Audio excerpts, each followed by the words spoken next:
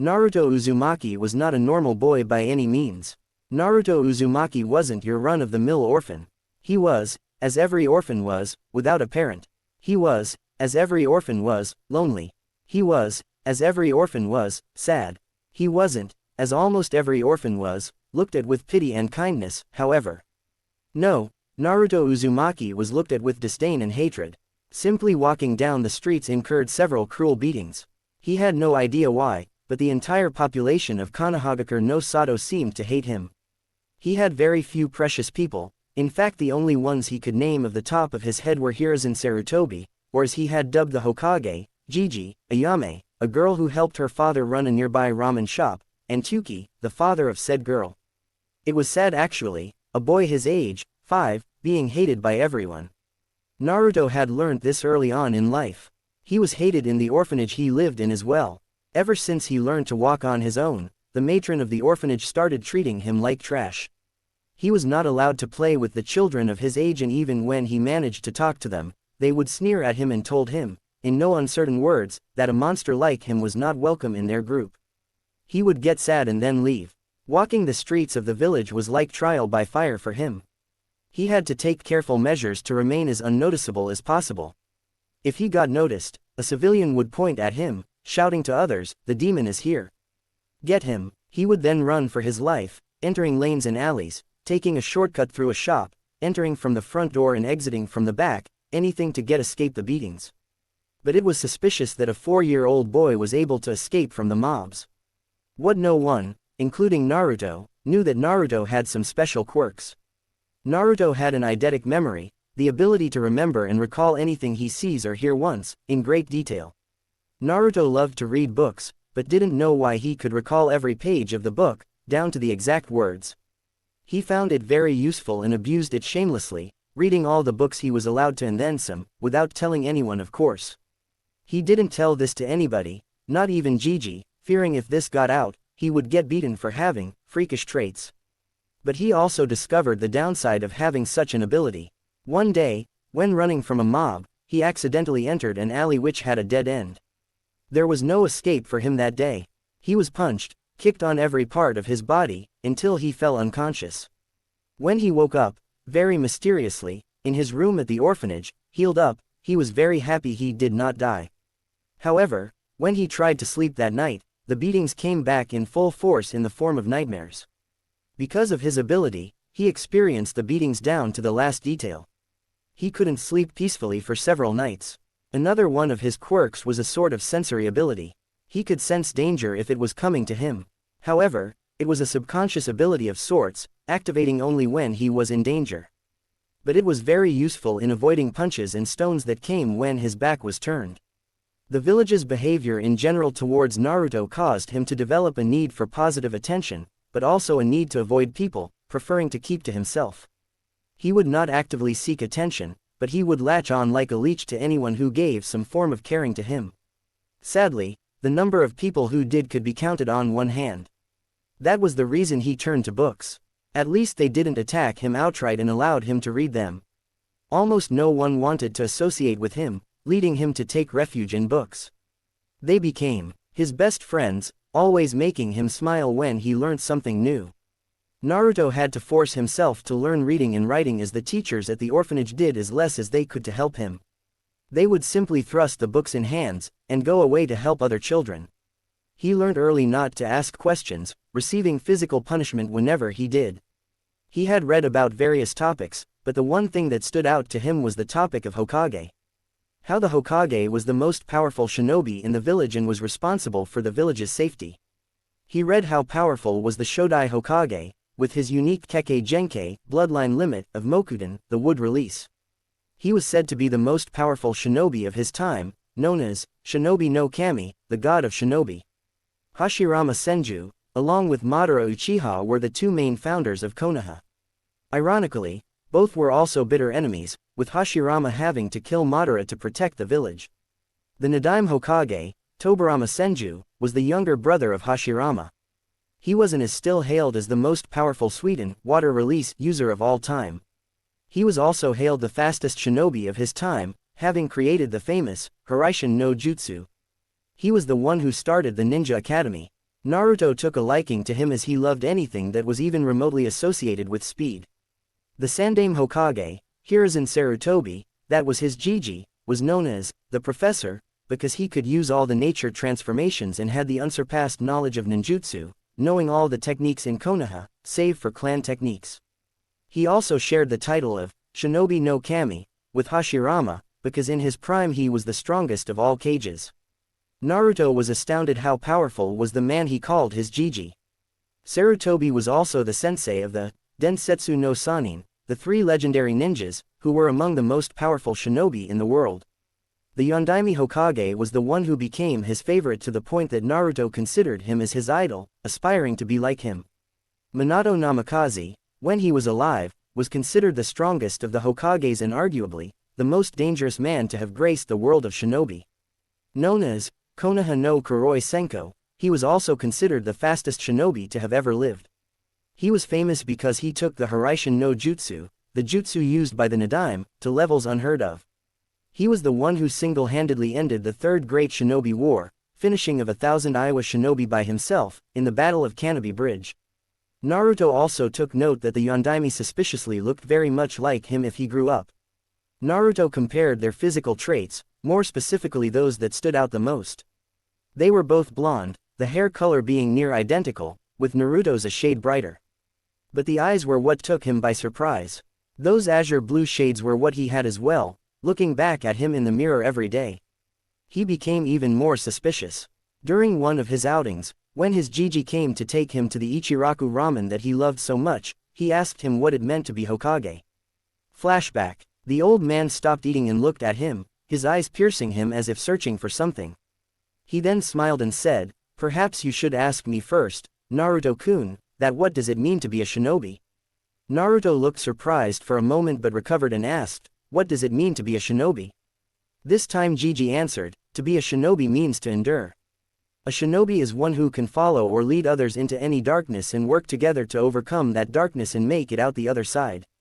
A shinobi walks towards danger when everyone else is running away, that is because it is the duty of a shinobi to look at any foe and simply say, 'Bring it.' That is because shinobi exist to protect those who can't protect themselves." Naruto had a look of wonder on his face. He had no idea Jiji was that wise. An answer like that changed Naruto's entire view of shinobi. At first he thought that being a shinobi only meant performing cool jutsus and fighting in the name of your village. He had no idea the answer would be this deep in meaning. Sarutobi looked at Naruto and mentally smiled. He knew about Naruto's treatment by the villagers and his drive to be Hokage. He mused, "Perhaps I can give him a little insight on what being a Hokage means." Naruto recovered from his wonder and stared at his empty bowl, deep in thought. If this is what being a shinobi meant, then he had a pretty good idea on what being a Hokage meant. He was snapped out of his thoughts when Jiji said, "Now that that answer is out of the way, I can tell you what being a Hokage." "I know, Jiji." Those words stopped Hiruzen in his tracks, his head tilting in curiosity.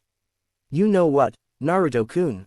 Naruto looked up, understanding and respect in his eyes. Hiruzen was touched at the respect he was receiving from Naruto, but his curiosity was increasing.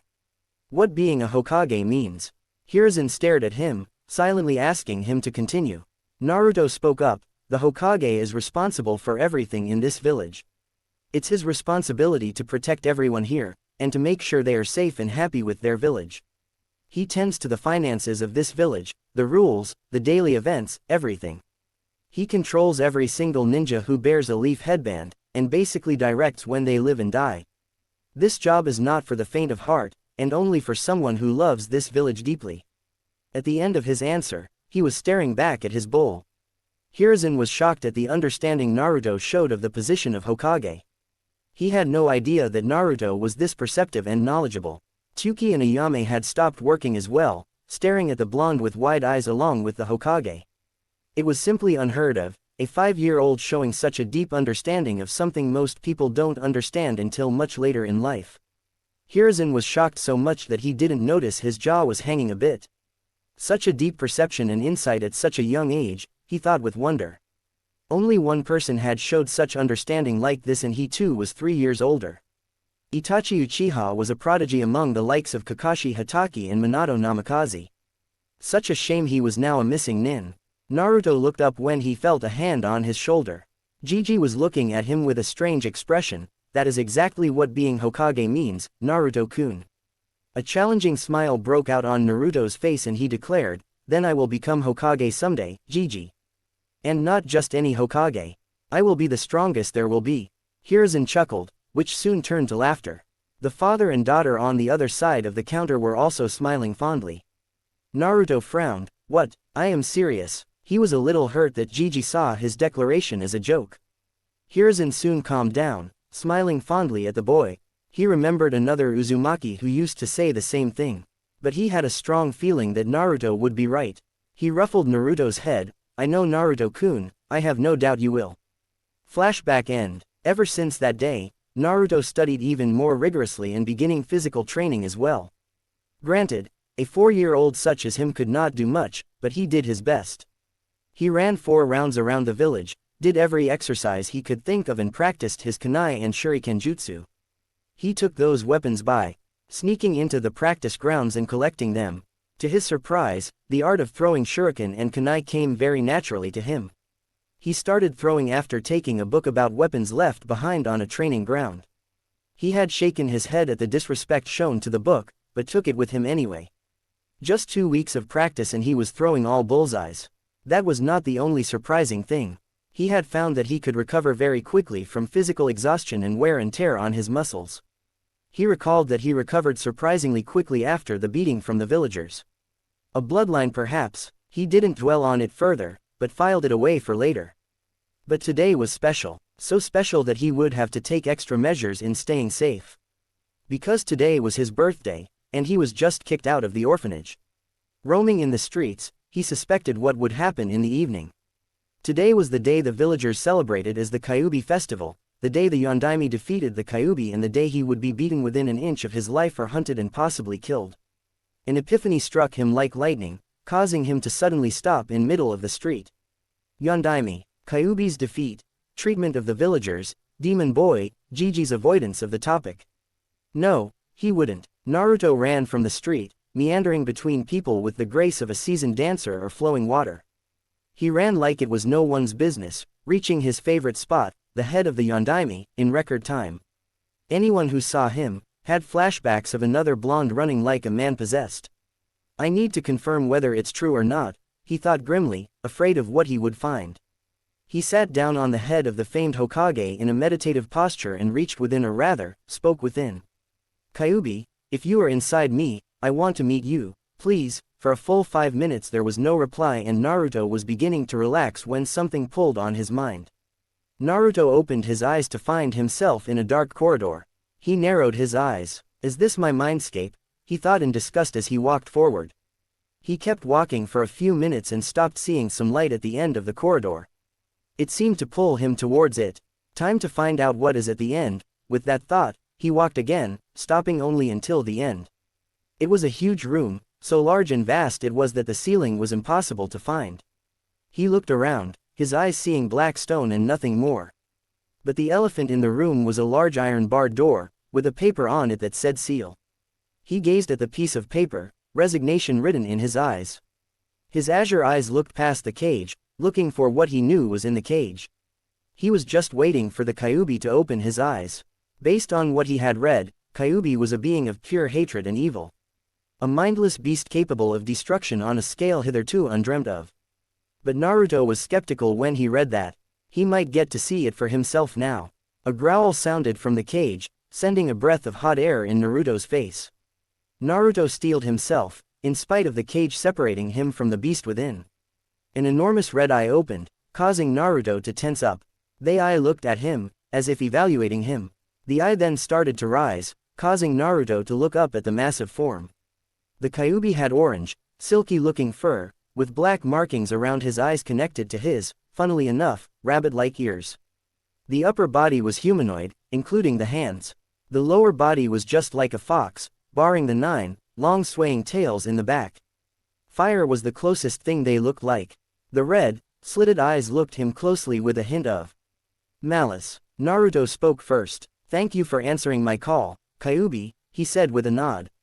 If Kyuubi was surprised, he didn't show it. Inside, however, he was mighty shocked. This was not the first thing he expected his jailer to say. He expected him to look at him with fear, asking whether he really was the Kyuubi, following with the denial of the possibility. He did expect him to thank him at all. He replied, "Think nothing of it. I'm surprised though, that you were able to figure it out so quickly." "Why aren't you surprised?" he asked with curiosity. Naruto sat down in front of the cage, which surprised the great Biju further. Naruto was showing that he was willing to relax in front of him. "Well, I was, for a few moments at least. But it wasn't that difficult to figure out. It is easy to create a plausible theory once you have all the relevant facts," he said, never breaking eye contact with the Kyuubi. Kyuubi raised a massive eyebrow, silently impressed with his host. His thought processes were very intelligent for someone who was only 5 years old. He was bold as well, bold enough to maintain eye contact with him. He also could not sense any fear from the boy. "Why aren't you afraid of me?" he asked him. Without a moment of hesitance Naruto answered, "Because you are misunderstood." This time surprise was visible on Kyuubi's face, which was quickly followed by anger. "What did you just say? Choose your next words very carefully," he growled out. Naruto wasted no time in answering. "In all the books I have read, they described you as a being of pure hatred. But that is only a one-sided understanding, isn't it?" he asked with a sad smile. Before Kyuubi could answer, Naruto continued, "Humans fear what they can't understand.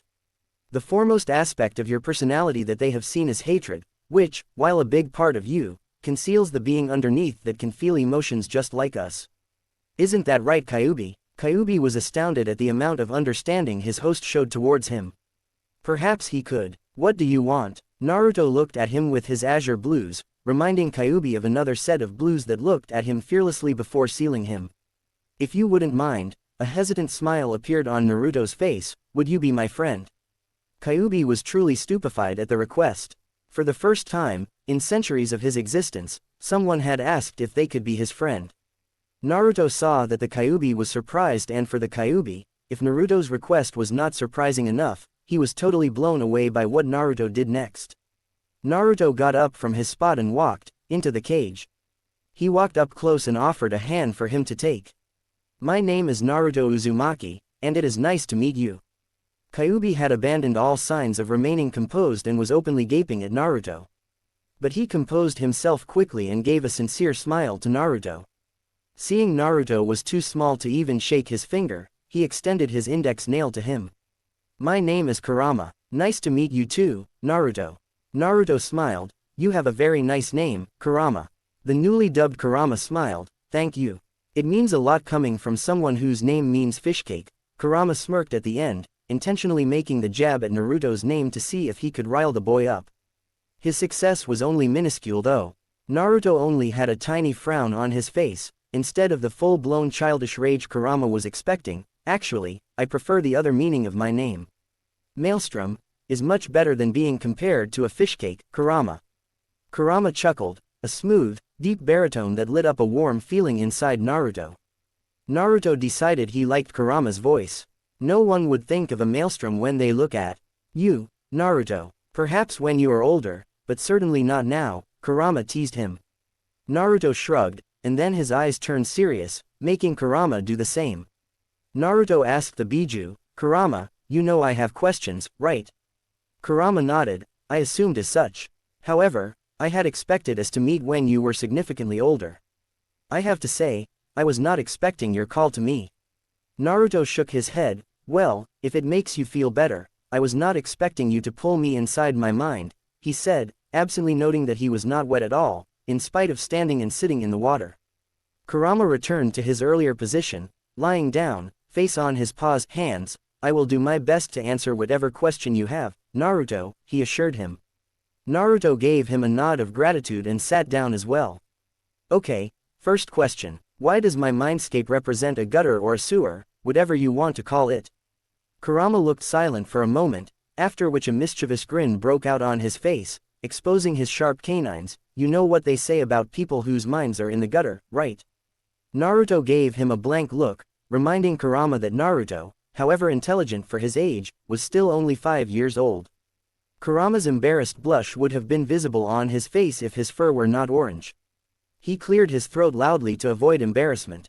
"Sorry Naruto, but I have no idea why your mindscape is a sewer. There is a theory that says that your mindscape is a reflection of your mental state. It could have been the psychological trauma that was given to you by the villagers, but why it is particularly a sewer, I don't know, he replied. Naruto absorbed the information like a sponge, and after a few seconds, he asked Kurama, "So, I have psychological trauma." "I knew about that, which means that even if I change the appearance of my mindscape to something else, there will always be something that represents the trauma, right?" Kurama inclined his head in agreement, smiling a little. "That's right. I have to say though, it's nice to talk to someone who is intelligent." Naruto's eyes visibly brightened up at the praise, giving a full-blown smile to his newest friend. Kurama noted with some amusement the grin looked very similar to his own in a redhead. Naruto jumped to his feet. "Your answer just confirms something for me, Kurama." His eyes had a mix of excitement and determination to them, as if he was about to do something new. Naruto closed his eyes and clapped his hands together, face scrunched up in concentration. Kurama observed him quietly, wondering what his host was about to do. Naruto snapped his eyes open after a few minutes, having envisioned what he was about to do. With a cry of, "Ha!" he slammed his right hand on the ground. What happened next completely blew away his mind. A wave of energy exploded from Naruto in all the directions, completely lighting up the mindscape and almost blinding Kurama. Was it chakra that exploded from him? How is that even possible when he hasn't even unlocked it yet? That pulse of chakra completely shredded everything it came in contact with. Naruto may have possibly destroyed his own mind, were the thought running through Kurama's head. When he opened his eyes, however, he was stupefied to a degree he didn't think was possible. His eyes were wide, his jaw was hanging, making him look quite comical. A beautiful valley greeted his eyes. Grounds that were lush in a shade of green that looked heavenly, streams with water clearer than he had ever seen. The grass felt soft under his limbs, and there was a massive oak tree with a shade that made it great for naps. The cage around him had disappeared, instead replaced with a collar which had the same piece of paper from before with the kanji for seal written on it. He looked at Naruto in wonder. This kid was a package of one surprise after another. Naruto got up from his position, looking no worse for wear. He smiled satisfactorily. "This is so much better than before. Wouldn't you agree, Kurama?" he asked, turning to him. Kurama was smiling like he was the happiest being on earth. No one had ever done anything for him, and Naruto, who had just met him, had already done so much for him.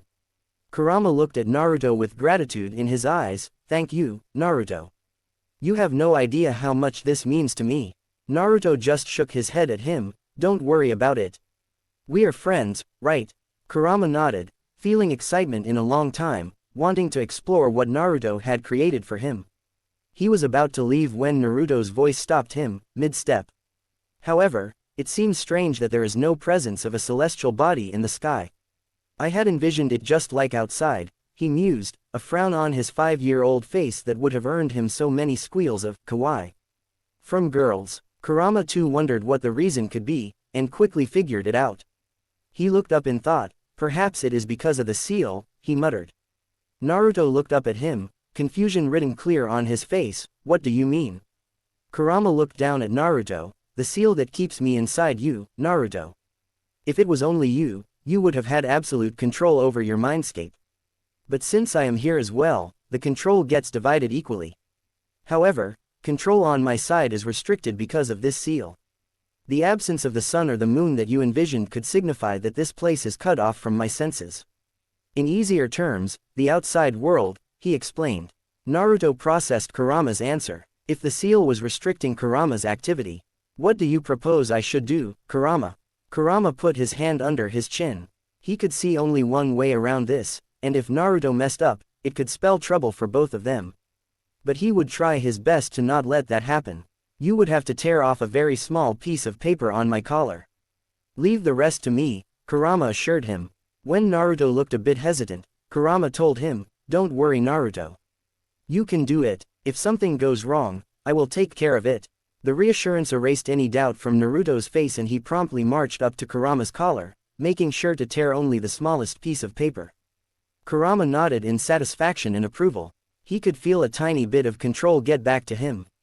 Just a snap of his fingers and a sun appeared in the sky, lighting up the valley, making it even more beautiful. Naruto smiled at the sight. but it faded at the sight of a cave that he instinctively knew not to go near. He turned back to Kurama, who had an expression of curiosity on his face. Naruto, what was that wave of energy that exploded from you earlier? And how did you know how to change your mindscape? Naruto gave him an innocent look. It is my mind, Kurama. I can make anything happen in here. As for the energy wave, his expression turned sheepish and he rubbed the back of his head, reminding him of the boy's mother who had the same habit. It just seemed cooler than simply changing the surroundings in the blink of an eye. This time it was Kurama who gave him a blank look. A sweat drop appeared on the side of his head at the sheepish laugh of his host. He shook his head. It seemed Naruto liked to be a dramatic smartass. He concentrated and nodded in satisfaction. He could now sense chakra signatures of almost the whole village. Once Naruto opened his eyes, Kurama would be able to see as well. Nevertheless, you have my thanks. Allow me to repay with something that will come in very handy once you become a shinobi. Kurama smiled, raising a fingernail and very gently touching Naruto's forehead. The nail shined for a moment and then faded back. Naruto raised an eyebrow. What was that? Kurama smiled mysteriously. Why don't you discover it yourself? I can feel several chakra signatures closing in on you. Time for you to open your eyes, Naruto. Naruto nodded and turned to leave, but froze. He slowly turned around and smiled embarrassedly. How do I leave? Kurama had to squash the urge to facepalm. It seemed that Naruto had his moments of stupidity every now and then. Just jump into the water, fishcake, he said exasperatedly. Naruto frowned at fishcake, but nodded and with a leap that was impossible for any child his age, jumped into the water. Kurama shook his head, amused. It was only because Naruto was in his own mind that he was able to do so. Perhaps I should have told him that he could get out with just a thought, he mused. Then he removed that thought immediately. Nah, it's too much fun messing with him. XXXXXXX. Naruto opened his eyes slowly, without a hurry. He was thinking about what gift did Kurama give him when he felt it. Like something, no someone was coming his way. He slowly turned his head around, face paling at the sight. Dozens of people, knives, clubs, crowbars in hand, excited expressions on their faces, shouting, "Today is the day you die, demon. We will finish what the Yondaime started, and we will avenge him." Naruto's expression had turned utterly horrified. There was only one way to get off the monument without falling splat on the pavement. Outrun and outmaneuver the mob. He wasted no time. He kipped up to his feet and immediately started running in a perpendicular direction to the mob. Since he had been running regularly for 1 year, he had built up some pretty good speed and endurance. His plan was to take a wide arc around the mob and as soon as it was behind him, hightail it into the streets where he could lose them. He took off into the forest, the mob following him closely behind. As he began to cut an arc around the mob, hairs on the back of his neck stood up, a clear sign of danger. However, unlike before when he could only detect danger, this time he could feel the direction the weapon was coming from. Naruto was an imaginative child. From where he had developed his imagination, no one knew. But there was one thing about his imagination that even he knew was not normal. His body had the most unnatural and peculiar ability of following the commands of his mind down to a T. As soon as he had sensed the knives speeding at him, he thought of only one escape scenario, and his body followed it as it did before several times, just not in a life-and-death scenario. He jumped, body in the air, rotating like a screwdriver, the knives going under him, missing him by just a few inches. He rolled on the ground to soften his landing, and continued running away, successfully getting the mob behind him and the road in front of him. He managed to get to the streets, where he purposefully chose the market street where he could lose them. He knew the civilians could not do the tricks that he could. He vaulted neatly over several carts without losing momentum, each time increasing the gap between him and the mob. He turned left at an intersection, and jumped up a wall, hanging on the other side until he was sure the sounds of the mob faded away. He jumped back on the road. He took a moment to catch a breath. If he was not mistaken, he had run at full speed for close to 3 miles. Impressive for a 5-year-old, the familiar voice of Kurama sounded in his head. Naruto looked surprised for a moment, but then shook his head. It was probably because of the change that he had done to the seal. He also chalked it up to adrenaline that he had run so far and fast. That was a lot difficult than he had imagined, but he blamed it on his clothes. An orange jumpsuit stuck out like a sore thumb among the masses. It was as if he had stuck a piece of paper behind his back saying, "Kill me." The blonde hair wasn't helping either. But then again, he had nothing else to wear. The keepers at the orphanage looked very satisfied when they had given him the jumpsuit. They probably wanted him to be spotted in case he attempted to hide from a mob. Too bad they underestimated him. So deep he was in his musings that he didn't notice he had entered an area of Konoha no one had taken a stroll in for at least 5 years. He looked when he saw he was standing before the gates of a beautiful mansion. Naruto, open the gates of the mansion. Let's explore. Kurama's excited voice sounded in his head. Naruto shook his head. I would be an idiot to even touch the gate. Can't you see all the seals engraved on it? Kurama insisted. Do it. Who knows, you might get a surprise. Naruto frowned at the behavior of the fox, but followed his advice anyway. He placed his hand on the seal of the gate and closed his eyes, as if waiting to be blown up. He didn't notice the seals glow slightly. He opened his eyes when nothing happened. Tentatively, he pushed the gate and to his surprise, it opened easily. The seals must be malfunctioning if a strange like me could enter in here, he thought. The mansion was beautiful. It was a traditional 2-story mansion, surrounded by lush, green grounds.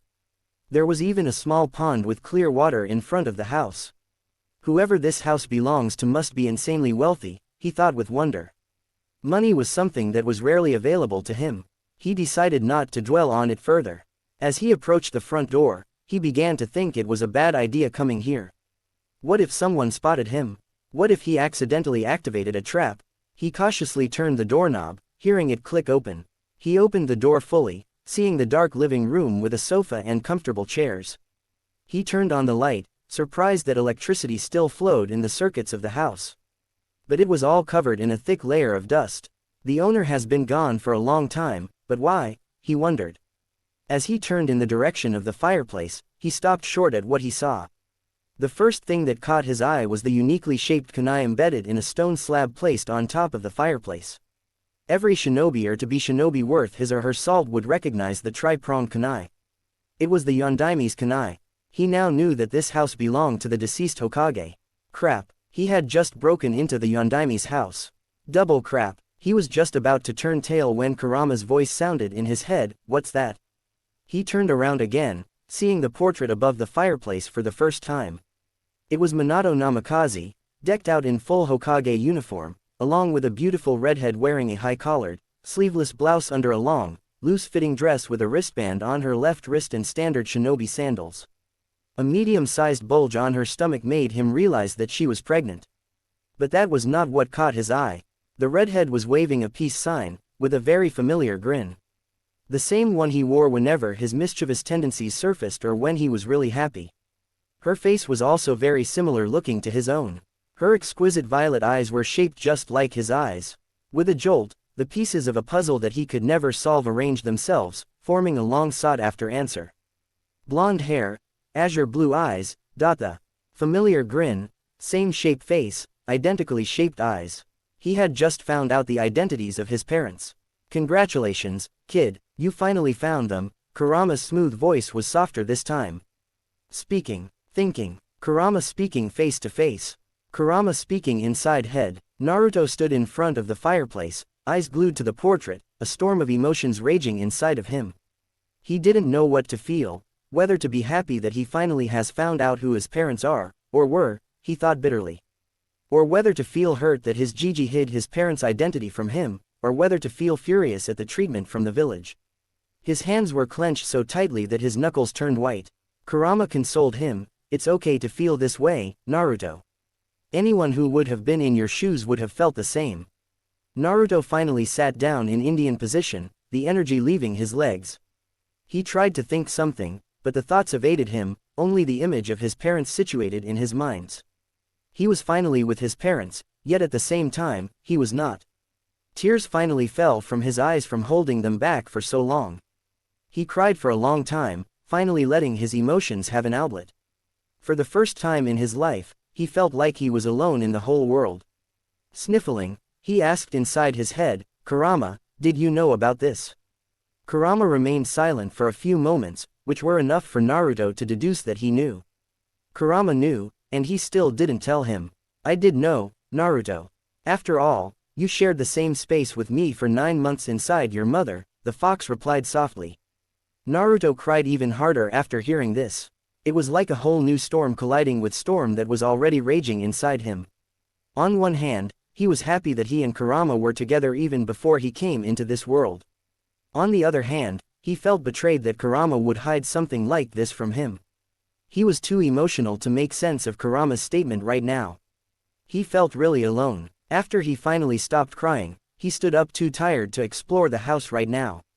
Hell, he was too tired to even form a coherent thought.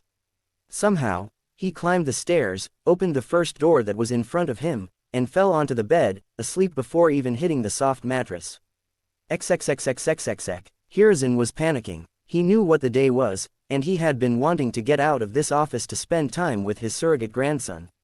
But fate seemed to have other plans for him, as instead of having the normal amount, 3 stacks of paperwork in front of him, he was literally buried in the paperwork. He assigned 2 of his Anbu, Parrot and Ox, to keep an eye on Naruto. Sadly, he didn't know and was unaware that the 2 Anbu were firmly against the demon boy. He didn't know that they were the ones who gave the mob directions to where Naruto was in the evening. It was only when they came to report that he found out the truth. The 2 Anbu appeared in his office and knelt down in front of him. "Report," he ordered. Parrot was the first one to speak. "We lost the boy, Hokage-sama. Because today is the Kyuubi festival, crowds were thick and that is where we lost him." Unfortunately for the 2, Hiruzen didn't believe them for a second. If not for the seriousness that the situation demanded, he would have laughed out loud that a 5-year-old was able to lose them in a crowd. Anbu were specifically trained for such scenarios. Secondly, he caught both of the slips of tongue. Demon and it were not so hard to deduce. Hiruzen rarely felt anger. In fact, he rarely found the reason to get angry. Even Danzo could only get a small amount of irritation out of him. But right now, he was past irritated. No, he was downright furious. All the Anbu in the room felt it. The ridiculous amount of killing intent that was coming from the Hokage. "Shit," both the Anbu thought. "Cat, bear," he shouted. In an instant, the 2 Anbu were kneeling in front of the Hokage, just behind Parrot and Ox. "Orders, Hokage-sama," Hiruzen barked out. "Take these 2 to Ibiki. Tell him to hold nothing back and find out what they were doing this evening. Also, tell Inoichi that I want to know every face that was there in the mob." Quote, "Hi, Hokage-sama." The 2 Anbu instantly caught the traitorous Anbi-us and promptly flickered out. Now that he was somewhat calm, the previous panic returned. Where was Naruto? Was he injured? Worse, was he dead? Was he even in the village? He took out his ball that he used to keep tabs on the village occasionally.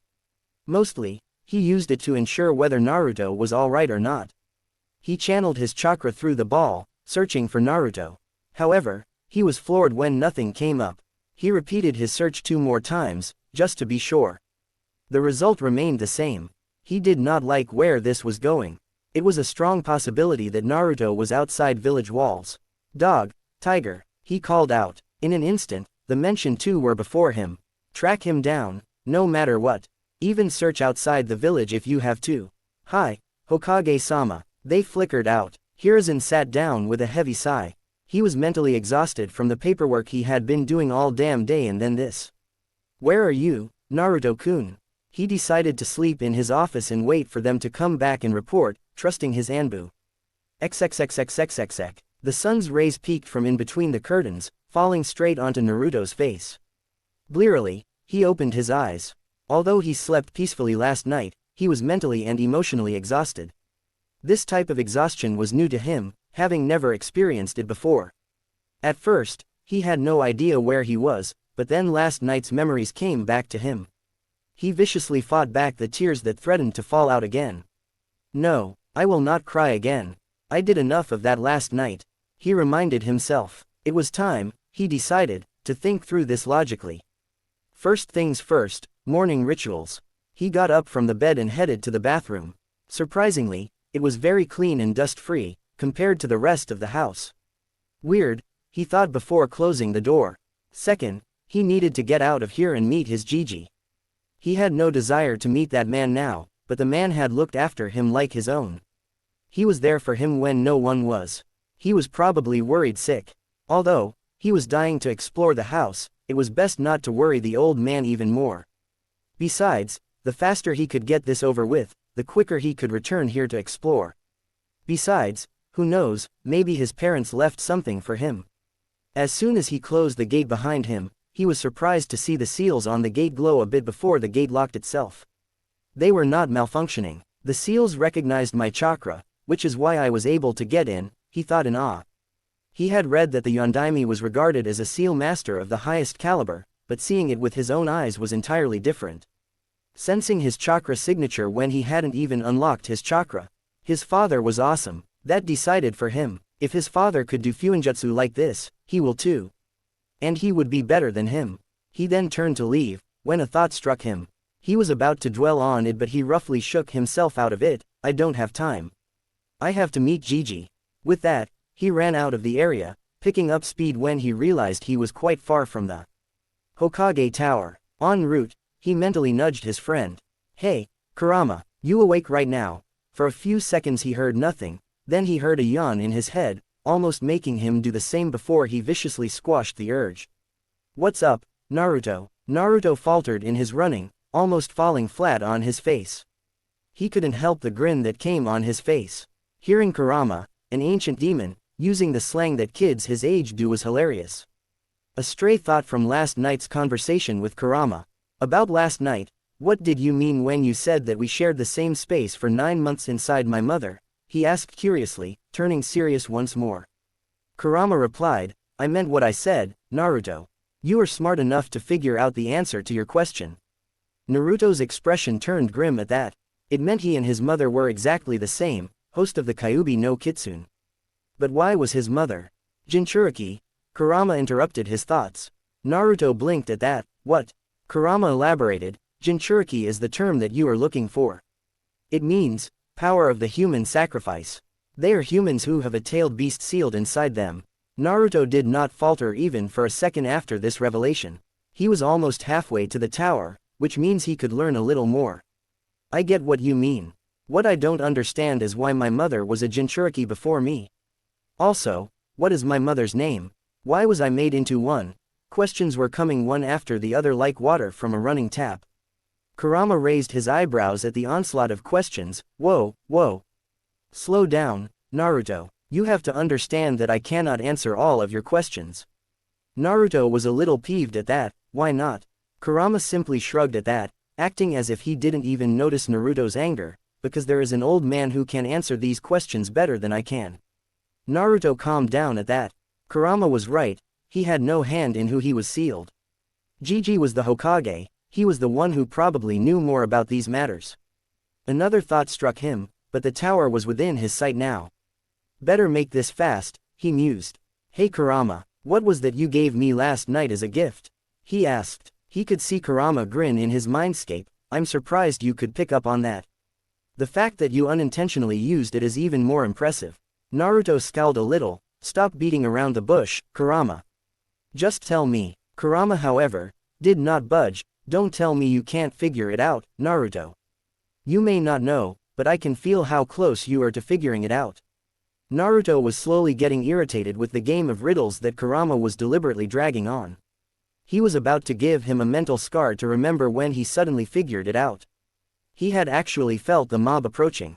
Did you actually give me a sensory ability? Kurama shrugged. Naruto mentally whooped. Thank you so much, Kurama. Secondly, his tone turned menacing, causing Kurama to lift an eyebrow. This is for annoying me with riddles. With that, he turned his entire mindscape orange. He would cherish Kurama's yell of horror forever. He reached the Hokage Tower, panting only lightly. Standing in front of the tower, he felt a little anxiety creeping up inside him. He faced the sky. What is the time, Kurama? Observing the position of the sun, it should be around 6 in the morning, he deduced. Naruto idly questioned himself, would Gigi be even awake at this hour? He shook his head, he would not back down now. He steeled himself and entered the tower. Seeing almost no one in the corridors, he almost turned back, but resolutely thought to himself that he would wait for him.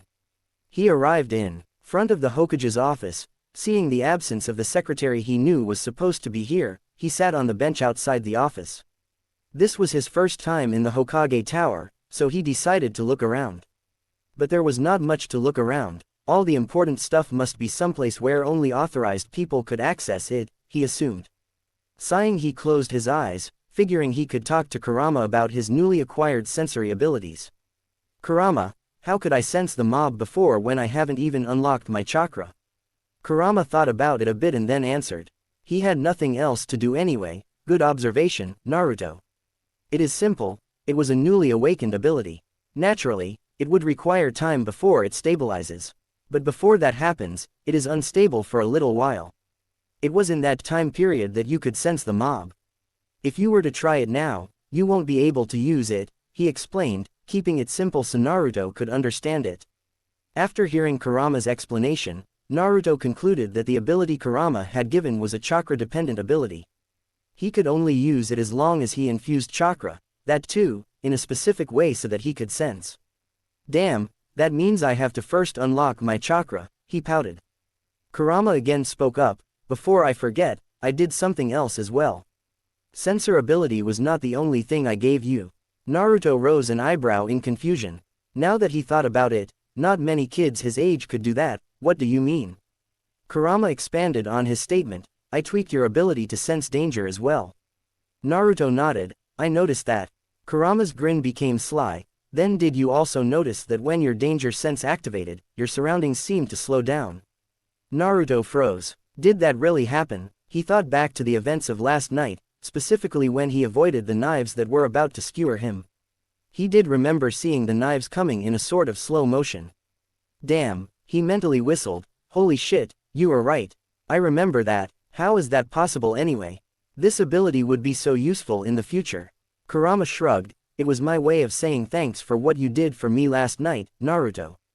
Naruto deliberated on whether to try and unlock his chakra right now, or to wait to enter the academy and then unlock it. So deep he was in his thoughts, he did not notice the Hokage coming his way. XXXXXXX. Hiruzen had a restless night. The aged Hokage's worry increased when Dog and Tiger came back after a search that lasted 4 hours. They reported that they searched every corner of the village, every possible place where Naruto might be, but found nothing. Hiruzen had dismissed them and headed back to his home, turning in for a sleepless and worrisome night. When he got up in the morning, his first thought was about whether Naruto was alive or not. He immediately got up, shaking off the morning drowsiness like a seasoned veteran. He quickly got dressed and used the body flicker to get to the Hokage tower. He quickly climbed the stairs that led to his office, intent on resuming the search for Naruto as soon as possible. He froze in his tracks, however, when he saw a familiar orange jumpsuit-wearing kid, deep in his thoughts, which was not unusual for him. Naruto. His exclamation was filled with relief and happiness. Naruto looked up, and Hiruzen knew something was wrong when instead of seeing the usual face-splitting grin, he was greeted with a small smile filled with sadness. Nevertheless, he grabbed the boy into a bear hug, which Naruto did not hesitate to reciprocate. Are you okay, Naruto-kun? Where were you last night? The questions rushed out like water breaking from a dam. He felt tons lighter than he did last night. Naruto gave him a small smile and said, somewhat jiji, and as for the second question, I need to talk to you in private. Relieved but his confusion growing, he ushered the boy in his office. Naruto's keen eyes scanned the office, looking for places where shinobi might be hidden. The Hokage cannot be without bodyguards, after all. The upper 4 corners of the room, that's where they are hidden, Kurama supplied helpfully. Naruto gave him a nod of thanks and then turned his attention to the aging Hokage. So, Naruto-kun, what did you want to talk about? Naruto debated whether to tell the old man to make his Anbu leave, but decided to kill 2 birds with 1 stone. I know who my parents are. That simple statement changed the entire atmosphere of the office. Hiruzen tensed up and so did the Anbu in the office. To those who were intelligent, it was quite easy to deduce just whose son Naruto Uzumaki was. Fortunately or unfortunately, those were very few. However, Naruto's file itself was classified, with no one but only the Hokage had access to. To find out that Naruto knew about something that only the Hokage had the right to know was very unexpected. Hiruzen wasted no time, waving hand seals. The Anbu recognized the order to leave them alone. They vanished and Hiruzen activated the privacy seals in the office. He gave his complete attention to Naruto, and who were they? Naruto was unnerved by the caution in the old man's eyes, but steeled himself and answered, the Yondaime Hokage and his wife.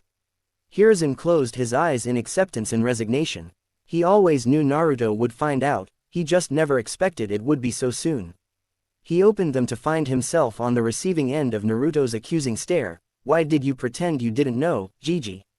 Hiruzen barely caught himself from flinching. He gave a sigh. Who told you? Naruto promptly answered back, I figured it out myself. How? The curiosity was killing him. He had to know if someone was out there wielding such dangerous information. Naruto recounted the events of last night, and at the end of his explanation, Hiruzen was both relieved and curious. Relieved because he was glad that no one besides Naruto and him knew his parents' identity, curious because he never knew that Minato had found a way to hide from his peeping ball. Both him and Naruto sat in silence for a while. Naruto was the one to break it first, hurt in his voice. Gigi, why did you not tell me? Hiruzen responded, weariness coloring his tone. Naruto, you have to understand that your father had many enemies. I could not afford to take the chance that you wouldn't blurt it out accidentally. Anger finally filled Naruto. Do you have any idea how desperate I was for answers?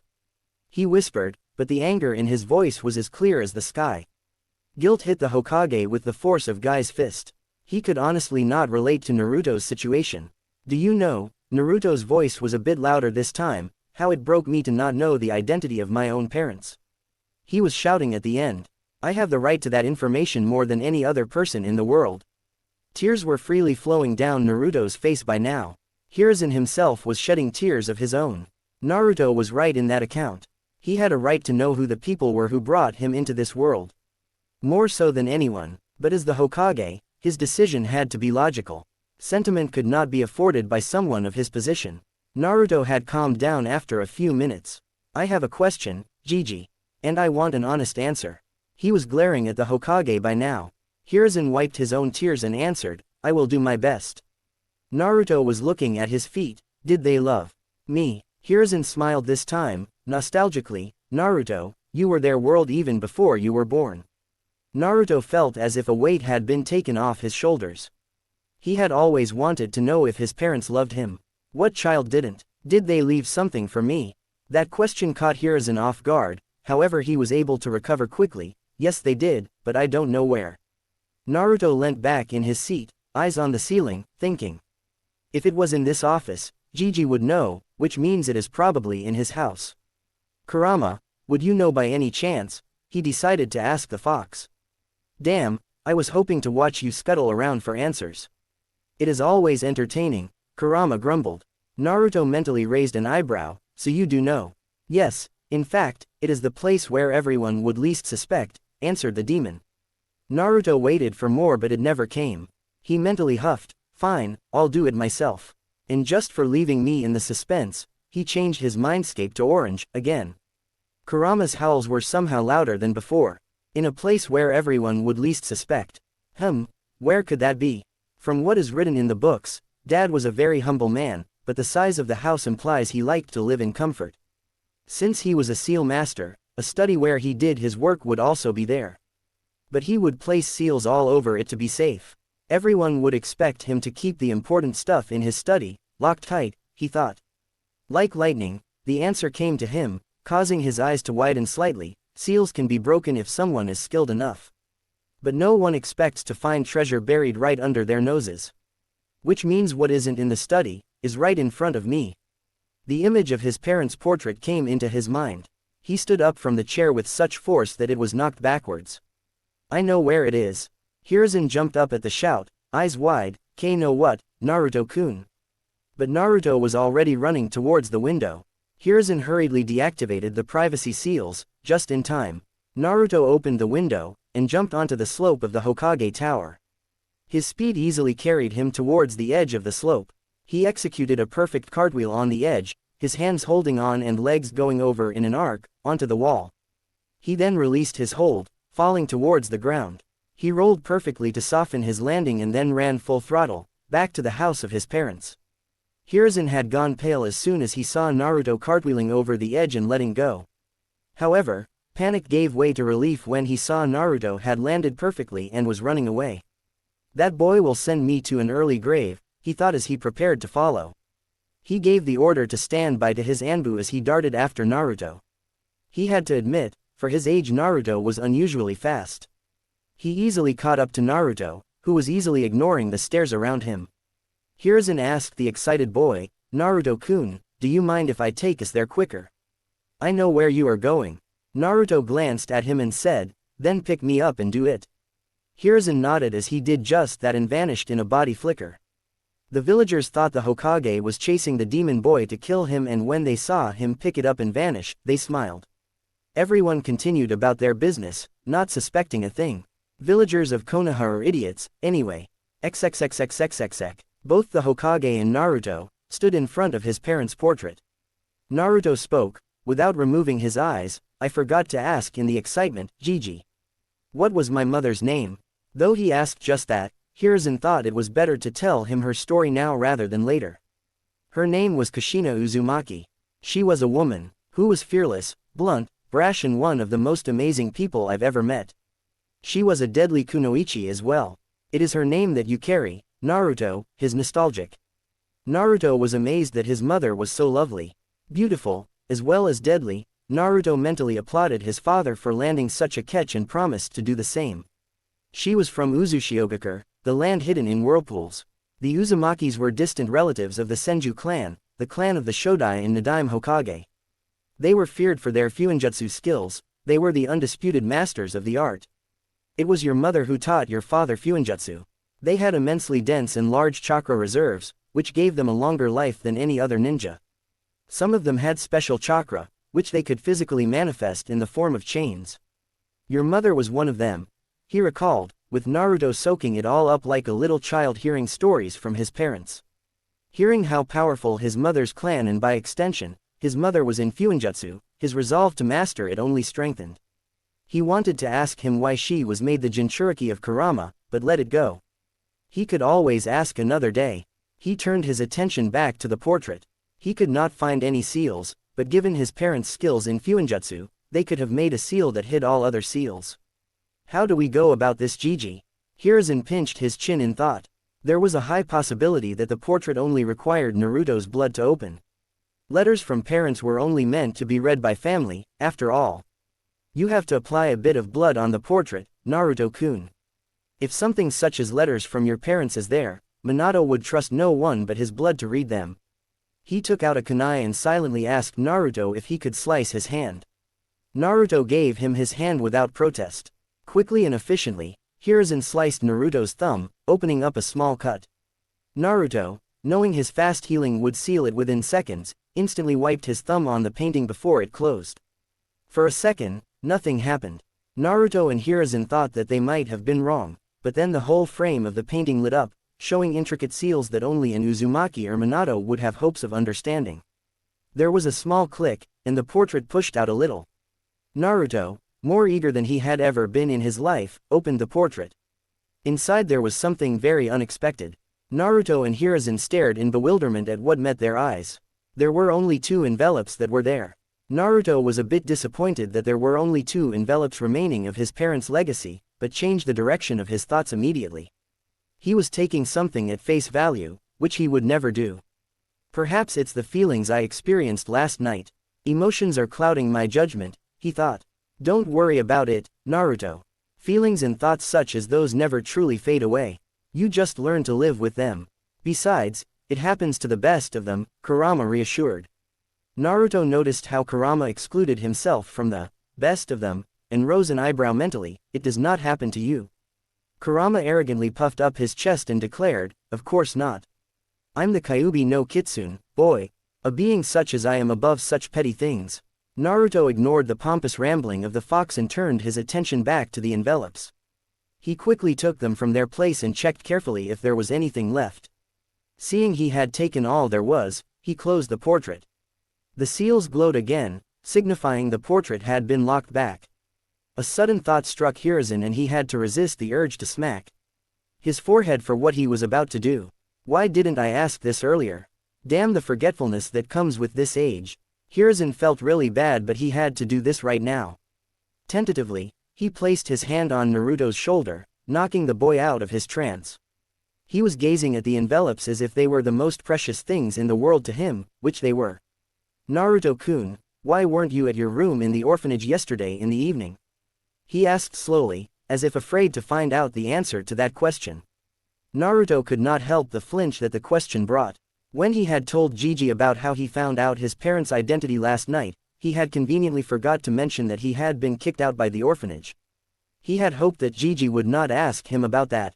In a mumble that Hiruzen barely understood, the blonde said, "The matron kicked me out yesterday evening." Hiruzen suspected that the matron would have deliberately kept Naruto out of the orphanage last night because of the festival, but did not expect him to be thrown out of the orphanage. White-hot anger flooded his veins that he barely restrained from letting it out as killer intent. How dare they? How dare that woman do such a vile thing, throwing a 5-year-old out, knowing he would be killed? Why is the civilian population of this village so stupid? It's like they don't trust Minato's skills at all.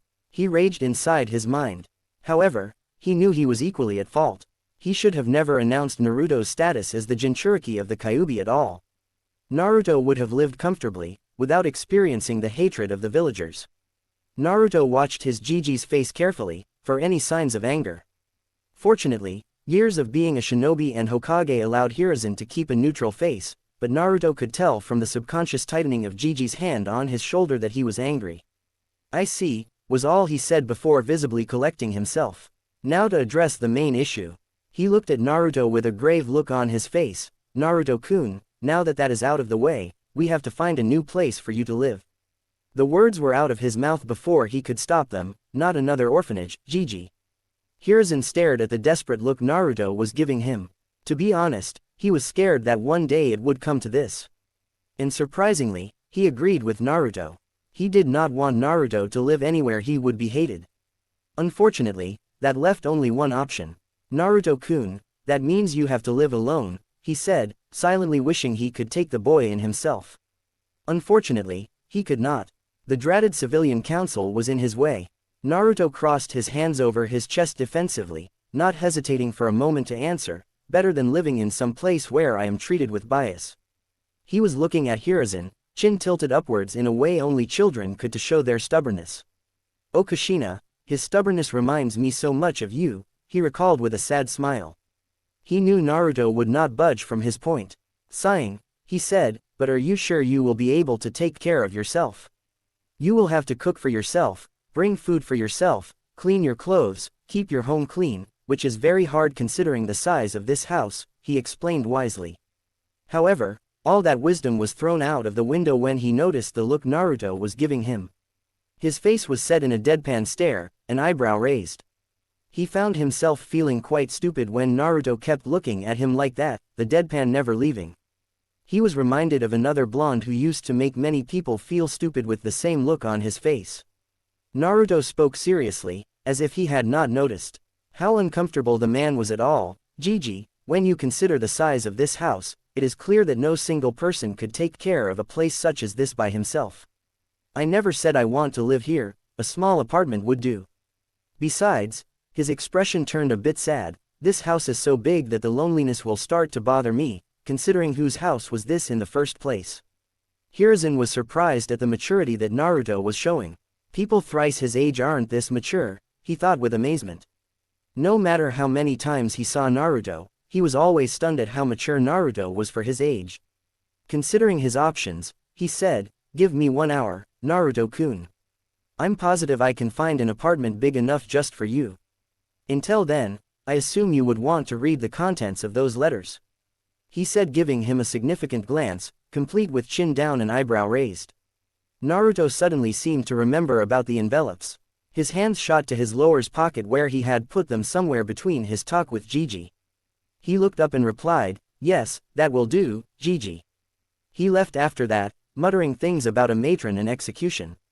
After Gigi left, Naruto reached for the first letter that came into his hand. He read the kanji on the envelope with wide eyes. "Mother," it said. Hands shaking because of nerves, he opened the letter. Naruto was a pretty fast reader. Not because he was eager to finish the books early, more like he was forced to become a fast reader. The matron at the orphanage would give him books, but would take them away very quickly. Which is why he forced himself to become a fast reader. But this letter was read very slowly, wanting to taste each word of his mother. "Dear Naruto, oh, my sweet little child, how I wish that I were alive to see you grow into a fine young man like your father. I'm writing this letter in case something happens to us and you are left alone. If you are reading this, it means that we are dead. We are so sorry for leaving you, baby. First things first, I love you with all my heart, Naruto. A mother never stops loving her child, even in death. Know that I am still watching over you, and another thing, don't you dare visit me unless you are 110 years old. I want you live a full and happy life and only die of old age. Second, if you decide to become a shinobi, remember the 3 vices of shinobi life. First is alcohol, be responsible about it and don't become a drunk. Second is money, use it responsibly and try not to waste it. If you do want to waste it, better do it on your wife. The third is women, and as your mother, I absolutely forbid you to become a pervert and a womanizer.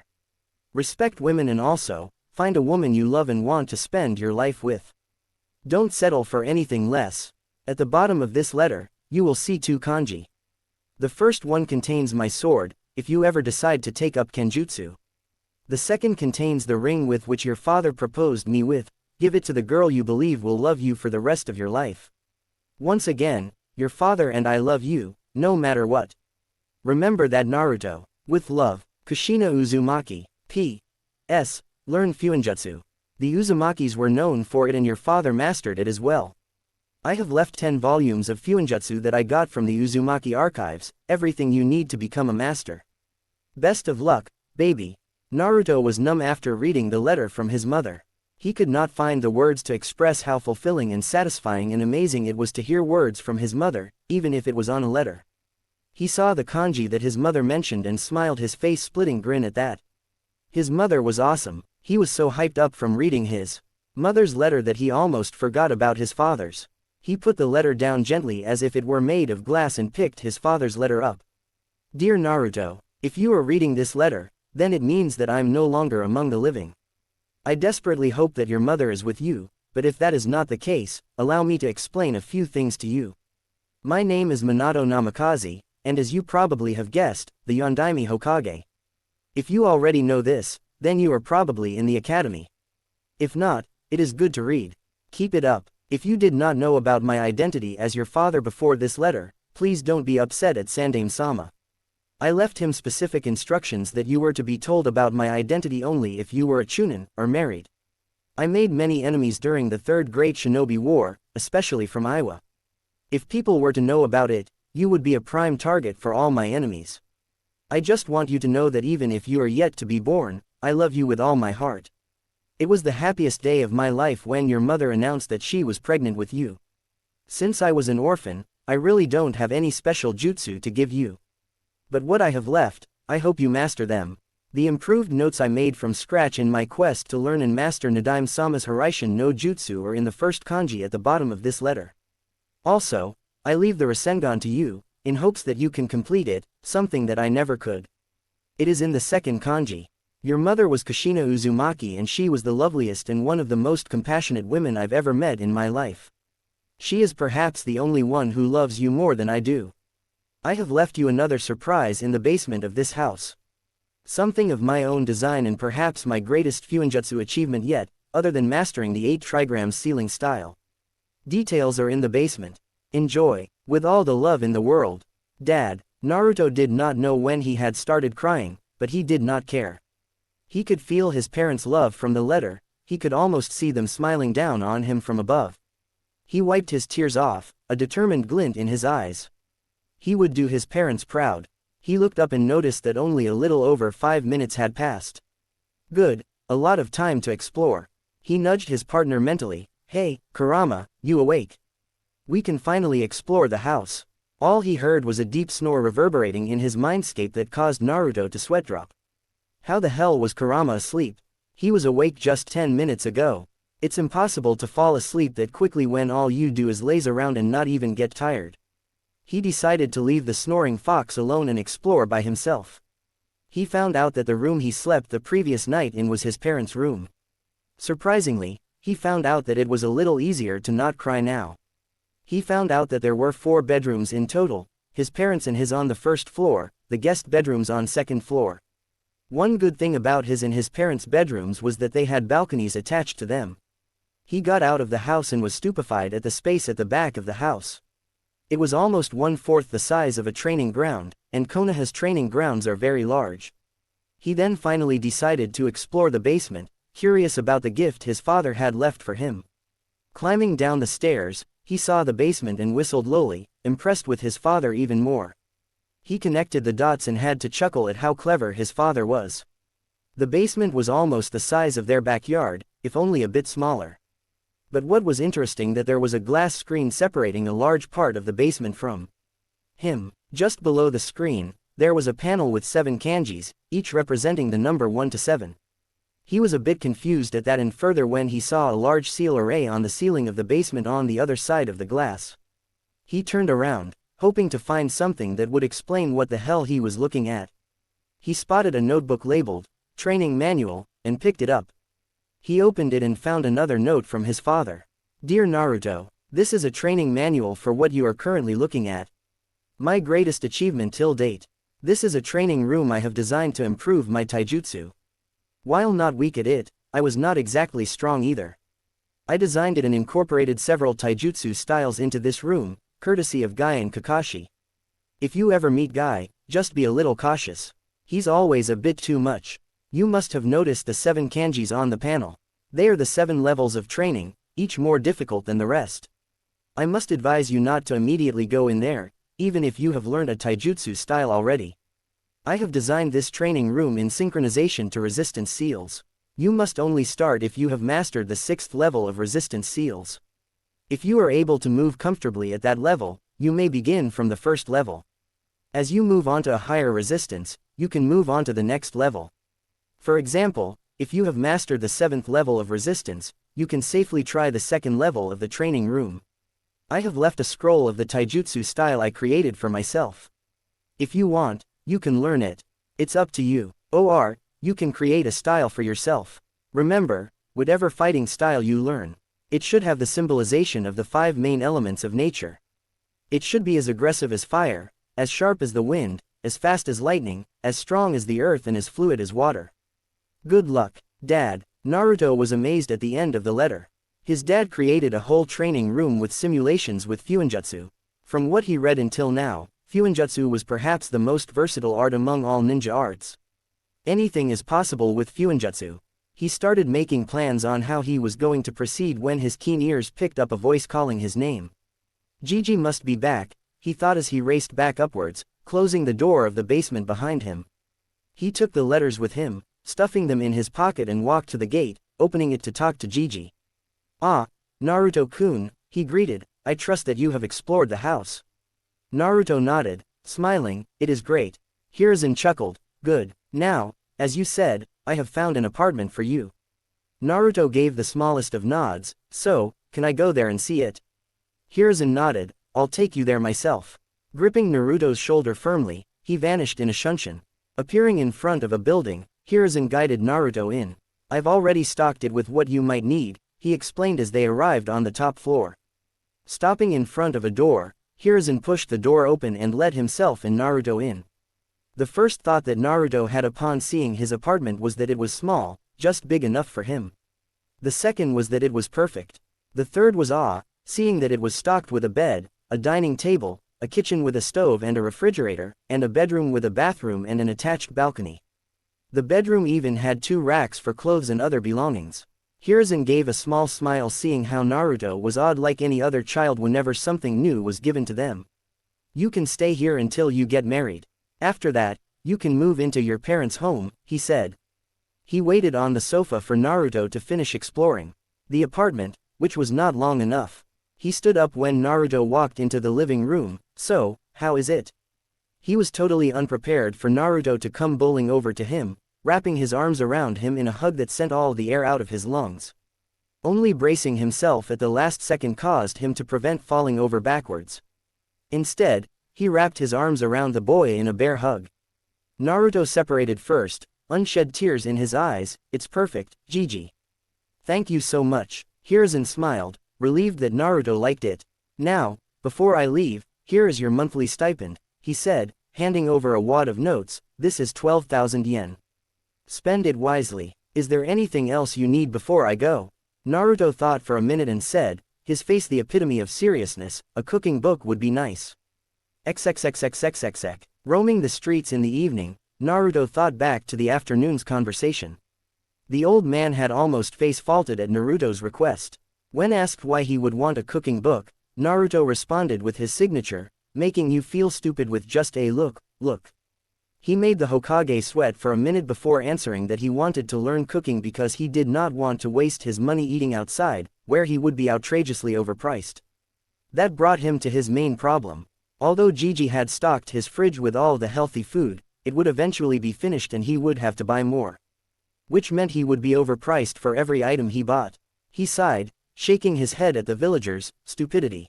Really, just because Kurama lived inside him did not mean that he was Kurama. Just like when you put sweets in a box and close it, the box does not become the sweet itself. And quite frankly, Kurama felt insulted because Naruto was called a demon instead of him. I am the only demon here, damn it. He always said. That, in turn, reminded him of another matter. He spoke inside, hey Kurama. I need your help. It was almost a minute before the Biju responded, with what, brat? Naruto honestly did not mind Kurama calling him a brat. He would prefer it over Demon Boy any day. Also, it warmed his heart every time he heard it because the fondness in the voice was as clear as daylight. I need your help in unlocking my chakra, he replied. Kurama, now fully awake from his nap, raised an eyebrow. Why now? You could unlock it when you enter the academy like everyone else. Resolutely shaking his head, Naruto replied, no. When I enter the academy, I want to be ahead of everyone else, not with everyone. And if I have to start my training to become a shinobi, with all the materials from dad and mom, I will start now. Kurama released a sigh. He hated it sometimes when Naruto acted like his mother. Kushina was infuriating, the tomato brat that she was. Okay, head to one of the training fields, he instructed. Naruto nodded before changing directions towards the training fields. He entered the first one he saw and after ensuring that no one was around, he sat down in Indian position, entering a meditative trance and waiting for a pull into his mindscape from Kurama. He did not have to wait for long, but did not see a certain purple-haired kunoichi looking at him curiously from the entrance of the training ground. XXXXXXX. Anko Mitarashi was a Tokubetsu Jonin of Konoha, specializing in interrogation and working directly under Ibiki Morino, the famed interrogator of Konoha. She was powerful, after all, being a former apprentice of one of the Densetsu no Sanin, Orochimaru. Just because she was Orochimaru's apprentice meant she was given the kind of treatment that should honestly be reserved for the likes of Orochimaru. She was called the snake bitch by the populace of Konoha. But she took it head-on and made a fearful reputation for herself, ensuring the villagers kept their distance. She also knew that one another suffered the same treatment at the hands of the villagers. But she was not that stupid to believe that the blonde would be Kyuubi in human form. He intrigued her, the way he endured the hatred of the villagers and never backed down. For a 5-year-old, that was seriously impressive. So when she saw the blonde going towards the training fields, her interest in him was piqued. She decided to follow him, to see what he was going to do. She saw how he observed his surroundings and decided to humor him, by simply being hidden at the entrance, out of sight for him, but visible to anyone else. What the hell is this boy doing? She thought with a raised eyebrow. XXXXXXX. Naruto arrived in his mindscape and saw Kurama resting at the shore of a very large water body, one he knew was not there before. Where the hell did that come from? He thought as he approached Kurama. Kurama sensed his approach and opened his eyes, looking at Naruto with an intense look. Naruto, do you know what this is? He asked, gesturing to the water body. Naruto shook his head. Seeing that, Kurama explained, this water body is the representation of your chakra. But before we begin to unlock your chakra, I discovered a very interesting thing about your body, smiling at the end. Naruto tilted his head to the side. What? Kurama was as blunt as a hammer. You don't have chakra coils in your body, kid. Naruto's reaction was priceless. WHAAAAT. Kurama chuckled. Naruto's reaction to surprises was turning out to be very amusing. Kurama was as blunt as a hammer. You don't have chakra coils in your body, kid. Naruto's reaction was priceless. WHAAAAT. Kurama chuckled. Naruto's reaction to surprises was turning out to be very amusing. He watched as Naruto seemed to have a panic attack within his own mind. The mind responded to his mental state, shaking violently. Kurama understood just how much that had rattled Naruto. Calm down, Naruto. I wasn't finished, he shouted. Seeing how Naruto was showing no signs of calming down, Kurama let loose a small bit of his killing intent, enough to make a Jonin sweat. Naruto, however, was totally inexperienced in experiencing killing intents, therefore his reaction was entirely predictable to Kurama. Naruto instantly froze in his place, all thoughts of Kurama's news fleeing his mind as he registered the new feeling. The mindscape stopped shaking as Naruto slowly turned towards Kurama. Voice shaking, he asked Kurama, what was that? Kurama stared Naruto in the eye, indicating he was serious. That was killing intent. Usually used by shinobis to intimidate each other. Whoever has the higher killing intent is able to make the other suffer illusions of death, if the killing intent is potent enough. I'm surprised though, that you managed to stay conscious, he said with a raised eyebrow. Naruto was taking deep breaths during Kurama's explanation, trying to calm down. By the end of the explanation, he was almost back to his normal self. Scowling a bit, he asked, and you thought that was the best way to calm someone who is having a panic attack? Shrugging a bit, Kurama defended himself, you have to start someday. Also, that was only a little of my killing intent. You have yet to experience my full killing intent, he finished, grinning maliciously in the end. Naruto, for his credit, showed no reaction and kept his face neutral. He would deal with this some other day. For now, he had to focus on his chakra problem. Clearing his throat, he asked, what were you saying about my chakra coils before? Kurama sat up, towering over Naruto, who had to look up towards him. As I said, there are no chakra coils in your body. But that doesn't mean that it's a bad thing. At least, not yet. You have to first unlock your chakra so I can see if this is a problem or not. Naruto nodded, now fully in control of his emotions. He then gestured towards the lake. What is that? I don't remember seeing it yesterday when I changed my mindscape. Kurama nodded at him, you would be right. However, do you remember your question to me concerning trauma and your mindscape? Naruto tilted his head, his eyes agreeing to Kurama's question. Kurama said, well, that theory applies to this lake as well. You may change your mindscape to anything, but there will always be a representation of what is already there, within your mind and body. Gesturing to the lake, he explained, there are two things of importance that you need to know about this lake. Obviously, this represents your chakra, but there are some other things as well. The size of this lake represents the size of your reserves. I have minor difficulty in seeing the end of this lake, which means your reserves are impressively large for your age. The depth of this lake represents the density of your chakra. The deeper it is, the denser and more powerful your chakra is. Naruto was listening intently to Kurama. He had to admit, he couldn't see the other side of the lake, which meant that his reserves would have to be very large. The question that now remained was how deep the lake was. As if reading his mind, see what I did there? Kurama nodded knowingly, you have to dive inside the lake to find out how deep it is. Before you do that, touch the water and tell me what you feel. Naruto frowned in confusion at the odd request, but nodded. He touched the water and instantly his frown deepened, as if he didn't like the feeling. Kurama turned his head towards him, asking, what do you feel, Naruto?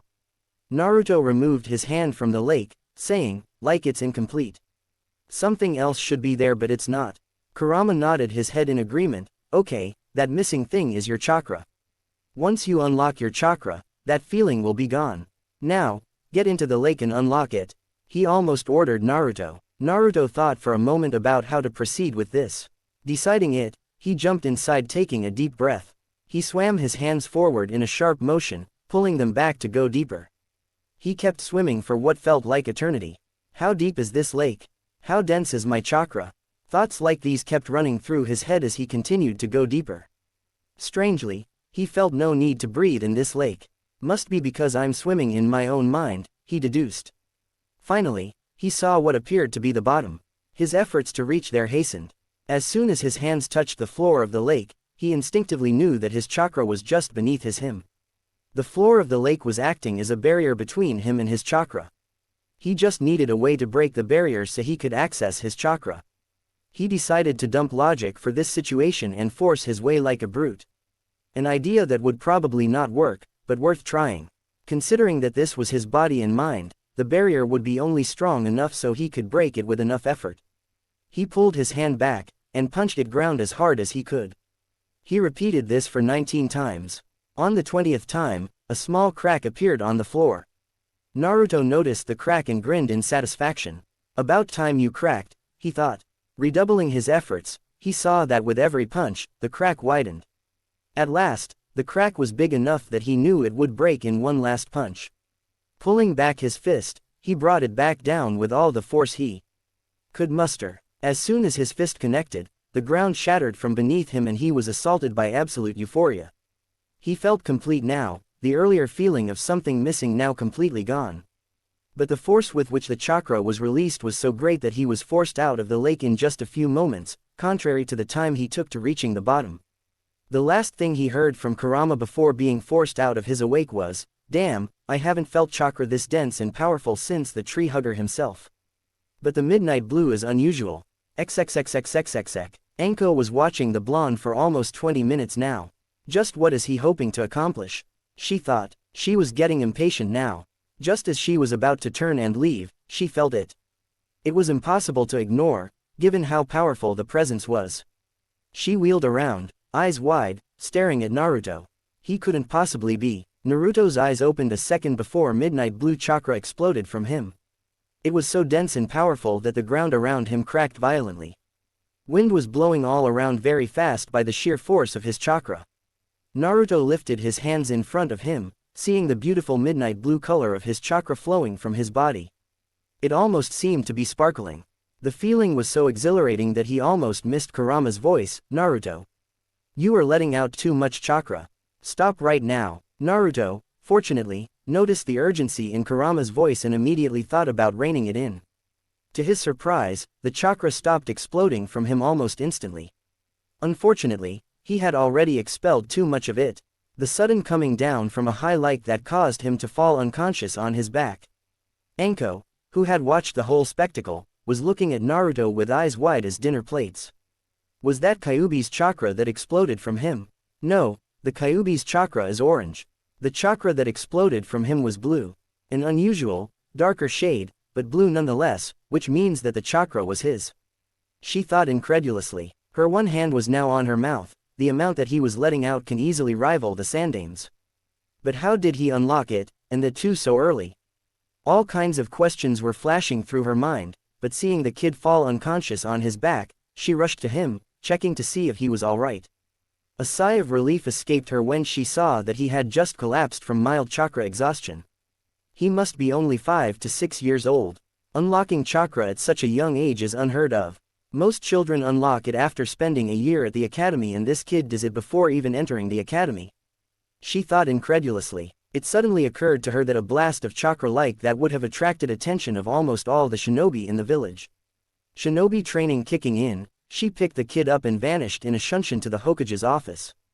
XXXXXXX. The Hokage sat in his chair, eyes glaring at the giant pile of paperwork that seems to materialize out of nowhere and just as he finishes the previous file. He was ridiculously irritated at how it so innocently sat in front of him. This is ridiculous. This blasted paperwork has to be a force of nature. There is no end to it, at all. It is always mocking me. To anyone else watching it, including the Anbu guards in the room, it seemed hilarious how the Hokage was locked in a glaring contest with paperwork of all things. But the captain of the Anbu group could relate to his boss, having to deal with something similar after every mission they do. Hiruzen finally lost his patience after staring at it for almost 15 minutes.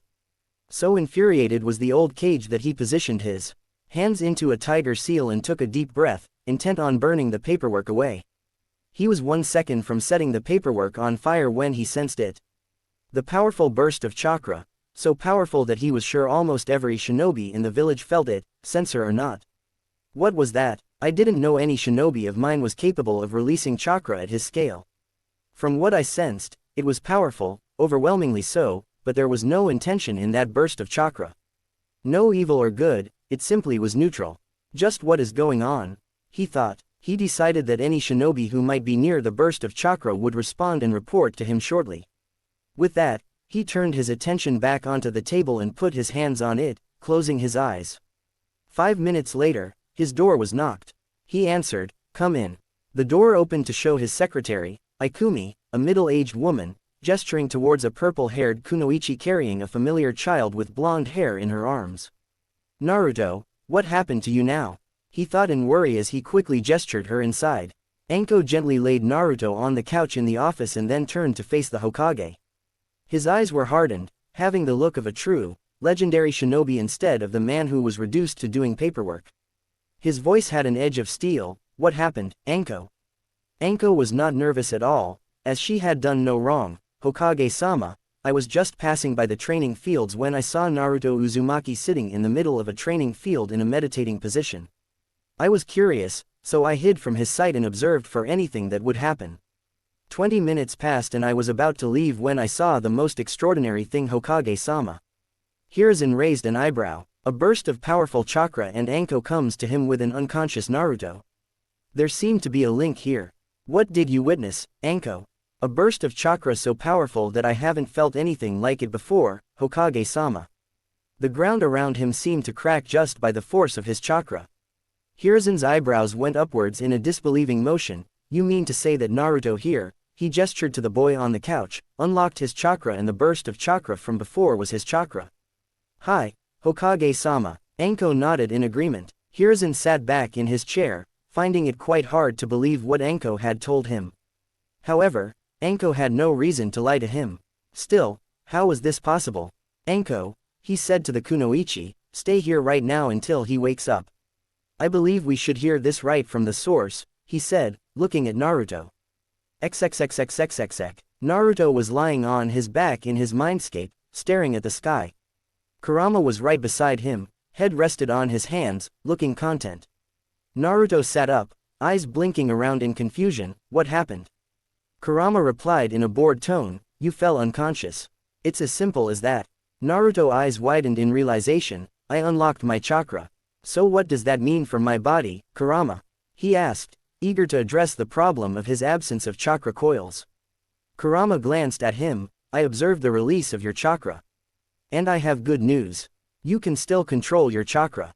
Naruto seemed to practically melt in relief at that. That is good. I wasn't finished. Kurama's voice brought him back again. Your absence of chakra coils actually makes it easier for you to control your chakra. You can directly control it, without having to rely on chakra coils.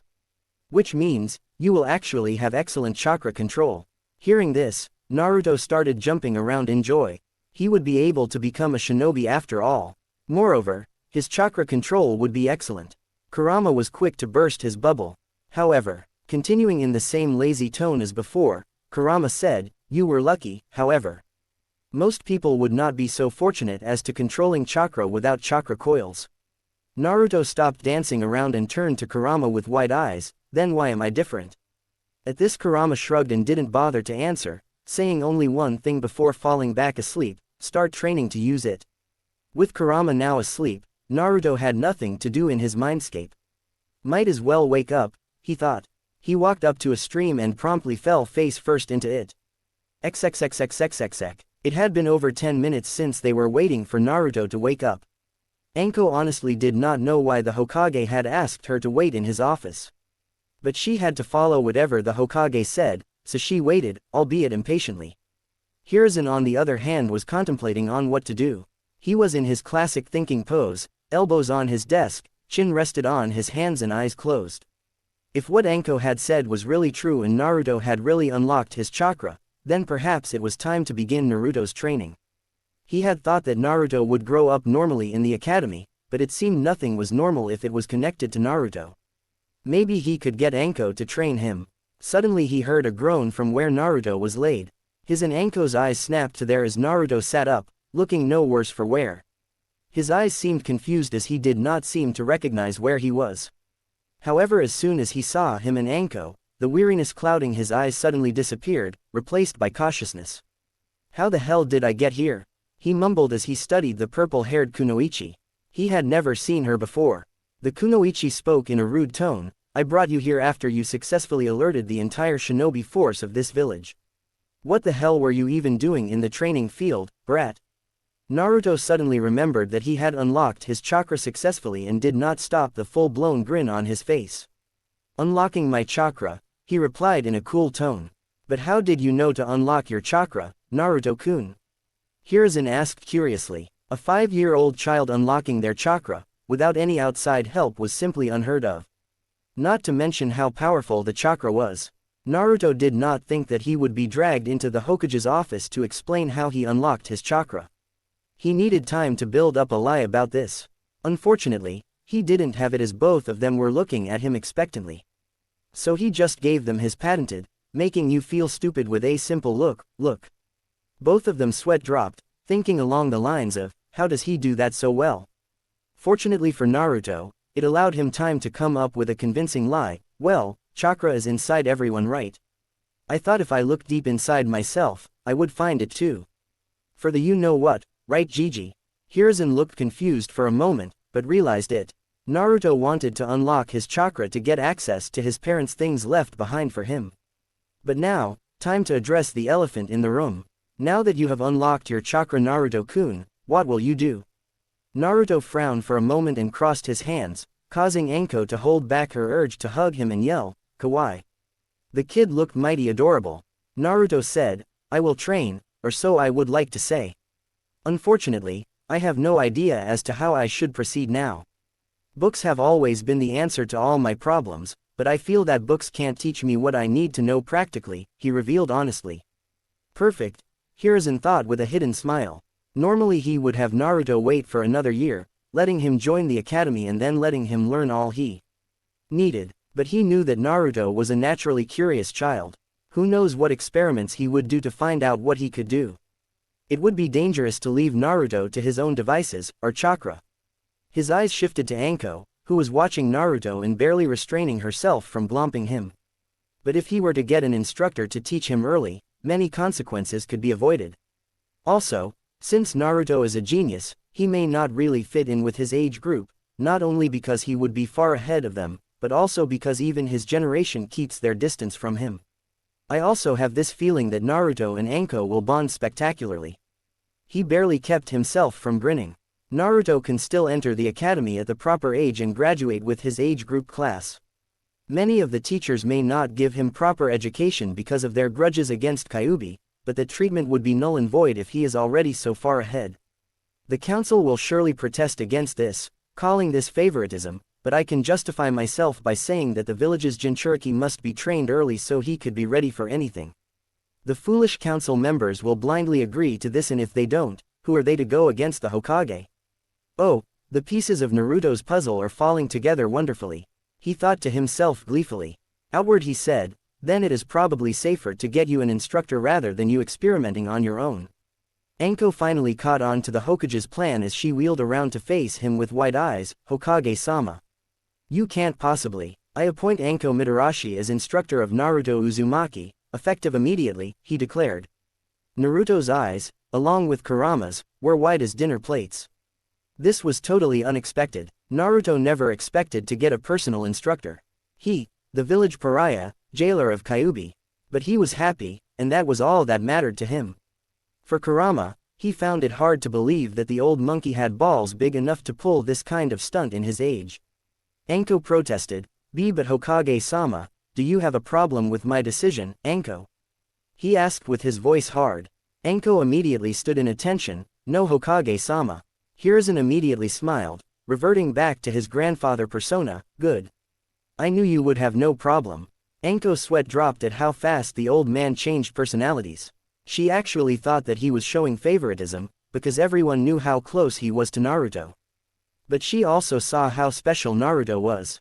But she was not cut out to be an instructor, rather she didn't want to. She was more suited out in the field. Turning to Naruto, he said, Naruto, you can go back to your apartment. Anko and I have something to discuss. Also, report to the training field behind this tower, tomorrow morning, at 6 a.m. sharp. Naruto nodded and immediately left through the window. Turning his attention back to the special Jonin, he said, Anko, you have to understand that this is necessary. Naruto will face many difficulties in the future, and I fear that by the time everyone acknowledges him and comes to support him, it will be too late. Also, give him a chance. He will surprise you, he said with utmost seriousness. Anko was hesitant but nodded. Truthfully, she did not want to do this but had to anyway. The fact Hokage told the brat and her to report to the Hokage training fields was a surprise since they were exclusively reserved for the Hokage. She headed back to her apartment, thinking about how she should go about this. XXXXXXX. Naruto sat eating his dinner on his dining table. The cooking book the Hokage had provided was invaluable, allowing him to cook food for himself. He made sure to follow the instructions in the book word for word, and the results were raw eating. I might have some natural aptitude for cooking, otherwise I would have already blown the kitchen up, he mused. He was eternally grateful for what the old man had done for him. Now that he thought about it, he figured that when he entered the academy 2 years later, some instructors would be prone to discriminate with him. Perhaps this was the way of old man looking out for him in his shinobi life, he thought. He finished the dinner and washed the plates. After that he proceeded to his bedroom and laid down on his bed, closing his eyes. Tomorrow will be interesting indeed. Naruto's eyes opened as soon as the alarm he had set rang. His hand reached out and shut the alarm clock. Waking up at 5:30 in the morning left him plenty of time to get ready. He finished his morning rituals in 10 minutes and dressed in his normal, orange jumpsuit. He went to the fridge and pulled out 2 bananas, peeling one and eating it at comfortable pace, followed by the second. He finished and looked up at the clock. 5:50. Best get going, he thought. He went up and out of the door, making sure to lock it up properly. He hid the key inside the potted plant near the staircase. He exited the building and ran towards the grounds. The sun was just beginning to rise, so the air was still cool as it hit his face. He smiled as he increased the pace and reached the ground with 1 minute to spare. He was surprised to see that just as he had reached the ground, his new teacher also reached at the same time. Her eyes showed surprise at his appearance, but she gestured him to follow her. They arrived in the training ground after Anko said to the guards that they were authorized to use it. Arriving at the middle of the ground, she said, "Sit down, brat. Introduce yourself." Naruto frowned at the way she said it but did it anyway. Naruto Uzumaki, age 5 years, likes are reading and training, dislikes are the people who can't differentiate between a kunai and a sealing scroll, hobbies are none of your business, dream is to become the strongest Hokage ever. He began in a monotone, became slightly rude in the middle and finished it with a grin and a thumbs up. Anko grinned in a savage way after his introduction. Not many people had the guts to be rude to her, but this brat had no problem doing it. Time to instill the fear, she thought maliciously. Grabbing his collar, she jerked him forward until they were nose to nose. In a deadly whisper, she said, "I don't like brats like you who think that just because they are getting special treatment, they are above others." Naruto replied, unfazed, "And just because you are older and more powerful than me doesn't mean you have to be rude." Anko smirked and let go off Naruto, who sat back down. "I like you, kid, which means that I won't go easy on you. Get up and give me 10 rounds of this ground, fast." And so began his training. For a whole 4 weeks, she just concentrated on his physical conditioning. She wanted him to be physically fit for what she was about to mold him into. She was surprised at how obediently Naruto followed her commands. Whatever she told him to do, he did it without question. She ran him into the ground every day. So exhausted he was that as soon as she announced that the training for the day was over, he would collapse onto the ground, unable to move. She always carried him back to his home, and laid him in his bed. She also left him a bento every time, knowing he didn't have the energy to cook. Kurama always woke him up to eat. Naruto thanked her profusely every time, but she always waved him away, saying it was the duty of a sensei to care for the student. She didn't want him to know that she was growing fond of him. That would be embarrassing. Another good thing that both Naruto and Anko didn't know was that every time Naruto came back exhausted, Kurama always healed him up with his chakra. The good thing about this was that after every session, Naruto's muscles would be stronger than before, requiring much more to get exhausted. Today is the day he would learn to control chakra. And he was excited as hell. After his usual 15 rounds of the ground, Anko increased them. Anko decided he was satisfactorily warmed up and began explaining chakra control. "Alright kid, the first step to controlling chakra is to take a leaf and use your chakra to stick it to your forehead like this," she said, demonstrating the exercise. Naruto nodded before picking up a leaf from the ground and keeping it on his forehead and imagining his chakra creating suction at the point where the leaf touched his forehead. Surprisingly, it took him only 3 tries to get the amount of chakra right. On the 4th try, the leaf was easily sticking to his forehead and he stood there smiling proudly. He knew he would have good chakra control due to his lack of chakra coils. Using chakra for the first time felt really good.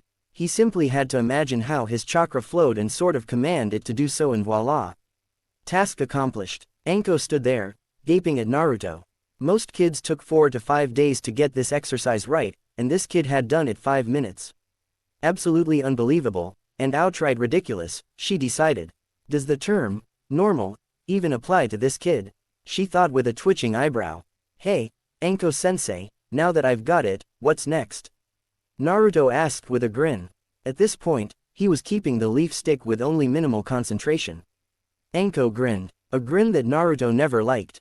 It always meant his doom. Now, she said, taking out shuriken, keep that leaf stuck and dodge these. With that, she threw the shuriken at him. It was only his danger sense that saved him from skewered. This continued for almost 15 minutes, and at the end of those, Naruto was heavily panting. She looked like she almost wanted to kill me, he thought, drawing deep breaths. Anko looked proud. Well done, Naruto. You successfully dodged the shuriken and kept the leaf stuck to your forehead. Take a 5-minute break. Not many, no scratch that, no one managed that on their first try. It was starting to look like that this kid was born to be a shinobi. She contemplated if she should teach Naruto the tree walking exercise next. A relatively difficult exercise, a genin level in fact. But Naruto wasn't even in the academy. Still, doesn't hurt to try, right? After the 5-minute break was over, she called Naruto and they both walked towards a tree. Your next exercise would be to climb this tree with only your feet, she said. Naruto gave her a quizzical look. Isn't that kind of impossible, sensei? Anko rolled her eyes and lightly bonked him at the back of his head, with the aid of chakra. Honestly, where does your intelligence go sometimes, out of your head? Naruto rubbed the back of his head and laughed sheepishly. Anko then demonstrated the exercise. This is kind of similar to the leaf sticking exercise, except you are sticking yourself to a tree instead of sticking a leaf to you. If you use too little chakra, your foot won't stick. You use too much chakra, you get blasted off the tree. Begin. You can use a running start if you want. That would be absolutely pointless unless you have the amount of chakra in your leg right, thought Naruto as he walked to the tree and put his right foot on the bark, regulating the amount of chakra required to stick. After he got it right, he kept in mind the amount of chakra and carefully pushed the same amount in his left leg. Taking a deep breath, he lifted his left leg and put it on the bark, not losing concentration in his right leg. A huge smile appeared on his face as he successfully stuck to the bark. Tentatively, he took the next step and managed not to fall off. He continued this until he reached the top of the tree. Anko watched all of this with her jaw on the ground, Dango long forgotten. There was no possible explanation as to how Naruto managed to walk up the entire tree in 5 minutes of learning the exercise. Then she released a resigned sigh. I don't even want to know anymore. This became the norm for everything. Naruto mastered tree walking in 2 hours, water walking in 4 hours, and spinning a kunai above his hand with his chakra in 1 day, all the while dodging Anko's shuriken and kunai.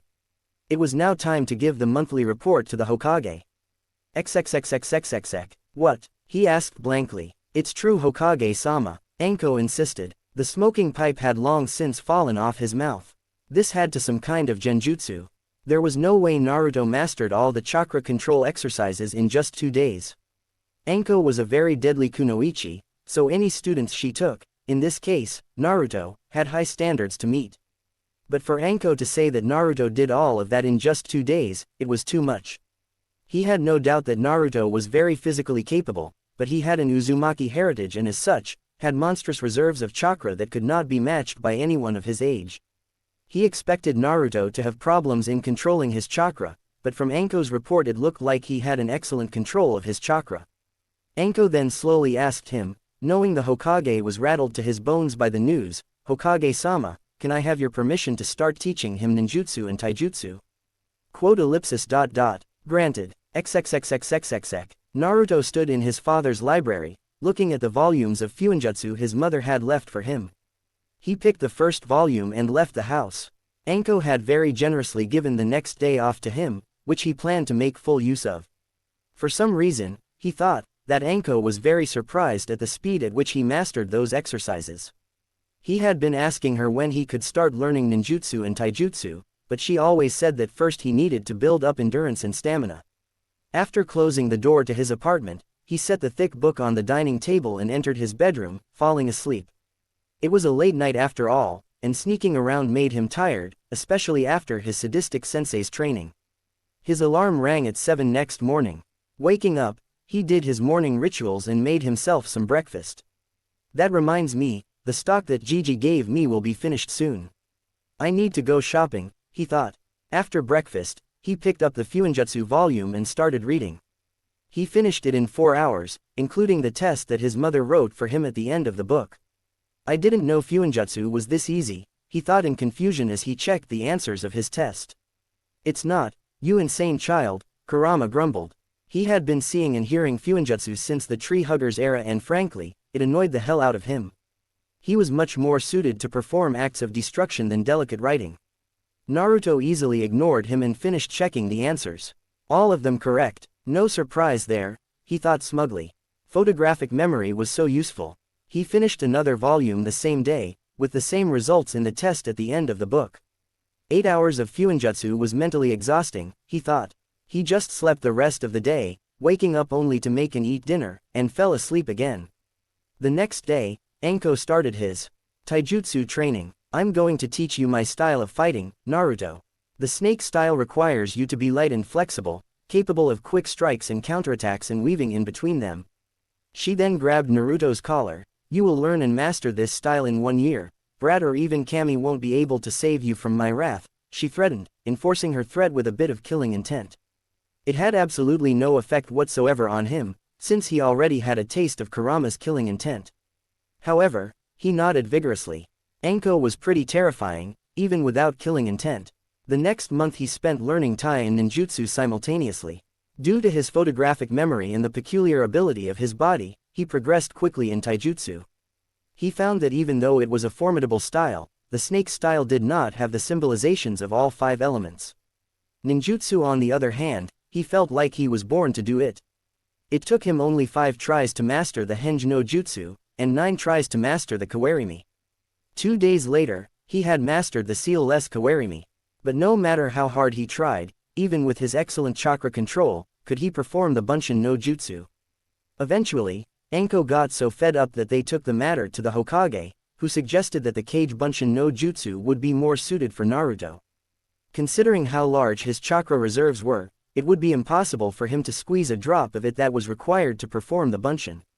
It took 2 hours for Naruto to learn the Kage Bunshin, and when he did learn it, Anko and Hiruzen, who had come to supervise the teaching of the Kinjutsu, were dumbstruck at the amount of clones Naruto could make. 100 clones at Naruto's age stupefied the Hokage so much that it took him almost 15 minutes to snap out of his shock. Naruto soon discovered a very interesting aspect of the Kage Bunshin. He could remember everything what his clones saw or heard, and he had no qualms abusing the shadow clones after that. He would make a shadow clone study Fuinjutsu while he trained with Anko. In 8 days, all the volumes of Fuinjutsu were finished. He had even learned how to print seals onto surfaces with his chakra. Now technically, that would make him a seal master, but his mother had written him a note that even after finishing all the volumes, he would have to be tested by a certified seal master to be considered a seal master. He knew no one who was one, so he asked his Gigi if he could test him. But the old man had questions of his own. You're telling me that you finished all the volumes of Fuinjutsu your mother left you in just 10 days? His voice sounded unbelieving. Naruto nodded, his expression serious. Hiruzen let out a small nervous chuckle. Forgive me if I find that hard to believe, Naruto-kun. Naruto shrugged. He figured he could tell him of his gifts. When you have a photographic memory, coupled with shadow clones, you tend to abuse it, Gigi. Hiruzen looked shocked at the fact, you have a photographic memory. Naruto nodded, yes. Hiruzen then sighed, aside that, I'm sorry Naruto-kun, but I'm not a certified seal master and as such, I am not qualified to test you, he told Naruto regretfully. But my student Jiraiya is. Tell you what, when he visits the village next time, I will tell him to test you. Is that okay for you? Naruto figured that he had no choice. Alright. It had been 2 months since Anko started training Naruto, and he had progressed spectacularly. With the most common ninjutsu out of the way, she focused solely on his taijutsu, which grew by leaps and bounds, but he was still far from giving her a challenge. After those 2 months, Anko figured that it wouldn't hurt teaching the boy chakra nature transformations. Naruto sat in front of Anko, who was standing and explaining the chakra nature transformations. There are 5 basic nature transformations: fire, wind, water, lightning and earth. Each element is connected to each other in a way. Fire is weak against water but strong against the wind. Wind is strong against lightning but weak against fire. Lightning is strong against earth but weak against wind. Earth is weak against lightning but strong against water. Water is strong against fire but weak against earth, she explained. She handed him a slip of paper, that is chakra paper. It will tell you your chakra affinity. If you have fire it will burn, tear in half with wind, shrink if lightning, crumble to dust if earth and soak wet if water. Naruto nodded and focused a tiny bit of his chakra into the paper. What happened next blew his own mind away, alongside Anko's. Inside his mind, Kyuubi grinned. Even he did not expect that, but it was a nice surprise. The paper split into 3 parts. One soaked up very heavily, the second crumpled up into a ball, and the last one burned to ashes. Anko threw up her hands and walked away, muttering things about having early gray hairs and surprises. Naruto blinked for a second and then grinned. Awesome. When the Hokage came to know, he promptly fainted like a schoolgirl. When he woke up, he was convinced that Naruto would grow up to become the most unpredictable ninja ever. What happened the next 3 months was chakra nature manipulation. He would make 4 groups of 25, each group practicing a different nature. For the first time, he had a challenge. Changing the nature of chakra was a lot more difficult than he thought. It took him 1 whole month to master only the first step for elemental manipulation for all 4 of his affinities. Cutting a leaf in half for wind, collecting water from the leaf for water, shrinking up the leaf for lightning, and burning the leaf to ashes for fire. The second and final step took him a whole 2 months. For wind, it was cutting a rock clean in half. For water, it was separating water from other liquids. For lightning, it was cracking a stone into pieces with lightning chakra. For fire, it was boiling water. Anko had left him to his own devices after he started his elemental training. But she checked on him every now and then. He always teased her on how she was acting like his mother, which always resulted in him having a bruised head. After those 3 months, however, he met his godfather. Flashback. He was practicing his taijutsu katas on the training field when he sensed a presence. He was slowly developing his sensory abilities with the help of Kurama. He turned around to see no one, but he now someone was standing just a few feet in front of him. Who's there? He asked. The air in front of him shimmered and a man appeared. He wore a red sleeveless coat and pants, a green kimono underneath and geta sandals. He had long white hair and was very well built, standing well over 6 feet. So you could sense me. Very impressive. Do you know who I am? Naruto answered as if he wasn't even fazed. Jiraiya of the Sannin. Jiraiya grinned. Sensei told me that you mastered all 10 volumes of Fuinjutsu your mother left you in 10 days. I don't believe you, he said in a challenging tone. Inside however, he was thinking, oh Minato, Kushina, if only you could see your son right now, he thought wistfully. Naruto was also having some thoughts. His tone of speaking would suggest that he was familiar with my mother, but how? I know that he was Dad's sensei, which means he also is a Fuinjutsu master. But how close was he? Outward, he shrugged, doesn't matter if you do or not. Your job is to test me. Nothing else. Jiraiya was a little deflated at how Naruto was acting so detached. He knew that Naruto did not know that he was his godfather, but it still hurt. Reining in his emotions, he spoke. Let's get this over with then. 3 hours later, he stood in the field, staring at Naruto with a gaping jaw. Naruto was standing there, panting. Jiraiya had tested him on every aspect of Fuinjutsu. Both written test and how he would apply it in battle. Obviously he lost, but Jiraiya was seriously impressed at how the kid was able to apply Fuinjutsu in battle. The versatility was clearly there, along with a touch of unpredictability. What is the result? Both of them turned to the voice that had spoken. The Sandaime Hokage was standing there with a small smile on his face, as if he knew what the answer was. He passes, Jiraiya replied, still in a daze. Naruto nodded at that and sat down with as much grace he could muster. He promptly fell back after that, asleep before hitting the ground, his last thought being, I finally became a seal master. Flashback end. Jiraiya had revealed to him after the test that he was his godfather. Initially, he was downright furious that Jiraiya had just abandoned him to the wolves. But after calming down and thinking it through, he realized that Jiraiya had duties outside the village walls, which is why he could not raise him. He did not forgive him, saying he will have to earn his forgiveness. Jiraiya looked relieved at that and promised to make it up to him. Before he knew it, 1 year had passed and it was time for him to enter the academy. Walking along with his Gigi in the school corridors, he wondered if he would be able to make any friends. Stopping in front of a door, his Gigi opened the door, showing a Chunin instructor with a scar on his face and his hair shaped into a pineapple ponytail. "Hokage-sama, is anything wrong?" Hiruzen waved him away. "Nothing at all, Iruka. I just came here to bring Naruto-kun. He will be starting from today." Iruka looked at Naruto and Naruto was instantly able to recognize the look. After all, he had received it many times. Looking into the class, he saw the same look on many of the students' faces. He sighed, it will be a long 6 years. Time skip.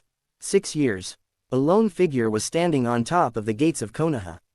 He was tall for his age, standing at 5 feet.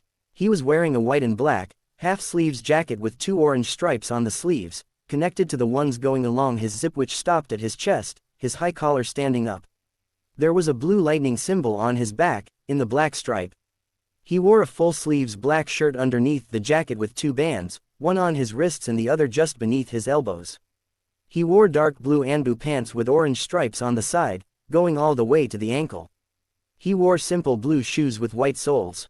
Think of the pants like Sasuke's in Road to Ninja, but instead of sandals it's shoes.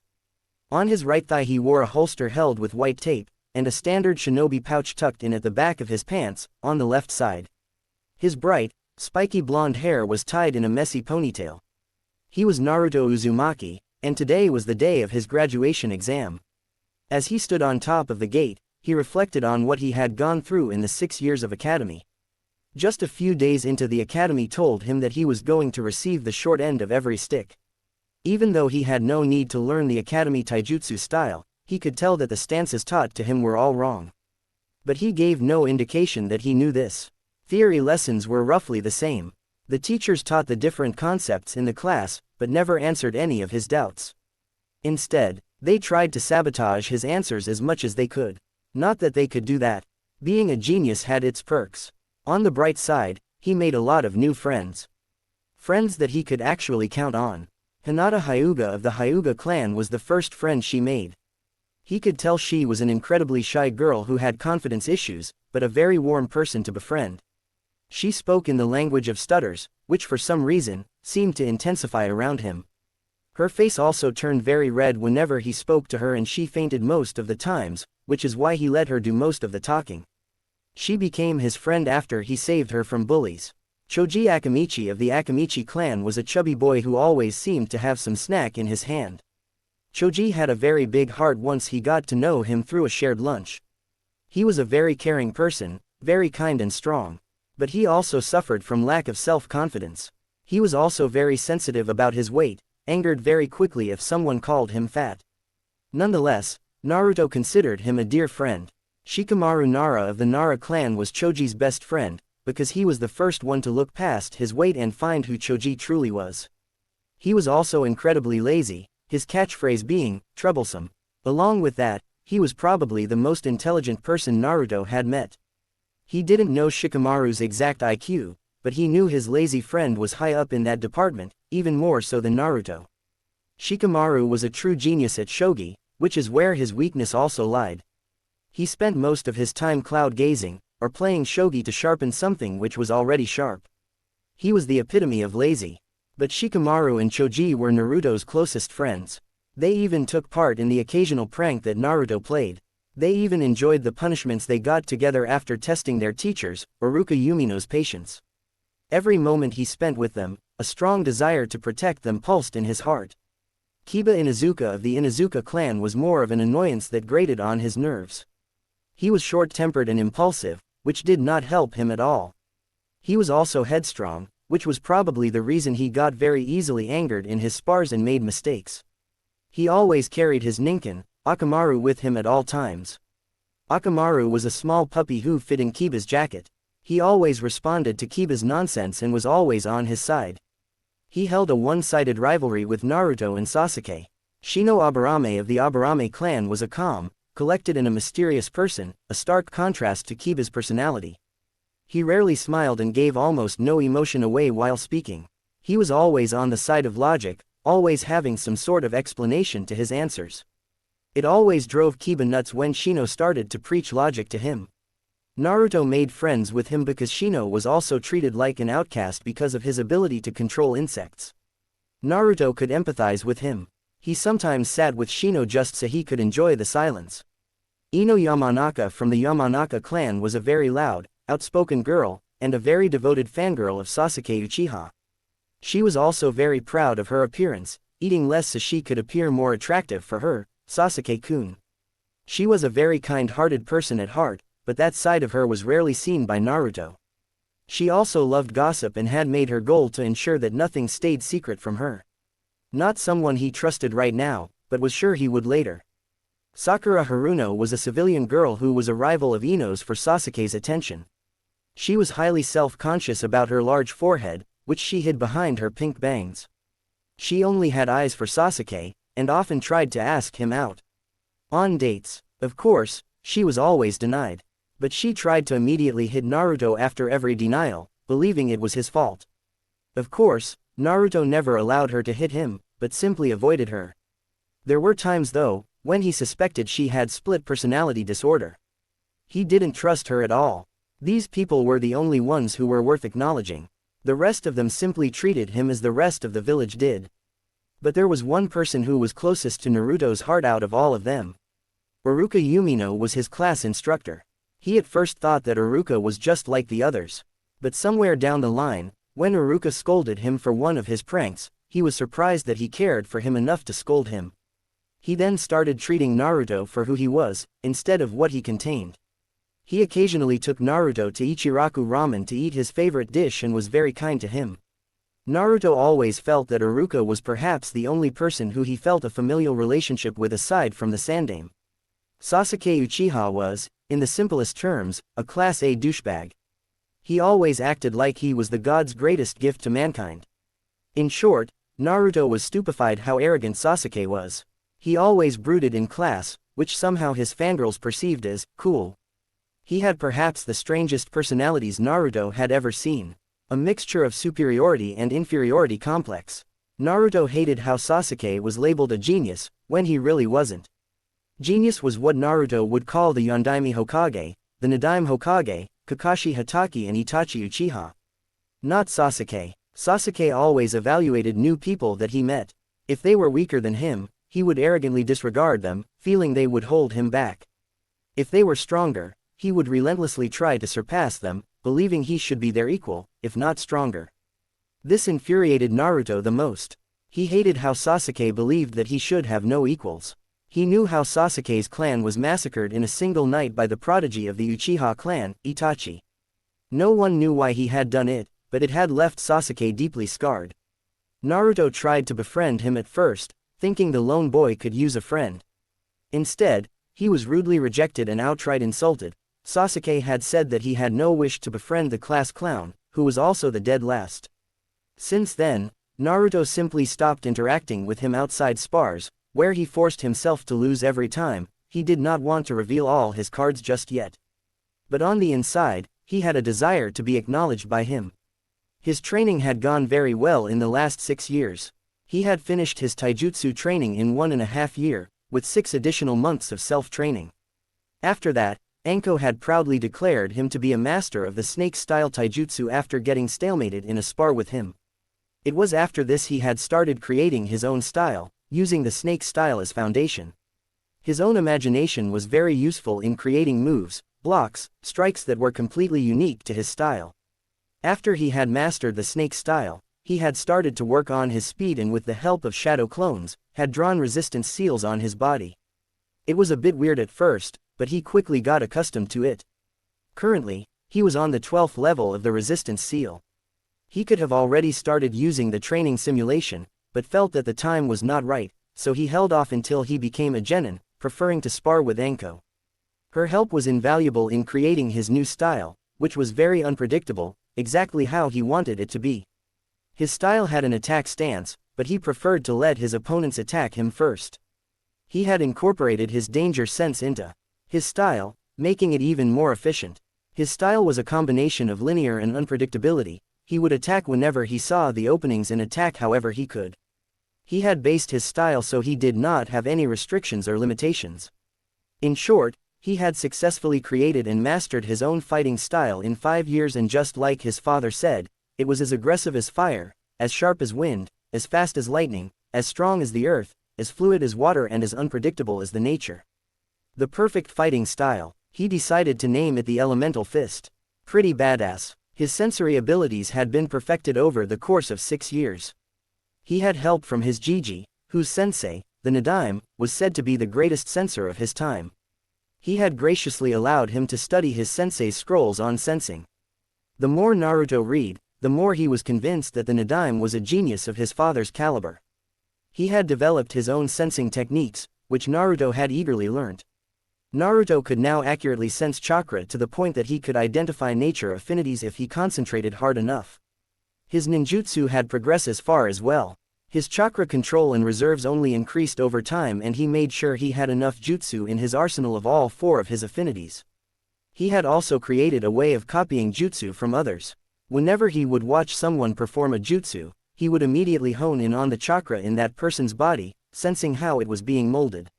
His photographic memory combined with his now controlled danger sense ensured he could copy hand seals in slower perception. This skill had greatly impressed his Jiji. He was also pretty smug about the fact that he had successfully copied the great fireball jutsu from Sasuke from when he had once watched him train.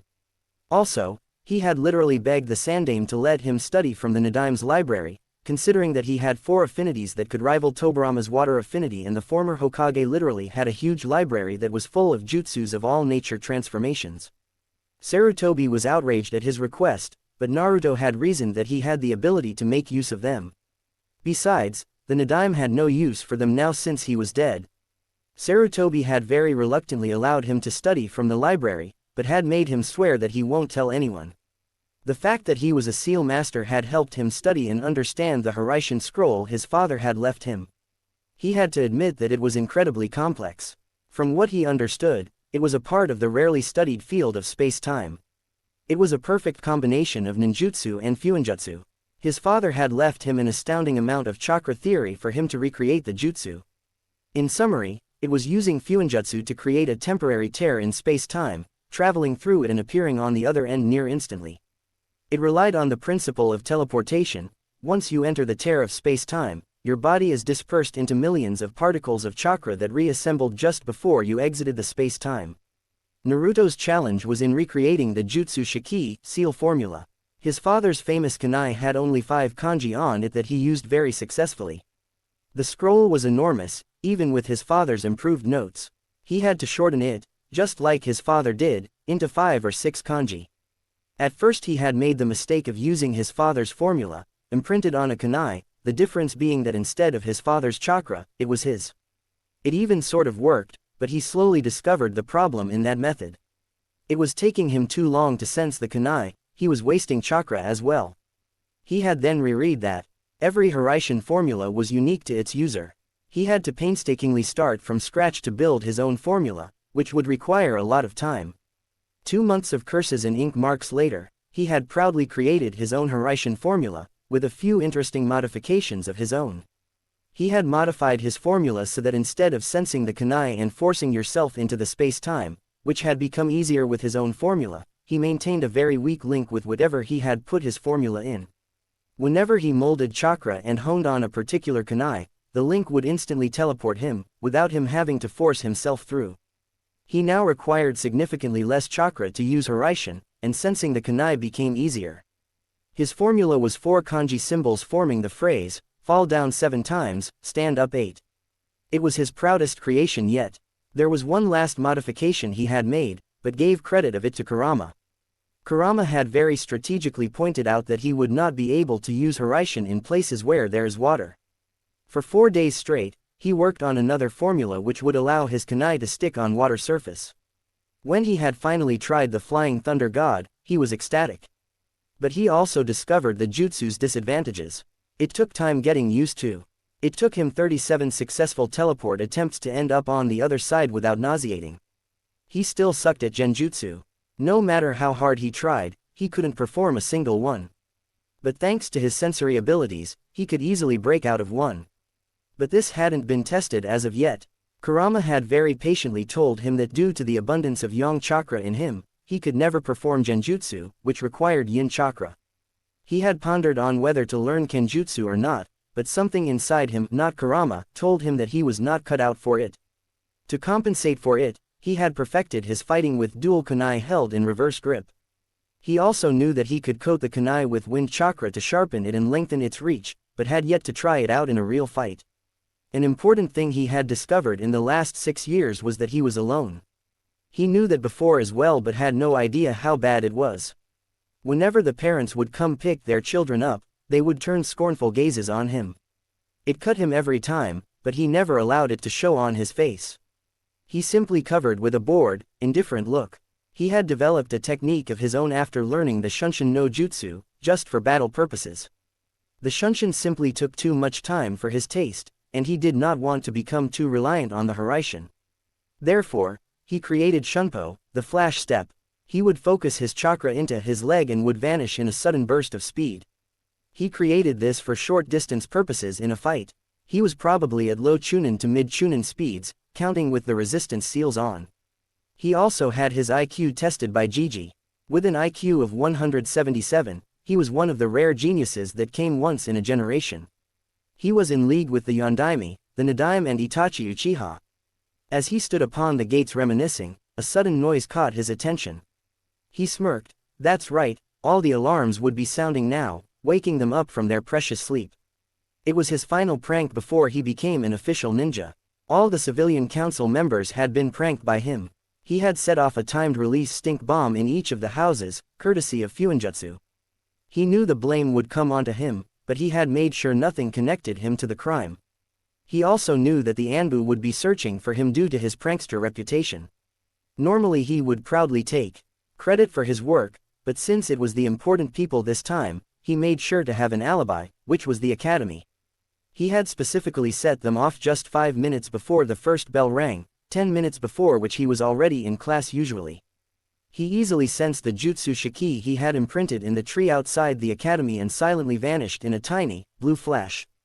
Appearing on the tree, he closed his eyes as if searching for something. The next moment, the air around him shimmered a little. Naruto then puffed into smoke, signifying that he had perfectly substituted with the shadow clone that was sitting inside the class. The class was as usual, very noisy and chaotic. Thankfully, his shadow clone was sitting on the last bench, which meant he did not draw unnecessary attention. As the memories of the clone came to him, he blinked and then scoffed at the stupidity of the people. Did they really think I would keep wearing that orange jumpsuit? The shadow clone had received stares from people in his change of clothes. Sakura had yelled at him to not act like he was cool, but he had ignored it easily, as was his habit. The clock struck 8, and Iruka-sensei entered the classroom followed by Mizuki-sensei. Naruto hated him. Mizuki always tried to fail Naruto in all the tests by casting genjutsu on them, making them appear tougher. But Naruto paid no mind and continued writing the wrong answers to maintain his facade of dead last. He gave no indication that he knew of Mizuki's pathetic ways to fail him. Finally, the class settled down and Mizuki handed out the papers. As he gave it to Naruto, a very ugly sneer appeared on his face, kind of like a sick smile. Naruto looked at his paper and back to Mizuki, who seemed to be glowing with triumph. Naruto sent an, "Are you kidding me?" look mixed in a deadpan stare. He then promptly dispelled the genjutsu on the test, making a blank page appear. "So this is your game?" he thought with amusement. Raising his hand, he said in a cool tone that perfectly matched his facial expression of bored indifference, "Mizuki-sensei, I believe that you put this blank page here by mistake." Mizuki's thunderous expression almost made him smirk, but he reined it in with experience. He came up to Naruto, a smile straining his face. "Thanks for pointing it out, Naruto. Good thing you spotted it, otherwise you would have failed," he said, placing the real test on his desk. Turning back, a furious expression came across his face. How did the demon spot the genjutsu? He never could do it before. Usually when tests were conducted, Naruto would purposely answer so he barely passed or failed. But today, he decided to let his intelligence shine through. He could hold back a little less today. He finished the paper with 20 minutes to spare, but kept the appearance of writing as to avoid suspicion. He could see that Sakura and Sasuke had also finished roughly at the same time. It was not surprising since Sakura was considered the class bookworm and Sasuke was quite intelligent. Everyone else finished at roughly at same time around. After collecting their papers, Iruka-sensei called out, "All right everyone, next section will be weapons. Proceed to the practice fields." Naruto waited in the crowd for his turn. Since it was alphabetical order, he was pretty much in the last. He watched as Sasuke's turn came and observed as Sasuke hit all the 10 bullseyes for kunai and shuriken, save for one. 9 bullseyes out of 10 was the highest score yet. Finally, it was his turn. He went in front of the crowd and to the box where the shuriken were kept. He took 5 of them out and holding 3 in his left hand and 2 in his right, threw them all simultaneously. He watched as they all hit bullseye with boredom, as if he did this every day. He proceeded to do the same with kunai. The whole class was shocked and gaping at what they saw. Naruto Uzumaki, the class clown and dead last, had beaten Sasuke Uchiha's score very easily. The said Uchiha was frowning heavily, not liking that the dead last of the class had beaten his score, that too looking as if he was barely concentrating. Iruka was shocked as well. Naruto never displayed such skill before. "Gee, good job, Naruto. You have the highest score in the class," he complimented, before moving on to the next student, not noticing that Mizuki was barely keeping himself from strangling the blonde. The said blonde turned in his direction and gave a smirk, infuriating him even more. After the weapons part of the exams was over, Iruka called out, "Everyone, gather around for the taijutsu portion of this exam." Naruto frowned minutely at this. Every time they practiced taijutsu, he was always up against Sasuke, no doubt because Mizuki wanted to see him lose. This time would be no different.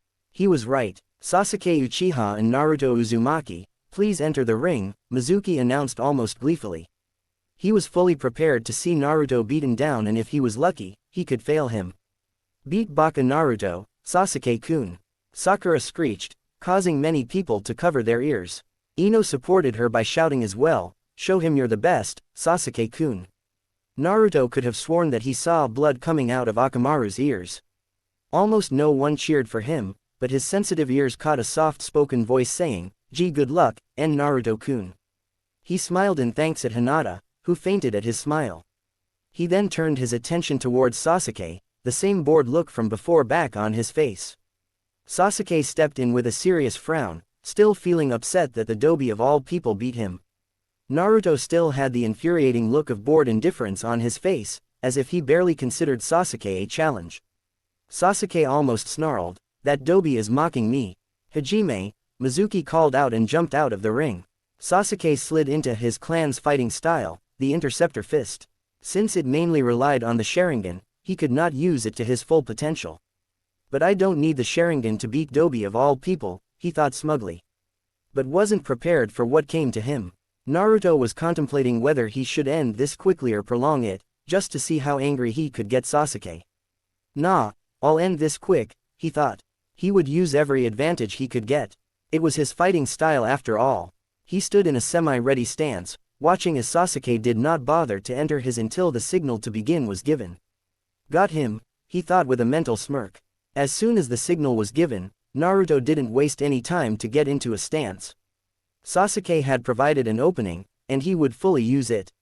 He used the speed he had built up all over the years to get into Sasuke's guard in an instant. One moment Naruto was standing opposite to him, another moment he was kneeing Sasuke's chin, very painfully. The force of the blow was such that Sasuke was thrown right out of the ring. Even though he recovered midair and was able to soften his landing, a furious expression was on his face. Kurama was heartily laughing inside his mind, pleased to see Sasuke getting his ass handed to him. The class was silent for a moment. Naruto had beaten Sasuke a second time, that too in just one move. Then came the accusations, "Naruto cheated, Iruka-sensei. There's no way Baka Naruto can beat Sasuke-kun. He cheated, Iruka-sensei." Iruka was getting fed up at how the fangirls were shouting ridiculous and useless accusations. He could see what Naruto had used was pure speed, and nothing else. "Shut up, Naruto has not cheated. If anyone knows better, speak up." Naruto was watching the drama unfold with hands crossed across his chest, amusement dancing in his eyes. He almost laughed when Sakura, the ever-devout fangirl, screeched, "Iruka-sensei. There's no way Baka Naruto could beat Sasuke-kun. Therefore he must have cheated. That's a very logical reason, isn't it?" Naruto thought with sarcasm. Iruka turned a stern glare on her. And just how did Naruto cheat? Cared to explain Sakura. Sakura opened her mouth, but closed it since nothing came to mind. An embarrassed blush spread across her face and she fell back into the crowd. Iruka nodded and called out, "Everyone head inside for the ninjutsu portion." Mizuki was looking like someone shit in his breakfast and made him eat it. "Don't you get so smug, demon. I will fail you somehow," he thought angrily. They headed into their class and everyone sat down, keeping their distance from Naruto, who had gone to the back of the class and had pulled out a book to read. "All right, you will all sit here until we call out your name. When we do, come into the next room for your exam," Iruka said before calling the first student. Sasuke had long since gone back to brooding again, though this time he had a faint aura of anger around him. "How is the dobi so good? I never saw any signs of skill in him and every time he was the last in class, so why was he able to beat me that easily? It doesn't make any sense," he thought furiously. Soon enough, it was Sasuke's turn. He went out of the door and returned 5 minutes, a Hittite on his head. He smirked in the direction of Naruto, but grit his teeth when he saw that Naruto wasn't even paying attention to his surroundings, he was too engrossed in his little book.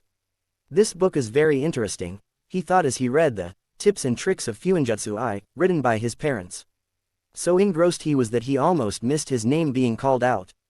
He snapped his book shut and put it in his pocket. He then proceeded into the next room.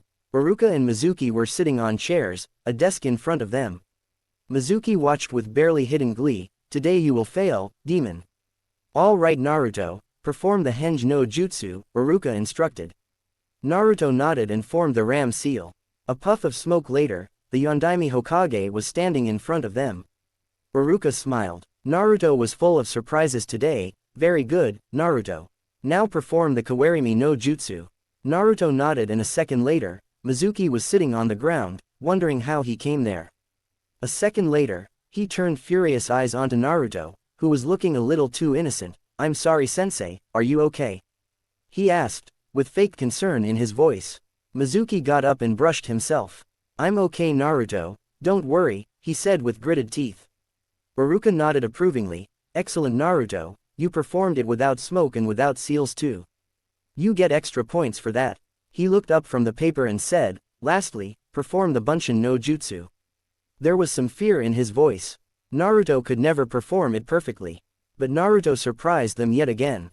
Holding up a half-ram seal, there was a puff of smoke and 3 Narutos were standing in front of him. Of course, they were actually Kage Bunshin, but they didn't need to know that. He was actually proud that he only needed a half-ram to execute Kage Bunshin, instead of the full seal. Mizuki watched helplessly as Iruka declared Naruto passed and told him to pick between black and blue. Naruto picked the blue Hittite and asked if Iruka could tie it just beneath his left jacket sleeve. Walking out of the room, he saw that the class was giving him the same, gaping look, again. Annoyance passed on his face. "What are you looking at?" Kiba pointed an accusing finger at him, a shocked look on his face. "You got a Hittite." Naruto simply gave him a deadpan stare. Slowly clapping he sarcastically drawled, "Well done Kiba, you now have a firm grasp of the obvious." Snickers erupted in the classroom as Naruto made Kiba feel stupid with a single statement.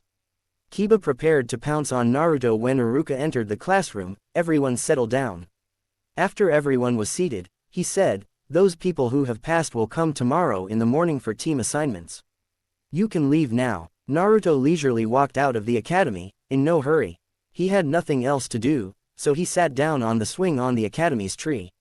He sat there for a long time, thinking of what he will eat today. He sensed someone coming and hid his scowl. What does Mizuki want now? Mizuki came up behind Naruto. "Congratulations on passing, Naruto." He almost threw up in his mouth saying that. Naruto curtly replied, "Thanks." He said no more than that. He didn't need to. Mizuki approached him, "So he will be the one to talk. I was impressed on how you performed Naruto. But you still don't have enough points to claim Rookie of the Year. I will offer you a special test, if you're interested in that title," he said. Naruto just looked at the man. "What a fucking idiot," Kurama helpfully supplied. But Naruto wanted to see where this was going. Really, Mizuki-sensei? He hopefully asked. Mizuki smiled at how easily he fooled the demon. Yeah. You just need to take a scroll from the Hokage vault in the Hokage's office and bring it to me beside the old shed in the forest at midnight. You know that, right? Bring it to me and consider yourself the rookie of the year. He said as he walked away. He really has a very low opinion of you, doesn't he? Kurama commented. Naruto mentally agreed. He just asked me to steal the forbidden scroll. What a moron, he thought as he flashed to the Hiraishin Shiki in his apartment. He had a seal to make. XXXXXXX. The sky was dark with clouds, shrouding the village in shadows. It was perfect for him to sneak around. In a series of flash steps, he was at the Hokage Tower in minutes. Dodging the Anbu on patrol, he easily masked his chakra signature and sneaked into the office. He soon found the Hokage vault and took out a piece of paper, a complex seal drawn on it. He slapped it onto the vault door and watched as it glowed for a moment. He knew opening the door was no problem for him, but the alarms that would sound after would be. Which is why, he created a seal that would suppress the alarms of any seal for roughly 10 minutes. Enough for him to complete his task. He took the scroll and slung it around him. He exited the way he came from, but paused for a moment. What's up, Gigi? Hiruzen replied as if he totally hadn't caught Naruto stealing. The night strolls are often very peaceful for me. I trust that the scroll would be returned. That was more of an order. Naruto simply nodded, making his way to the exit when Hiruzen stopped him. You know it would look suspicious if it looked like I just let you through. A mischievous grin almost split his face in half. This was the perfect time to try it. He turned around, not bothering to hide his grin. He put his hands in the ram seal, whispering, Warok no Jutsu. A puff of smoke revealed a curvaceous and an extremely beautiful blonde female Naruto, clad in birthday clothes. Wisps of smoke were covering the more important bits. It was the Sandame's weakness as well as his sweetest dream. A huge amount of blood burst from his nose with such force that he fell backwards unconscious, having a perverted smile on his face. Naruto released the henge, barely holding himself from laughing out loud. Yosh, Warok no Jutsu is a success, he thought in celebration before flash stepping out and into the forest. He arrived with half an hour to spare. Shrugging, he put the scroll on ground and opened it up, looking for something useful. He found the Kage Bunshin along with its explosive counterpart, Bunshin Daibakua. He also found the Gojo Kibaku Fuda, a jutsu created by the Nadaime. It was about self-replicating explosive tags. A wicked grin crossed his face. I'll have so much fun with this one. He also found a very interesting theory on how to change the color of your lightning. A thoughtful look crossed his face and he mused, it will be cool if I can do that. The blue of lightning hurts my eyes. Red lightning sounds much better. He always avoided Raiden because it was just too bright for his eyes. So for the next 2 hours, he relentlessly practiced changing the color of his lightning. It was tedious work, but he was able to do it, without shadow clones. At the end of 2 hours, he lightly panted but watched in pride as red currents of lightning danced across his body. I did it, woo. The theory was easy to understand, but not so much when implementing, he thought with relief. The red lightning was significantly better on the eyes and was less chakra consuming, though he did not know why. Suddenly, he sensed a familiar chakra and smiled, about time someone came looking for me. A few moments later, Iruka burst out of the bushes, looking around wildly. When he spotted Naruto innocently sitting on the ground with the forbidden scroll on his lap, he snapped. Naruto, he began in a strained voice, just what do you think you are doing? He ended in a shout. Naruto, to his credit, wasn't rattled a bit. He just smiled widely and decided to out the traitor. Well, Mizuki-sensei told me to bring this scroll for him here. So, I was just waiting for him, Iruka-sensei. A cold feeling washed over him at that. Mizuki told you that. But, explanations later, Iruka-sensei. For now, be on your guard, Naruto calmly said as he stood up and slung the scroll over him, hands crossed over his chest as if waiting for something. Iruka was about to grill him further when his instinct screamed at him to dodge. He leapt aside to dodge the hail of shuriken, but one struck his sleeve onto the shed and another got buried in his thigh. Naruto lazily caught the kunai that was heading towards him between two of his fingers. A second later Mizuki appeared before them, smiling smugly. Well done, Naruto. Now hand over that scroll to me, he said. Naruto was about to speak when Iruka shouted, Mizuki, why are you doing this? Mizuki growled, for power, you idiot. I want power, nothing else. Naruto, hand it over. Right, now. Don't do it, Naruto. Iruka shouted desperately as he struggled to free himself. Mizuki smiled sickly, do you know why everyone hates you, Naruto? Naruto raised an eyebrow, curious to hear what the traitor had to say. Oh, do tell. Don't do it, Mizuki. Iruka shouted. This could not happen. It would absolutely break Naruto's spirit. It's because you're the Kyuubi. 12 years ago, when the Yondaime defeated the Kyuubi, he didn't kill it. He sealed it into a baby, which happened to be you. You hold the killer who took thousands of lives that day, including Iruka's parents. He finished in a crazed tone. XXXXXXX. Hiruzen, who was watching from his ball, had gone pale. This isn't good. That idiot Mizuki has told Naruto of the secret. But then he noticed that Naruto hadn't reacted to that at all. His face became paler, nearly to the point of white. Could it be that he already knows? He refocused himself and watched. XXXXXXX. Naruto simply gave Mizuki his patented. Look, are you done displaying your stupidity? Mizuki was as confused as Iruka. You are obviously unworthy of your rank since you can't tell the difference between a sealing scroll and the kunai which is sealed into it. As for the Kyuubi, I have already known for 6 years, he calmly revealed. Iruka had gone pale at that. Naruto had known since he started the academy. Mizuki was growling at the insult aimed at him. How dare that demon insult him? And you tried to hurt Iruka-sensei. Here his tone turned menacing, so I really can't let you go scot-free. Naruto was contemplating whether to knock Mizuki out with a simple Raiden Jutsu, or give him third-degree burns with a Kaiden Jutsu. Logic, logic, logic. Fuck logic, he just tried to hurt Iruka. Let's go for brute force. With that, he formed a half-ram seal and instantly, the whole clearing around them was filled with smoke. As soon as the smoke cleared up, Mizuki became paler than he already was. Hundreds of Naruto surrounded him. Every inch of the clearing was covered by a Naruto, each of them looking at him with those menacing blue eyes.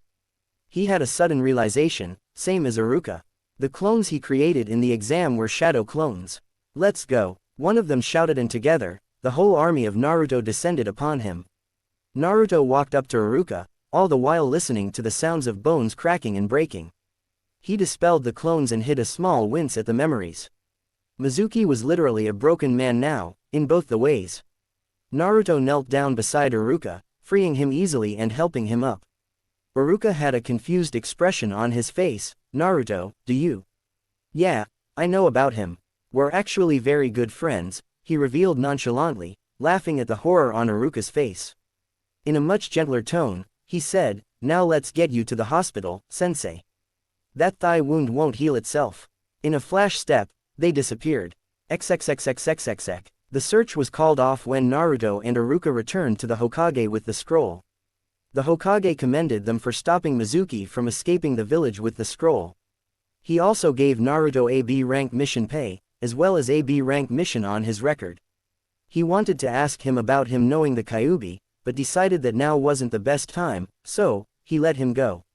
Thanking his Jiji, he exited the tower and instantly flashed to the Hiraishin formula in his apartment. He took off his clothes and fell onto the bed in his boxers. Pulling the covers on him, he smiled and closed his eyes. His shinobi life was off to a great start. Tomorrow will be interesting. Naruto had a hard time sleeping that night, but he could hardly be blamed. He was officially a ninja. On top of that, he would meet his new teammates tomorrow, but he had a bad feeling about that. He tried to ignore it, which was easier done than said. The feeling was easily buried beneath the excitement he was feeling. Over the years, his body had an internalized clock, which was very beneficial health-wise, but unfortunately did not allow him to sleep more than 7 hours, no matter how much he wanted to. At 5 in the morning, his eyes would snap open by themselves, his body having sufficiently rested itself and ready for the day. As was the case today, which is why he was so confused when he woke up at his regular time of 5 in the morning, not feeling any tiredness from the events of last night. While not complaining at the lack of tiredness, irritation slowly took hold of him, making him frown deeply. By all means, he should have easily slept till 9 in the morning. One late arrival to class wouldn't hurt him at all. No use whining about it. Best start my day with the usual, he mentally grumbled and got out of bed. Quickly finishing his morning rituals and dressing up, he took 2 bananas and gobbled them up. He figured his irritation would be gone by the end of his morning run. Inside his mind, Kurama was trying to keep his sniggers from echoing in Naruto's mind. He had initially decided to let Naruto rest because of his late night, but his sense of mischief decided to manifest itself and he changed his decision. He let a larger amount of his chakra than usual in Naruto's body, just enough so Naruto would wake up at his usual time instead of his natural 7 hours. Stepping outside, Naruto felt the slightly chilly air of the morning. The sky was still dark, but it was perfect for him. A sudden thought struck to him, how about I run with my resistance seals off today? Get used to the normal speed. What do you say, Kurama? Kurama gave a yawn that reverberated through Naruto's mind. He forcefully clenched his jaw to prevent his own from happening. Kurama replied, it's a good idea.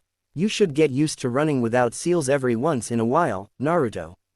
Otherwise, you wouldn't be able to control your own speed. You would just speed past the place you intend to stop. Naruto nodded, agreeing with Kurama. He wondered if his father had the same problems, but pushed those thoughts aside. Best get used to it gradually, he thought. Making a ram seal, he lowered the resistance seal on his body from level 12 to 6. The change was immediate, he felt really light and like the amount of energy in his body had doubled. He started running and was surprised at his own speed. Kurama had been frighteningly accurate. He was currently running at a speed which children would call close to sprinting, and the worrying part about the whole thing was, he wasn't even controlling it. At the end of this run, I will get used to this, he determinedly thought. It took him almost 5 rounds of the village to get used to it, and by the end of 5 rounds, he was comfortably running at the speed he usually ran, not having any feeling of being tired at all. I wonder if this feeling can be compared to freedom, he thought with a smile. Running without a care in the world, feeling as if nothing is holding you back. Eventually, he decided to sprint all out, and once he started feeling tired, he would run without any resistance, getting used to running without it. After another 1.5 lap of sprinting, he began panting and figured that the time was right to release the seal. He was just about to do it when he saw something ahead of him. He was closing on a person wearing a, oh god, is that a spandex jumpsuit? He was very much grossed out by the sight and figured overtaking the person was in his best interest. Instantly releasing the seal, he shot forward once more, having not increased his pace by himself at all. He was soon running neck to neck with a kid probably his own age who had a shining, bowl-cut hairstyle and huge eyebrows which looked more like caterpillars. Bandages wrapped up his forearms and his hitai wrapped as a belt. He also wore orange leg warmers. The kid glanced towards him and flashed a brilliant smile of white teeth shining like metal.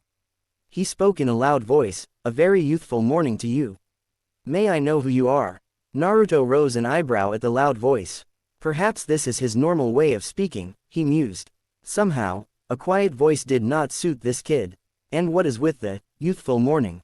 Outward he said, good morning. It is nice to see someone else running at this time. My name is Naruto, by the way. He expected the usual frown of disgust and hate, but he did not expect the kid to react. My name is Rock Lee, Naruto-kun.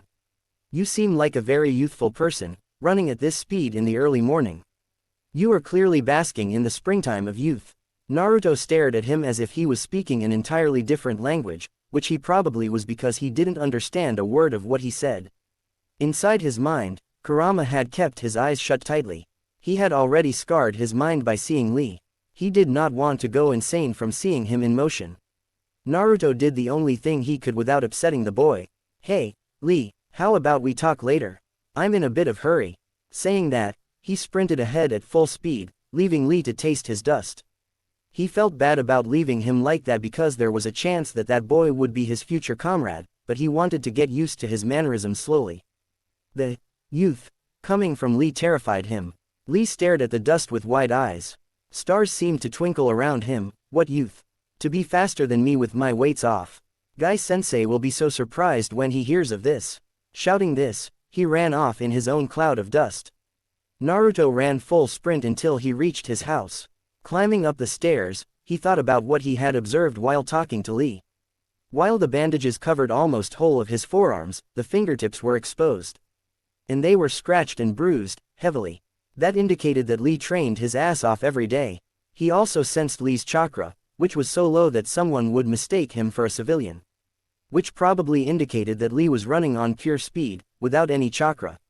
That meant Lee was a pure taijutsu-type fighter.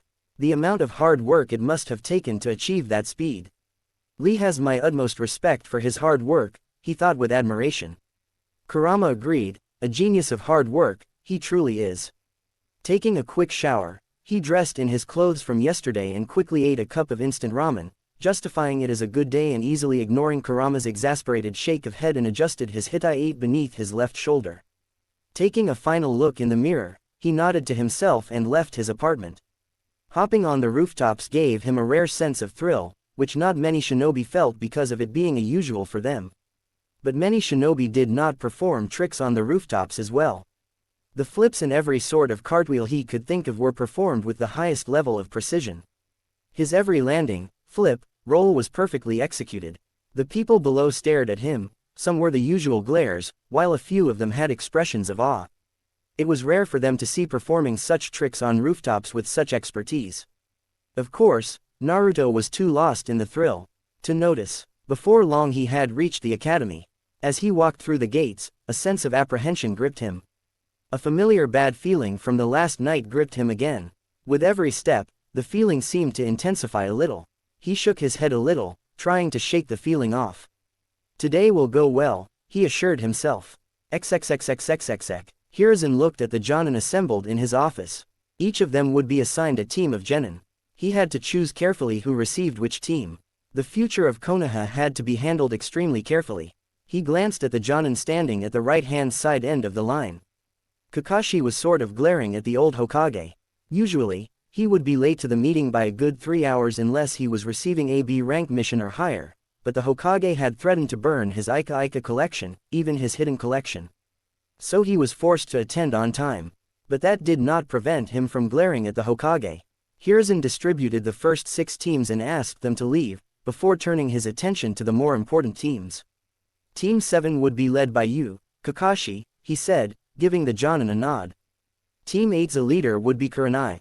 Since Team 9 is still in circulation under Guy, Team 10 would be led by Asuma. Kakashi, stay behind, I have to talk to you. As the other Jonin left, there was a noticeable change in Kakashi's posture.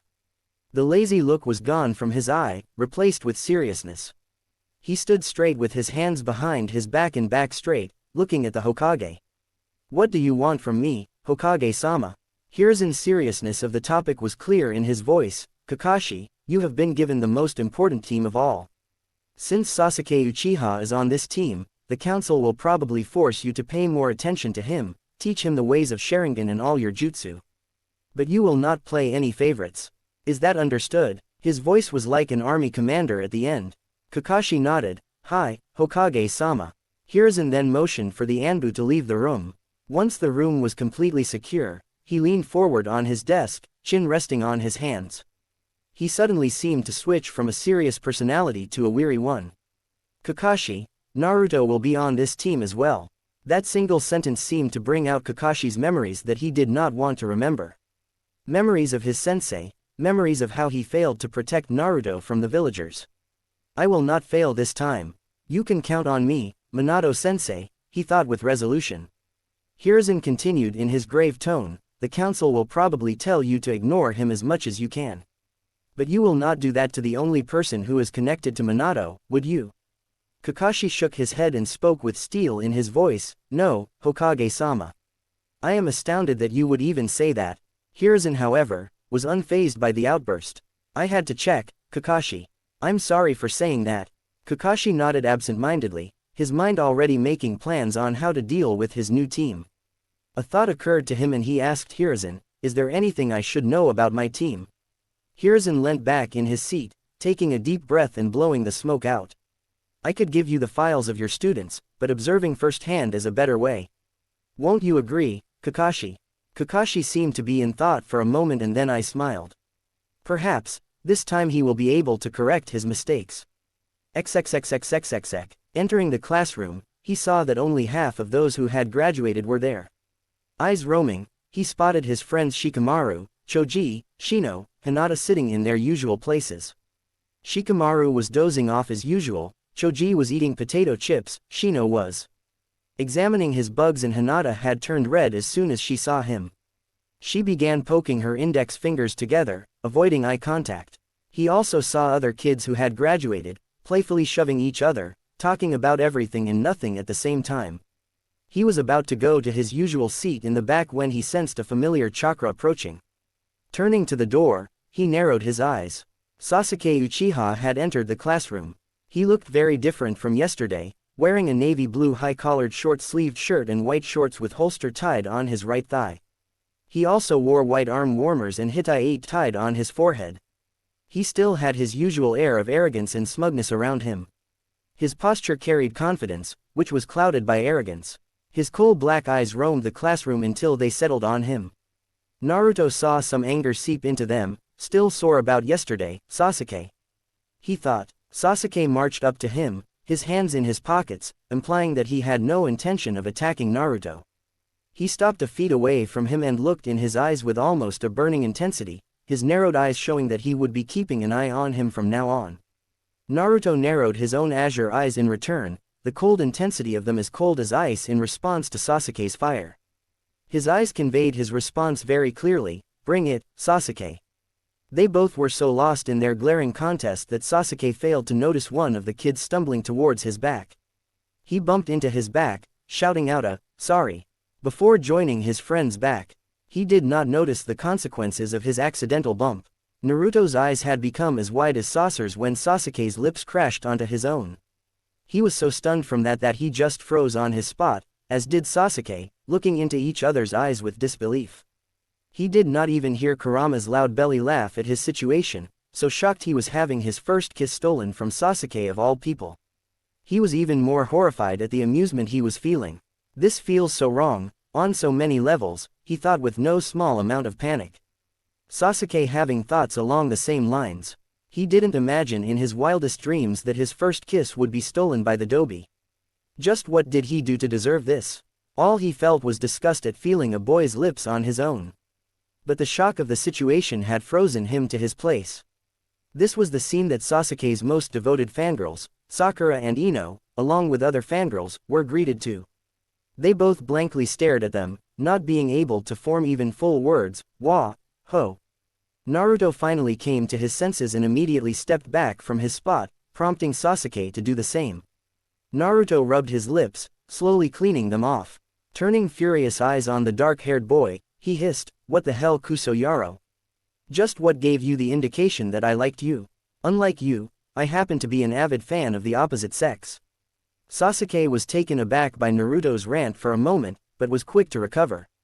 His voice turned downright menacing. Not that Naruto was intimidated, "It was your fault, Dobi," he accused, rubbing his lips furiously. Naruto was quick to snark back, "That's my line, Tem. I'm not the one who suddenly decided to step forward and kiss me." His first kiss went to Sasuke of all people. Oh, the shame. Sasuke stormed to his seat and sat down, slipping back into his daily brooding routine. Naruto silently scoffed and turned away. Just what is so great about that guy? He was about to go to his regular seat when he felt it. It was not killing intent, but it felt like he had done something grievously wrong. Turning around, he almost went pale. All the girls of the class were looking like dogs ready to pounce and kill. "Baka Naruto, how dare you steal Sasuke-kun's first kiss like that?" Sakura and Ino were quick to blame him, with the others following. Kurama was still snickering in his mind and Naruto resisted the urge to sigh. Seeing the Kunoichizes take a threatening step forward, he slid his left leg back, ready to flash step out of here if necessary. He had to find a way to. Everyone settled down. The loud voice of Iruka-sensei was heard in the classroom, but the girls didn't seem to hear it, ganging up on Naruto, who didn't look nervous at all. Iruka saw his favorite student being ganged up on by the Kunoichizes and put a hand on his face in resignation. "Now what did you do, Naruto?" Feeling the need to save his little brother, he activated his big head no jutsu. "Settle down, you brats." The effect was immediate. All the girls were seated so fast they almost looked like they were teleporting.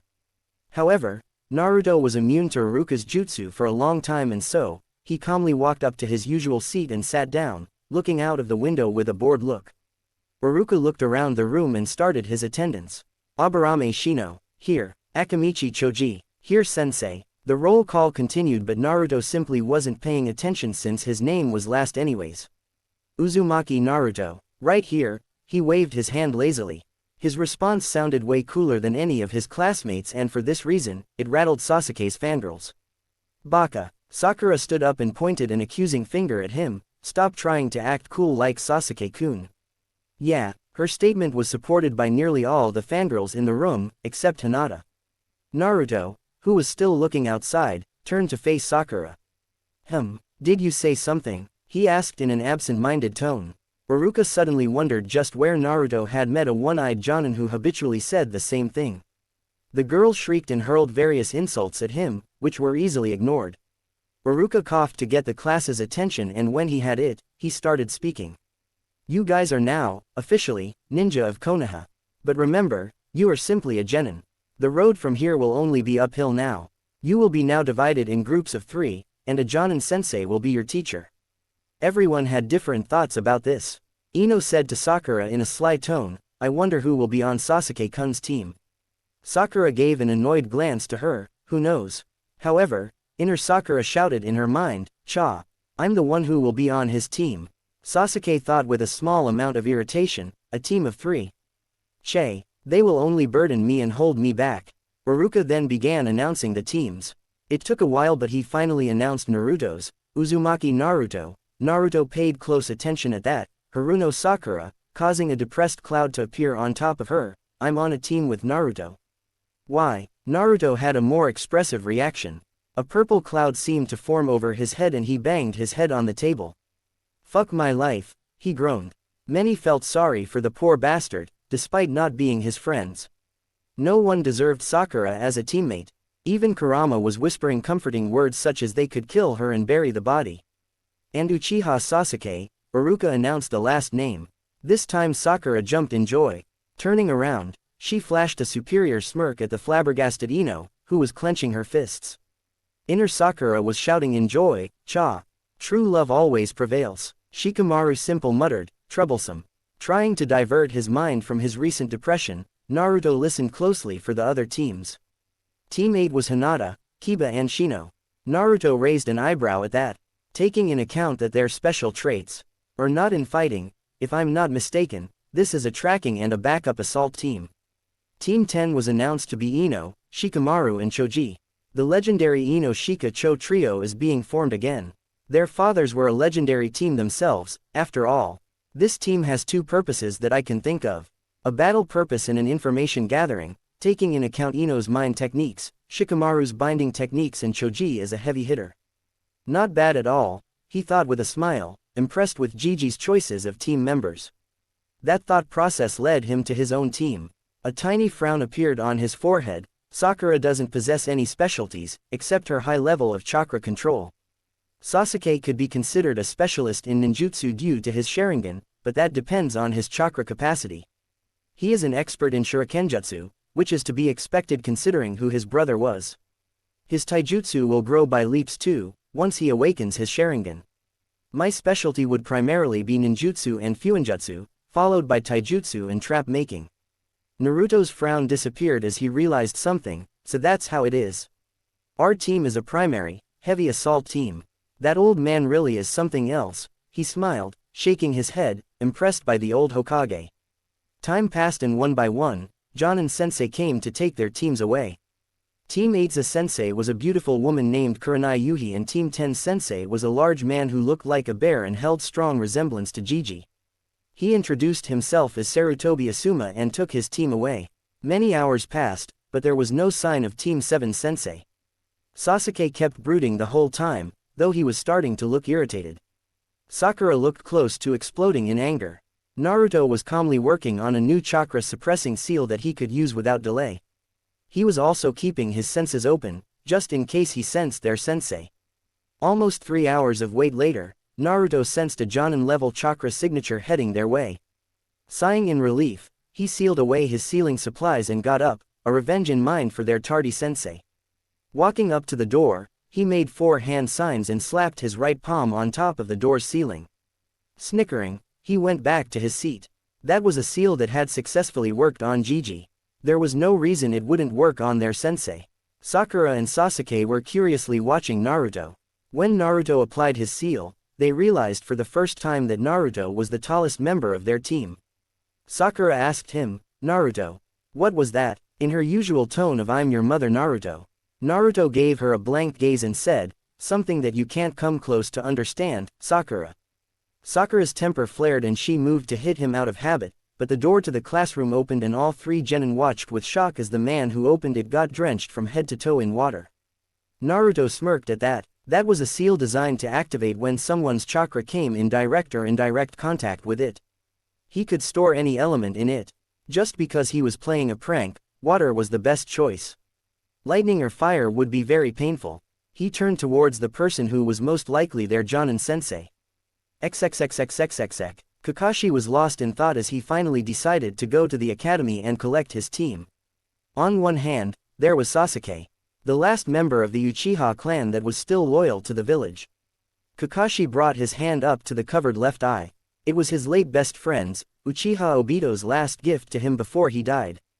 He felt a sort of obligation to his friend to train the last bearer of the Sharingan. On the other hand, there was Naruto, his sensei's son and Kakashi's only remaining tie to his late teacher, the person he had failed to protect from the village's hatred. The Sandaime had made it very clear that Kakashi has until Chunin exams to increase the number of bonds he has in this village.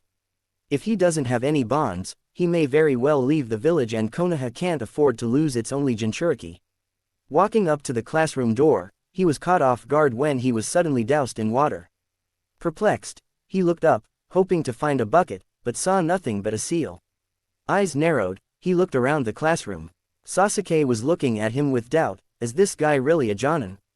Sakura looked apologetic as she bowed. Sorry sensei, it is all Naruto's fault. I tried to stop him. Naruto was simply smirking at the Jonin. With Kurama's help, he had identified the chakra signature as that of Dog, the Anbu sometimes used to protect him. However, Naruto's "I know something you don't" smirk definitely put Kakashi on edge. Kakashi was having his own thoughts about the three. Upon seeing Naruto's smirk, he concluded that Naruto most likely used a seal to play the prank. Turning to Sakura, he thought, Sakura tries to protect herself using excuses. Eyes turning to Sasuke, he saw the boy turn his face back towards the window. Sasuke minds his own business. Doesn't seem to accept the other two as comrades. He sighed internally, there is not a single shred of teamwork in this team at all. Outside, he gripped his chin in a mock-thinking pose and said in his lazy voice, how do I put this? My first impression of you guys, well, you're a bunch of idiots, he finished with an eye smile. He could literally see the cloud of depression over Sakura and Sasuke's head, but Naruto kept smirking in that annoying manner, not at all fazed by Kakashi's insult. Deciding to move on, he said, meet me on the roof in 5 minutes. Kakashi then disappeared in a swirl of leaves. Startled by the sudden exit, Sasuke and Sakura scrambled and rushed to the roof, the latter scampering after the former. Naruto sighed. It was a good thing that he didn't have to hide his skills anymore. Grabbing the edge of the window, he swung his feet onto the wall and leisurely walked up it. Kakashi was as usual, buried nose deep in his porn when he felt it. Looking down curiously, he contained his surprise on seeing Naruto walk up to him. The boy was displaying a skill that not many people showed before graduating. Yo sensei, Naruto waved with a smile. Kakashi had nothing to say so he waved back, yo. It really made him feel like an idiot. Naruto walked past him and sat down on the steps in front of Kakashi. Just as he sat down, Sasuke and Sakura burst through the door, eyes widening when they saw Naruto had already reached ahead of them and was sitting nonchalantly. Sasuke's eyes narrowed. How did the Dobi reach ahead of me? Now that I think about it, I didn't see him following me and Sakura. So how did he get here? Sakura was in a similar state of surprise, but did not think much of it. She immediately sat down beside Sasuke, hearts in her eyes. Kakashi closed his book with a snap and said in his ever-lazy tone, all right, why don't you introduce yourselves? You can start first, Tinkerbell. Sakura scowled at Tinkerbell, and spoke up, why don't you go first and show us how it's done, sensei? Kakashi pointed a finger at himself, me. My name is Hatake Kakashi. I have many likes and dislikes. My dreams are none of your business, and you are too young to hear my hobbies. He finished and glanced at Sakura, motioning to continue. All the three genin sweat dropped, all we learned was his name. Sakura began speaking, I am Haruno Sakura. I like, she glanced at Sasuke and blushed, my hobbies are, she blushed harder, my dream is, she squealed this team, making Naruto shake his head in disgust. Sasuke showed no reaction. Kakashi asked, dislikes. Sakura was quick to scowl, Ino Pig and Baka Naruto. Kakashi thought with a resigned sigh, I just had to get a fangirl. He motioned Sasuke to begin, you next, Emo. Sasuke scowled like Sakura at the nickname, but spoke, Uchiha Sasuke. I have few likes and many dislikes. I have a dream, no, ambition to kill a certain man and restore my clan. Sakura was looking at Sasuke with hearts in her eyes and thinking, Sasuke-kun is so cool. Naruto was thinking, doesn't he know that to restore his clan he needs girls and for girls he needs some personality? Kakashi had narrowed his eye a little, as I had thought. He motioned for Naruto to begin, you next, Blondie. Naruto was not at all offended at his nickname and spoke with a small smile, the name's Uzumaki Naruto. I like ramen and spending time with Iruka-sensei. I dislike the 3 minutes it takes for ramen to cook. My hobbies are training and experimenting with Fuinjutsu. My dream, his smile became a full-blown grin, is to become the strongest Hokage ever. Kakashi smiled slightly, his hobbies are a bit unusual, but he has certainly grown up in an interesting way. He then said, all right, all of you are unique and have your own ideals. We will start our duties from tomorrow. But there is something that the 4 of us have to do first. The deadpan in his voice was unmistakable. Naruto tilted his head ever so slightly, what would that be, sensei? Survival exercise, Kakashi replied seriously. But we already did enough of it in the academy, sensei, Sakura said with a frown. Kakashi chuckled, this time, it's different because I'm your opponent. What's so funny? Sasuke asked, a little irritated. It's your reaction you hear this, of the 27 graduates, only 9 will be made genin. The rest will go back to the academy. As a matter of fact, the failure rate is over 66%. As Kakashi predicted, everyone's eyes went wide at that, Sakura going as far as to gaping. Kakashi laughed and said, told you you'd freak out. Naruto then deduced with narrowed eyes, then it is quite clear that the graduation test was just to select those who have the potential to become genin, isn't it? Kakashi raised an eyebrow, that was quite perceptive of him. Looks like you have a lot of secrets, Naruto-kun. He easily ignored Sakura shouting at Naruto for trying to act cool like Sasuke. Anyways, meet me on training ground 7, tomorrow morning 5 o'clock. Skip breakfast if you don't want to throw up. He vanished in a leaf shunshin after that. For a while, none of them moved, thinking of the man's advice. Naruto got up first, walking over to the railing. He prepared to leap over, but stopped, turning around and asking, hey, you want to come and have lunch, get to know each other since we are teammates now. Sasuke snorted in disdain and walked away, Sakura following him like a puppy. She followed Sasuke's lead and shouted, yeah right, like anyone would want to eat with you, loser. She then engaged in her daily habit of asking Sasuke for a date. Kurama was smirking, she's the one to talk about weak. Naruto simply replied, it's not worth wasting our thoughts like that, Kurama. Besides, at least I tried. It's always the thought that counts. He leapt over the railing and sprinted to his usual training ground to do his training for the day. Perhaps he could even find Anko and persuade her to spar with him.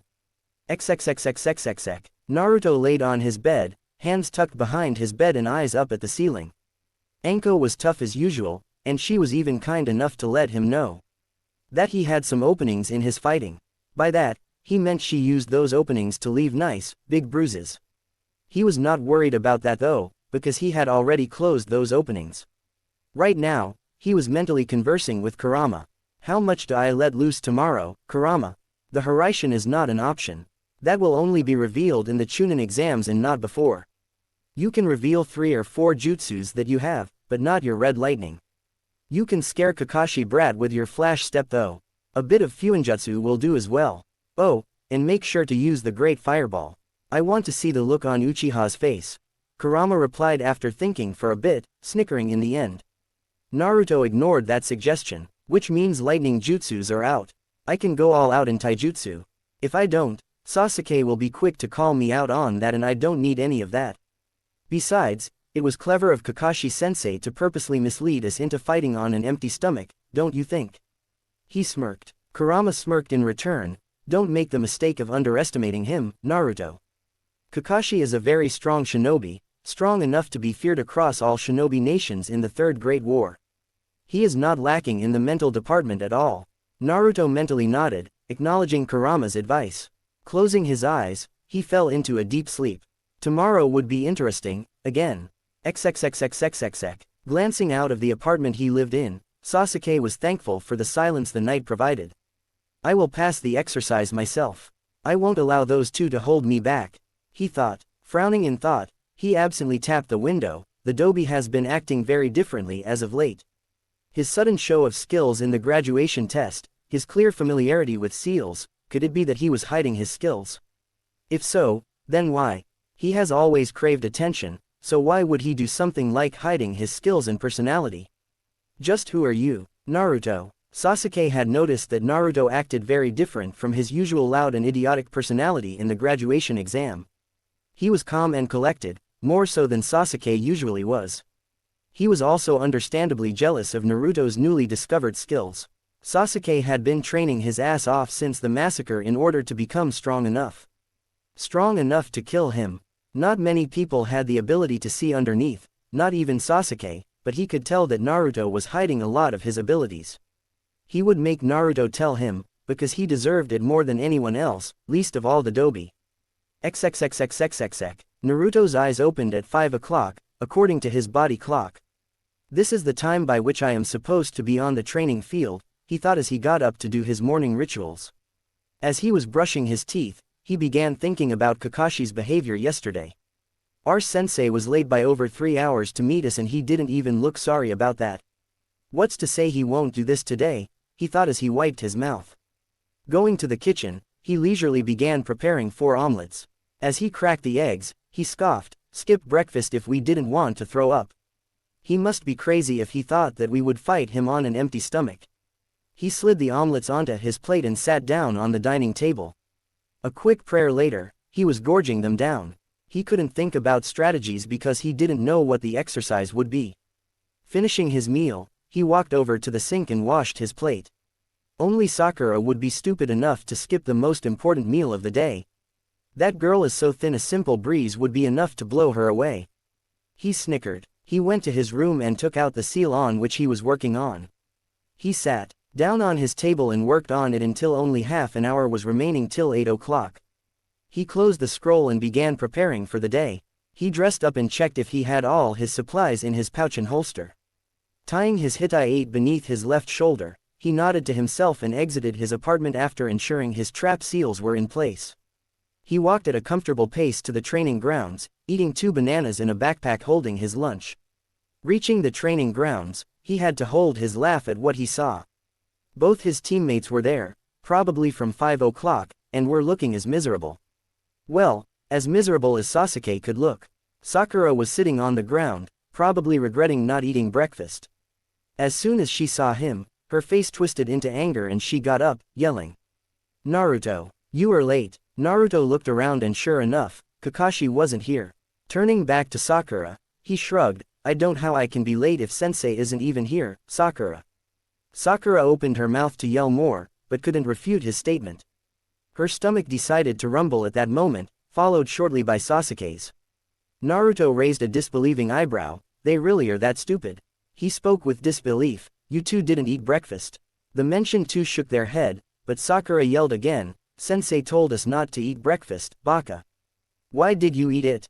Naruto glared at her, causing her to flinch, I'm standing right here, Sakura. There's no need to yell.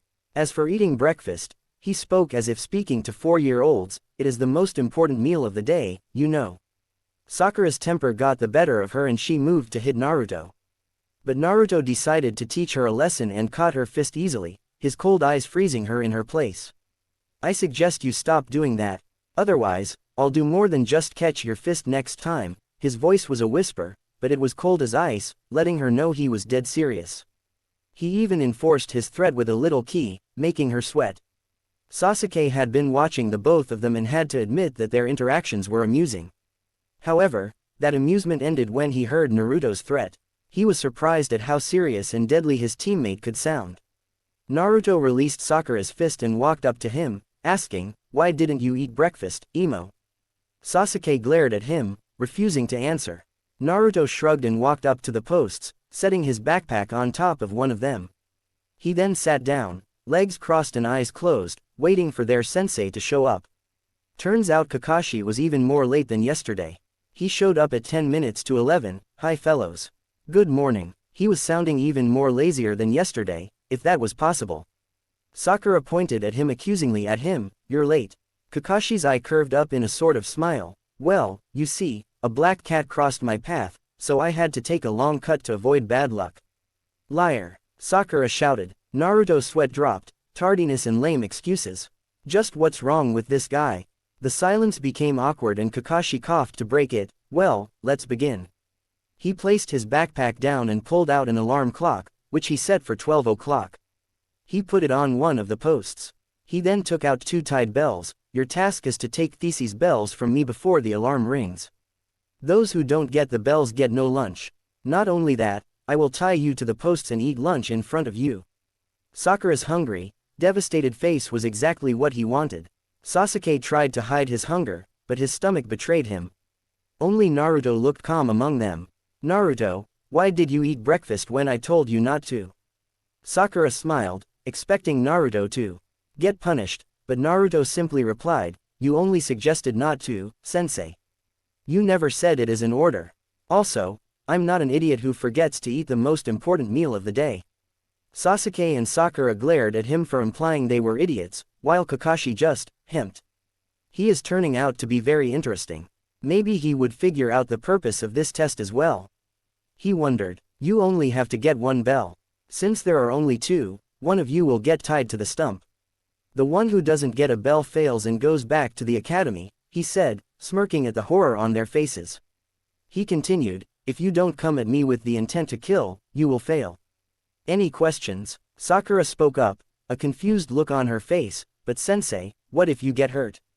Naruto snorted at that. Kakashi was a freaking jonin. They would be hard-pressed just to harm a hair on him. Kakashi almost laughed out loud but managed to rein it in. "Don't worry, I won't." "All right, begin." The 3 of them jumped out of sight. Kakashi then tied the bells to him and took out his Ika book. They've hidden well. A shinobi should be able to hide from his enemies. Now to wait for one of them to attack, Kakashi thought as he kept his eyes on the book. XXXXXXX. He's got to be kidding. I've only ever seen 4-man cells.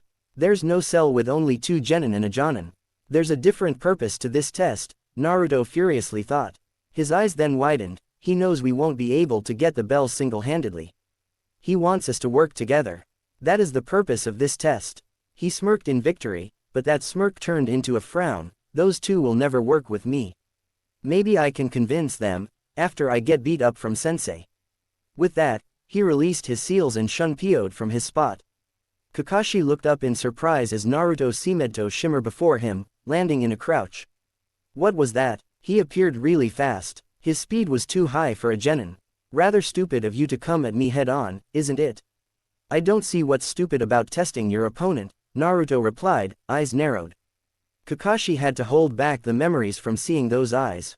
So much like sensei. He was almost caught off guard when Naruto disappeared, reappearing in front of him, leg extended in a kick. That was easily low jonin level speed. And how the hell does he move that fast? He frantically thought as he blocked the kick. He winced. He hits hard as well. Kakashi was forced to put away his book as Naruto's movements were too fast. But Kakashi wasn't a jonin for nothing. He easily began countering Naruto's attacks, mentally admiring his fighting style. His movements are fast, not giving the opposition enough time to think. The strength in his attacks might even reach mid-chunin level. Not many openings to exploit too. His attacks are also quite unorthodox. Very interesting style, like he almost seems to know where the attacks are coming from. He applauded mentally as he ducked and blocked a 3 roundhouse kick combo that he knew wasn't a part of any style he knew, and he knew a lot of them. You're good kid, but not good enough. He grunted as he used the momentum of the spin kick coming towards his face. He caught Naruto by the ankle and threw him into the pond. He missed Naruto's smirk as he entered the water. He threw me into the water. Perfect, Naruto thought as he made a half ram seal with his left hand and slowly released his breath. The air surrounded his body like a sort of bubble. He floated up until he was just underneath the surface. He then threw 2 shuriken at the Jonin. Kakashi didn't even need to look to catch them. But he was unprepared for what came next. Suiten. Tsukasari no Jutsu. Water. Style. Water chain jutsu. 5 chains of water erupted from the water and wrapped around him with surprising speed. Requiring only 1 seal due to his high water affinity, this jutsu was very easy to use. Suiten ninjutsu, how does he know that? Shock filled his whole being. Naruto jumped out, spinning once midair to increase the momentum behind his punch, which only connected with a log. Kawarimi huh? Kakashi walked out from behind a tree 100 feet away, eye smiling. Nice try. You are definitely Chunin material Naruto, but you will have to try harder to get the bell. Naruto made 3 hand seals, Futen, Tappa. Wind style. Breakthrough. A strong gust of wind blew towards Kakashi, who simply leapt to the side to avoid it. Wind manipulation. How does Naruto know all these jutsus? A strong jutsu, but useless if I can avoid it, Kakashi rebuked. His eyebrow rose up in confusion when Naruto threw a single kunai at him. Is that supposed to hit me? He lazily asked as he just tilted his head to avoid it. He was not prepared for Naruto to appear behind him, replacing himself with the thrown kunai. Kakashi turned around, but it was too late. Wah! Naruto slashed at the bells with a kunai in his right hand, eyes widening in surprise when one of them separated. Now's the chance. He allowed his body to spin clockwise, his left hand grabbing the separated bell and right foot kicking out to Kakashi, who blocked it with his hands. But Naruto simply used the force of the kick to jump back onto a tree, using Shunpo to retreat into the woods. XXXXXXX. Sasuke and Sakura were shell-shocked. They were not expecting Naruto's taijutsu to be this good. He was matching their sensei strike for strike, even adding his own attacks. The speed of his movements was something not even Sasuke could match. His form of movement was also noticed by the duo, inducing jaw-dropping shock. The show of ninjutsu and snatch of a bell was the last straw for Sasuke. How does Dobi know a style such as that? How did he achieve that level of speed? How does he know those jutsu? I should be the one to have those, not him. He raged in his mind, fists clenched. Sakura had still not recovered from the shock that was Naruto. Naruto was never this good at the academy. How did he manage to get a bell? It was then her fangirlish ways took over. If Naruto can get a bell, then Sasuke-kun can definitely do it. Not once did she think about herself. Kakashi stood in shock over what happened. An academy graduate, who was said to be the dead last of his class, not only managed to catch him off guard, but also managed to get a bell. Not to mention the said dead last knew Futen and Suiten ninjutsu, high Chunin level taijutsu with low Jonin level speeds. He, Hatake Kakashi, copy ninja, caught off guard by a simple kawarimi. Naruto himself was shocked at his success. Even he didn't expect to get a bell this way. Then again, Kakashi most probably wouldn't expect an academy graduate to pull of a seal-less kawarimi. That was nothing more than a stroke of luck. In a straight fight, I would be dead already. But since when do shinobi fight fair? He thought, the excitement slowly leaving him, allowing cognitive thoughts to take place. I should probably seek out Sasuke and Sakura, maybe convince them to work together. But my plan was to get beat up, not to get a bell. Sasuke would never listen to me now, which by extension, also includes Sakura. Damn it, damn it, damn it. He cursed. It never hurts to try. The worst that will happen is that you will fail to convince them, Kurama encouraged him. Naruto thought about it a bit and reluctantly agreed with him.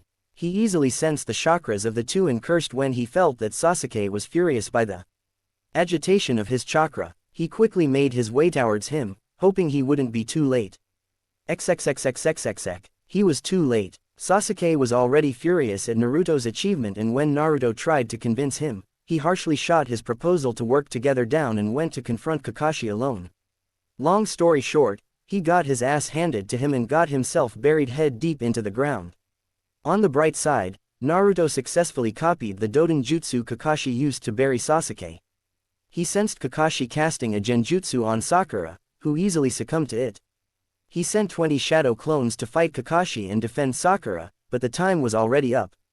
Sakura hung her head in shame as she was the one tied to the post while Naruto and Sasuke sat beside her. Sasuke was angrily glaring at Naruto, who was watching his sensei. Kakashi looked at the kids, shaking his head in disappointment. Only Naruto managed to get a bell. But that doesn't mean that you passed, Naruto.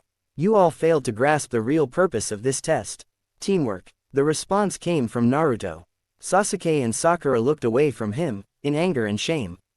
Naruto tried to convince them to work together, but they didn't listen to him, because who did? Kakashi raised an eyebrow, a little late to realize, don't you think? Naruto gestured towards his teammates, they knew it. You can ask them that I tried to convince them to work together. But I already knew from the start that I would be shot down. Kakashi thought, he figured it out, and even tried to execute it, but knew he would be shot down.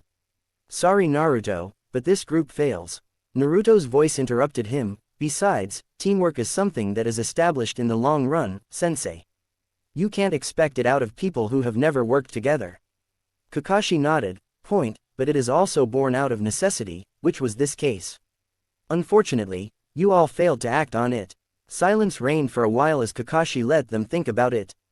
Then he spoke, I'll give you all one more chance after an hour. If you fail even then, quit being shinobi. He harshly told them, the world of shinobi is not a playground for children. Be ready, and no one feeds Sakura lunch. He walked away after that, presumably to run an errand. Naruto easily sensed him hiding behind a tree, even though he was suppressing his chakra. He shook his head and turned to offer his lunch to Sakura, who blinked in surprise. Naruto, sensei said, it's fine. I don't sense him anyways, Sasuke said as he too, offered Sakura his lunch. She gratefully nodded at him and ate, ignoring Naruto completely. Naruto shook his head and was about to dig in when he felt a sudden surge of chakra. Kakashi appeared before them, furious as hell. I told you not to feed her. Are you ready to face the consequences? The clouds suddenly seemed to gather and sounds of thunder could be heard.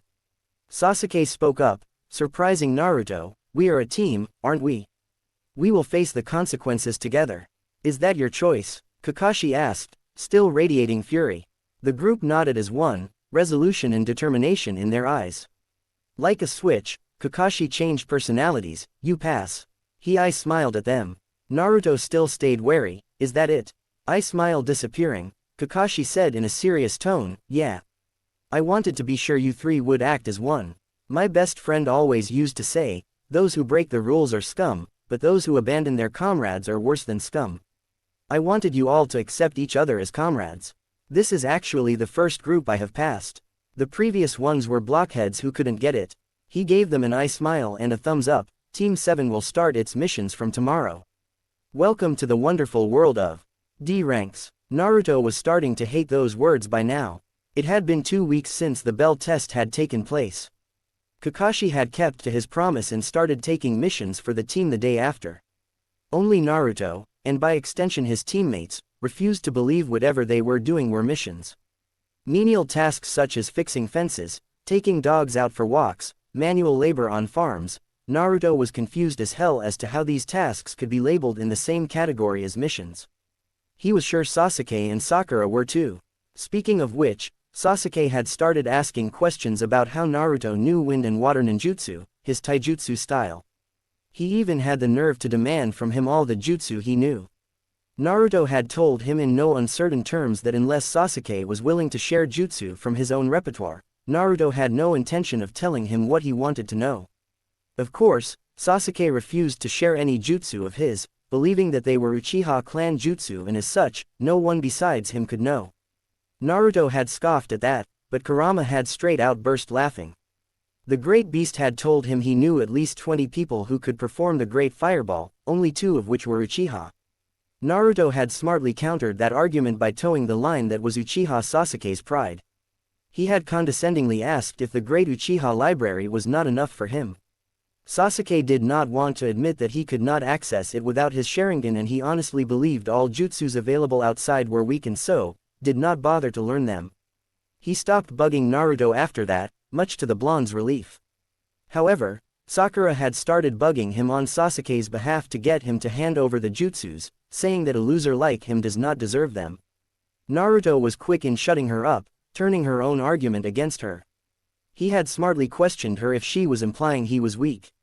Sakura, unaware of what she was putting her foot into, scoffed and replied that she was not implying, she knew he was weak. After that, everything went smooth like butter. Naruto replied that if he was weak, then by extension, the jutsu he used were also weak. And Sasuke wouldn't love Sakura if she handed him weak jutsus, right? Sakura had adopted a worried frown at his question and seemed to come to the conclusion that he was right. She did not once question why Naruto accepted himself as weak, which was opposite of what he had displayed in the bell test. Regardless, after mocking him some more, she went back to Sasuke, who ignored her as usual. Kakashi-sensei was also onto him, but he was a lot more cautious in his approach. He subtly framed his statements such that Naruto would have difficulty in avoiding the correct answer. But Naruto knew that if it got out he had received training from an early age, Sasuke might throw one of his tantrums, which would then result in the civilian council removing him from the ninja program. No thank you. Naruto, while subtle talking was not one of his strengths, decided that he would avoid talking to Kakashi outside of missions and training. Speaking of training, Naruto tried out the taijutsu simulation his father left for him. Needless to say, he was excited as hell when he fought the first level. And he was more than surprised at how difficult it was. He may have reached a level in his resistance seals that actually permits him to try all 7 levels, but only the first level's victory came at the cost of some very impressive bruises. It taught Naruto that his taijutsu, while very good, was not good enough. He increased the resistance on his body, believing if he was faster, he would be better. He tried the second level after a week and was pleased to note that the number of bruises he got were significantly less. A sign of improvement. He also learned a water and a lightning jutsu as well. A very interesting thing he learned about his red lightning was that it was very versatile and easy to use. He could mold it into anything with ease, almost like it was an extension of his body. But enough of that. Right now, they were on a mission. A mission Naruto had absolutely no problem in failing. The mission to capture Tora, the feudal lord's wife's cat. It was a mission that always managed to give Naruto goosebumps. He could swear on his ramen that the old man was a sadist. He could see the joy at their pain in his eyes every time the mission to capture the blasted cat was handed out. So far they had already caught it 5 times. This was the 6th, and he was ready to tear his hair out. This is Kakashi, everyone copy. Sakura here, copy. Sasuke here, copy. Naruto here, copy. Does everyone have eyes on target? Naruto responded, I have clear eyes on target. Just waiting for the go. Alright, go. A flash step later and Naruto had Tora secured in his arms. She was thrashing around, but he could care less. Got him, Kakashi-sensei. Turning to the cat, he pressed 2 fingers onto the cat's forehead and removed them, revealing a kanji for sleep. Tora fell asleep instantly. His teammates landed beside him, irritated expressions on their face which Kakashi expertly ignored and asked Naruto through radio, does it have the red ribbon on the right ear? Surprisingly, it was Sakura who replied, yes, red ribbon is there. Can we go now? Naruto couldn't fault her for being so infuriated. He looked over to Sasuke and saw him return to his normal brooding expression, but his clenched fists told otherwise. Kakashi landed beside his team, eyes scrunched up in that annoying eye smile of his. Well done Team 7, capturing Tora is a success. Naruto quietly mumbled, again. He seriously wanted to start doing actual missions. XXXXXXX. After they returned to the mission hall, Kakashi asked for another D-ranked mission, much to his team's protests. The Sandaime scrolled through the missions. Let's see. There is a fence that needs painting, weeding to be done, dogs to be walked. How about a real mission this time, Gigi? Like AC rank, he asked the Hokage, tired of doing the chores these people called missions. Sakura was quick to scold Naruto, Naruto. Show respect to Hokage-sama. Surprisingly, she didn't try to hit him. Must have scared her back there, he mused. Naruto. Baruka spoke with a frown, you can't demand missions like that. Genin teams have to do D-rank missions for 2 to 3 months before they get qualified for C ranks. And even then they're Jonin-sensei. Hiruzen cut Baruka off with a gentle chuckle, it's okay, Sakura-chan.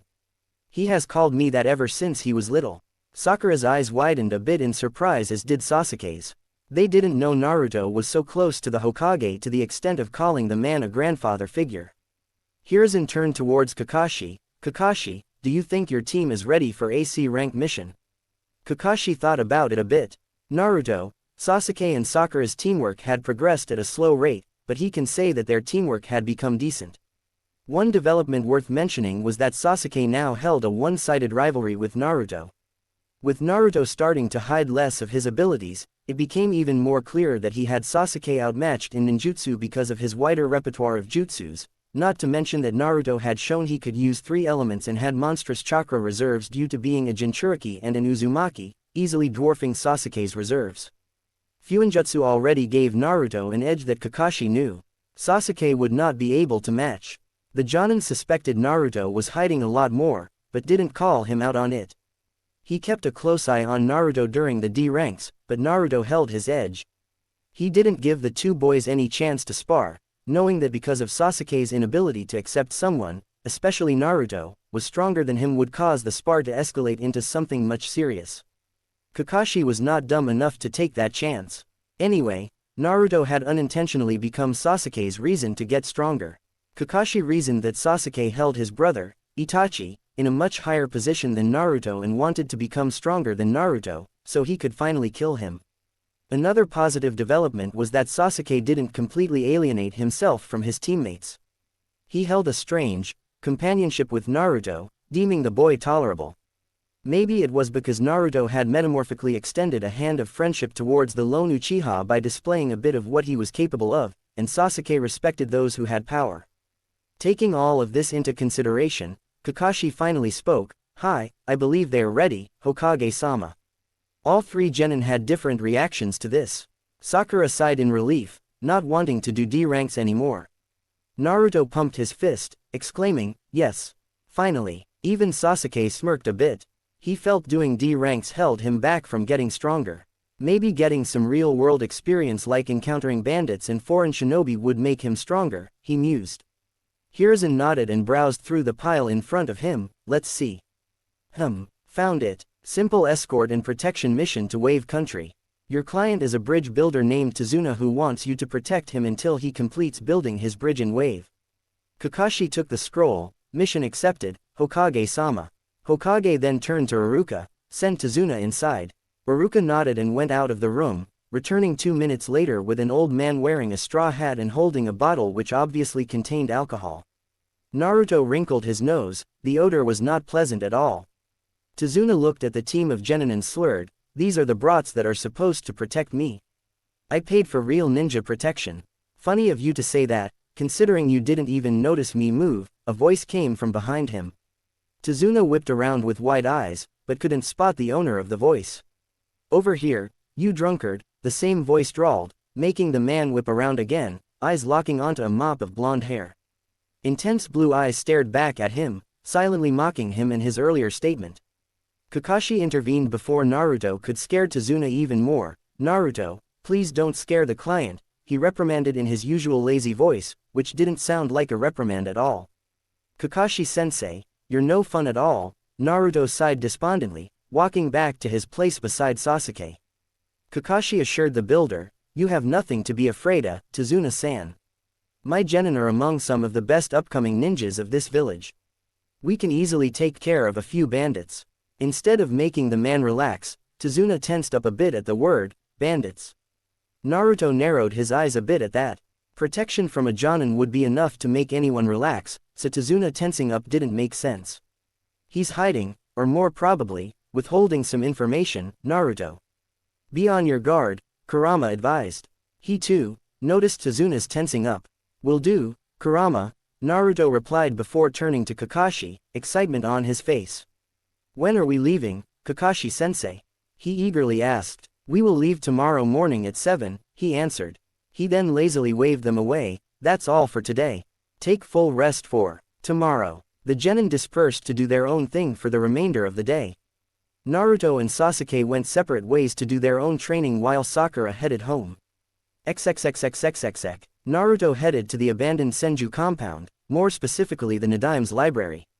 He figured that this C rank might take them 2 to 3 weeks, so he might as well collect 2 jutsu scrolls to learn in the meantime. Browsing, he picked up a Suiden and a Fuden scroll. Suiden. Suidana, water style. Water severing wave was a powerful A-rank jutsu. After infusing chakra in your stomach and then converting it to water, the user spit the water out in highly pressurized, razor-sharp jets of water, sharp enough to cleanly cut through rock and barks of thick trees if used perfectly. Naruto was pleased to note that like all sweetened jutsus he had learned from the library until now, this one had two types of learning as well. One for a normal water user, another for a user who had extremely high affinity like Tobirama, who could perform the most complex water techniques with only one hand seal. Fuden. Kei's Gyorai no Jutsu, Wind Style, Wind Torpedo Technique. A powerful C-rank jutsu that Tobirama himself created keeping explosive tags in mind. I'm starting to think our esteemed Nadaime was a man obsessed with explosives, he thought as he read on how to perform the jutsu. After infusing wind chakra in your lungs, it is expelled as a highly explosive ball of wind, near invisible. Upon contact, it will explode with the force of 2 standard explosive tags. It required 3 hand seals of ox horse snake. Should be enough to last this mission, he mused as he exited the library. Extending his senses, he checked if anyone was nearby. Finding no one, he shrugged and simply flashed into his apartment. He had no idea what he was in for in this mission. Naruto woke up at his usual time of 5 o'clock, refreshed and recovered from yesterday's training. He got up from his bed, rubbing his eyes a bit. Walking to the bathroom, he finished his morning rituals and almost put on his regular running clothes, before remembering that he had a C-rank mission today. He shook his head and just put on a lower and shoes. He opened the door to his balcony and breathed the fresh, cool morning air. He shivered once as the air hit his bare upper body, but soon adjusted to it. He flipped onto the roof and began a series of stretches to simply warm his body up. Wouldn't want to exert too much today before the mission, he thought as he stretched every part of his body. With that being the last thought, he emptied his mind and enjoyed the silence that the village experienced in the early mornings before it began its daily chaos. After 1 hour, he had sufficiently warmed up his body and decided to have breakfast before heading to the gates. Making a half-ram seal, a shadow clone popped into existence, already knowing to make breakfast. It flipped his way into the apartment and into the kitchen while Naruto sat there, simply taking in the peace for a few more minutes. Kurama, in your ridiculously long life, have you ever taken time to breathe and admire the sunrise? What brought this on, brat? Kurama's voice was a bit laden with sleep, signifying that he was napping as usual. Naruto shrugged, just asking. Despite what people tend to think about me, I don't rampage all the time, you know. Even I take time to appreciate the simply joys of nature, he grumbled. Naruto lifted an eyebrow. Wow, people really don't understand you as well as they think they do. Kurama nodded mentally before shooing him away. Now go away, let the me rest in peace, he said, cutting off their conversation. Naruto shook his head. He must have a passionate hobby of sleeping which he adheres to like anything. He flipped himself back into his apartment, walking to his bathroom to freshen up. 10 minutes later, he was eating 4 scrambled eggs, all the while mentally compiling a list of what he should take with him. He created a shadow clone to clean up while he got ready. He dressed up as usual and sealed up whatever supplies he would need in a large sealing scroll which he brought from the Higurashi weapons shop. The folks over there didn't up the prices for him. He was considering selling his ideas for a modified explosive tag over there in exchange for a discount on his future purchases and a bit of secrecy. After all, he also needed those in the future. After double-checking everything, he picked up his scroll, slung it around him and walked out of his apartment. He activated the trap seals which he had designed himself. While he knew no one had any reason to come to his apartment, he couldn't help but create them, just to test himself. With that, he flashed the Hiraishin seal on top of the gates of Konoha. XXXXXXX. Kakashi, Sakura and Sasuke each had different thoughts concerning this mission. Kakashi didn't lose his sleep over it, figuring this would be a normal C-rank mission. Truthfully, he didn't think his team was ready to take on a C rank. While Naruto and Sasuke had established a sort of friendship, this would be the first time their coordination would be tested. Naruto was clearly skilled. His taijutsu was between Mi Chunin to High Chunin level, but Kakashi suspected Naruto had some sort of seal, probably weight or resistance, on his body to increase his overall speed and strength. Naruto hid it well, but the occasional stumble in places where there was no reason to stumble gave him the idea of speed and strength increasing seals. Naruto already had an effective arsenal of jutsus at his disposal. Kakashi deduced that Naruto must have very high chakra control to perform the jutsus that he did. While he only witnessed them in the bell test, he saw enough to put together that Naruto had no problem in ninjutsu. He also knew that he didn't have to worry about Naruto succumbing to chakra exhaustion, considering his status as Jinchuriki of the Kyuubi and an Uzumaki. Fuinjutsu was a branch of the ninja arts that not many chose to explore, considering how complex and vast it was. However, Naruto had already shown his proficiency with seals. It wasn't hard to believe that Naruto would use seals, knowing who his parents were. Sasuke was also skilled, but outclassed by Naruto. The boy had a loner personality, but had mellowed a bit in the last 2 months. Kakashi knew that the credit went to Naruto, who knew exactly how to push the Uchiha's buttons and had somehow created a bond of friendship between them. The boy's taijutsu was good, but he could only go so far without the Sharingan. Kakashi didn't worry about it, knowing that once Sasuke awakened it, he would close the gap between him and Naruto. While the Sharingan was an excellent tool to use for ninjutsu, it really depended on the size of the person's chakra reserves. And he didn't even need to speak about Sasuke's proficiency in using ninja tools. Sakura was perhaps the only problem in Team 7. Her actions leaned more towards an obsessed fangirl than a kunoichi focused on her career. She would always be asking Sasuke out for dates, leading Kakashi to consider if the girl only became kunoichi to get close to Sasuke. She wasn't physically strong, did not know any useful jutsu, proficiency with ninja tools was mediocre at best and tried to make others feel bad to make herself feel better, as was the case with her and Naruto. Thankfully, Naruto seemed to be well versed in the art of ignoring Sakura. The only good thing about her was that she had excellent chakra control and intelligence, but that was of no use to her if she couldn't find a way to apply it on the battlefield. He had only taken this C rank to show his team that the ninja world wasn't as easy and forgiving as it seemed. They hadn't even experienced their first kills, though that could change if they came across bandits. Sasuke had his normal, neutral expression on his face as he walked to the gates for his mission. His thoughts, however, were anything but neutral. Sasuke couldn't understand Uzumaki Naruto, no matter how he tried. Every time he thought he had figured Naruto out, the blonde would seemingly switch angles and leave Sasuke confused again. At first glance, he gave off the impression of a clown, but that quickly changed on the day of the graduation exam. Since then, Sasuke kept a close eye on Naruto.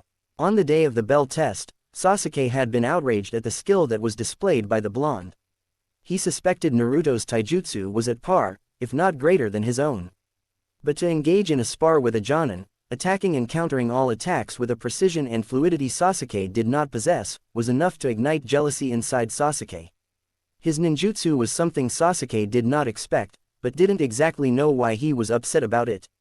So he didn't think much about it.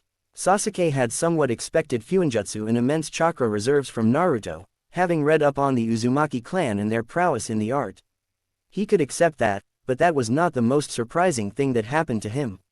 He had thought that Naruto would hold a grudge against him for how Sasuke treated him at the academy, but instead of giving him the same treatment, Naruto had extended a hand of friendship towards him, telling him that he was willing to put aside the differences between them in order to work together. At first, Sasuke had refused, firm on his belief that he will be only held back. But Naruto persisted, to the point that Sasuke agreed if only to get him to shut up. And it was, all right, to work with him. Naruto invited him to occasionally have ramen with him at Ichiraku's. Sasuke had accepted every time, desperate to piece together the puzzle of Naruto. They usually talked about their training schedules, more like Sasuke wanted to know how Naruto became so strong. They talked about their childhoods, surprising Sasuke just how similar they were. Sometimes, they just complained about Sakura, with Naruto rambling and Sasuke pitching in every 5 minutes. And the weird thing about these meetings, it became easier to talk to him every time.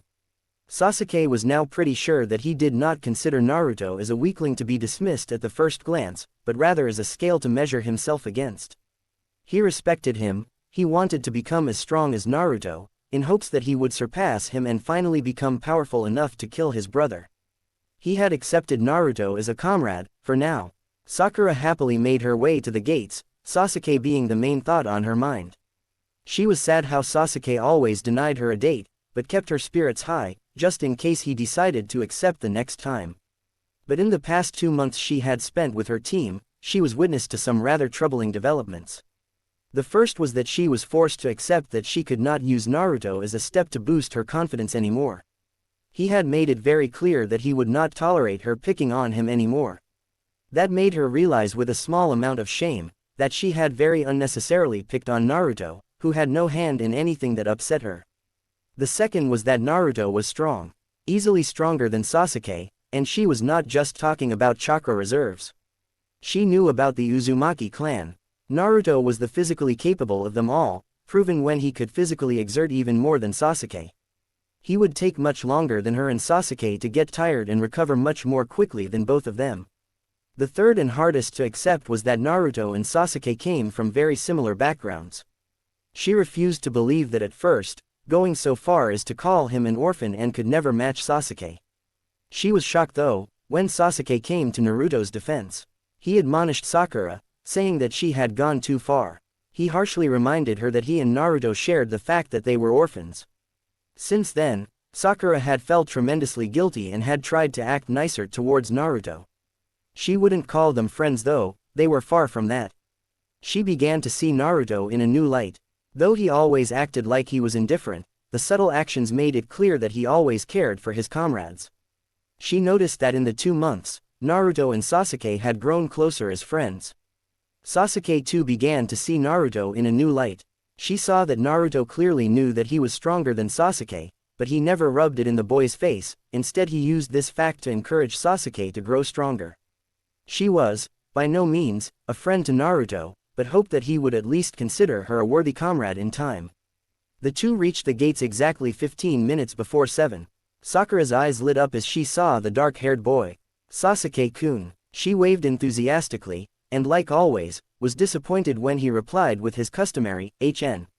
Sasuke looked around, trying to find Naruto. Perhaps this mission may force Naruto to reveal what he is hiding from us, he thought. A hand fell on his shoulder and he barely caught himself from yelping. Instead, he turned his head back as calmly as he could to see Naruto's smirking face. Sasuke tried to play it cool, but knew Naruto had already seen his moment of weakness. Before he could do anything else, Naruto chuckled and patted his shoulder. "It's okay, Sasuke. Even Anbu would be hard-pressed to detect me in the middle of my pranks." Sasuke raised an eyebrow at that, silently waiting for Naruto to elaborate, but he didn't. Naruto simply leaned against the wall, waiting for their sensei. Sakura had a confused expression on her face. "Naruto, why don't you have a backpack like me and Sasuke-kun?" Naruto replied, "Well, for one, sealing scrolls are just more practical to use. It takes time to take of your backpack, and rummage through everything to find what you need. All you need to do in a sealing scroll is unroll it, push chakra into the required seal and voila. So much quicker than backpacks, don't you think? Also, I modified this scroll to suit my needs. I trust my creation more than anything else." "That's an interesting outlook, Naruto." The three genin turned around to see Kakashi and their client coming. Tazuna was still drinking, but he didn't seem as drunk as he was yesterday. Kakashi looked at Naruto. "While your logic isn't wrong, it is a bit unconventional for shinobi to use sealing scrolls instead of backpacks. However, if it works for you, I have no problem with it," he finished, shrugging in the end. Turning towards his other two students, "Are you two ready?" Seeing them nod, he turned to their client. "Let's go, Tazuna-san." XXXXXXX. They had left the gates over 4 hours ago. 4 hours of tortuous silence. While Naruto appreciated silence, 4 hours of traveling with someone and not talking at all felt really awkward. He would talk with Tazuna, but nothing came to mind about what to talk. Talking with Kurama wasn't an option, the fox was easily snoring away.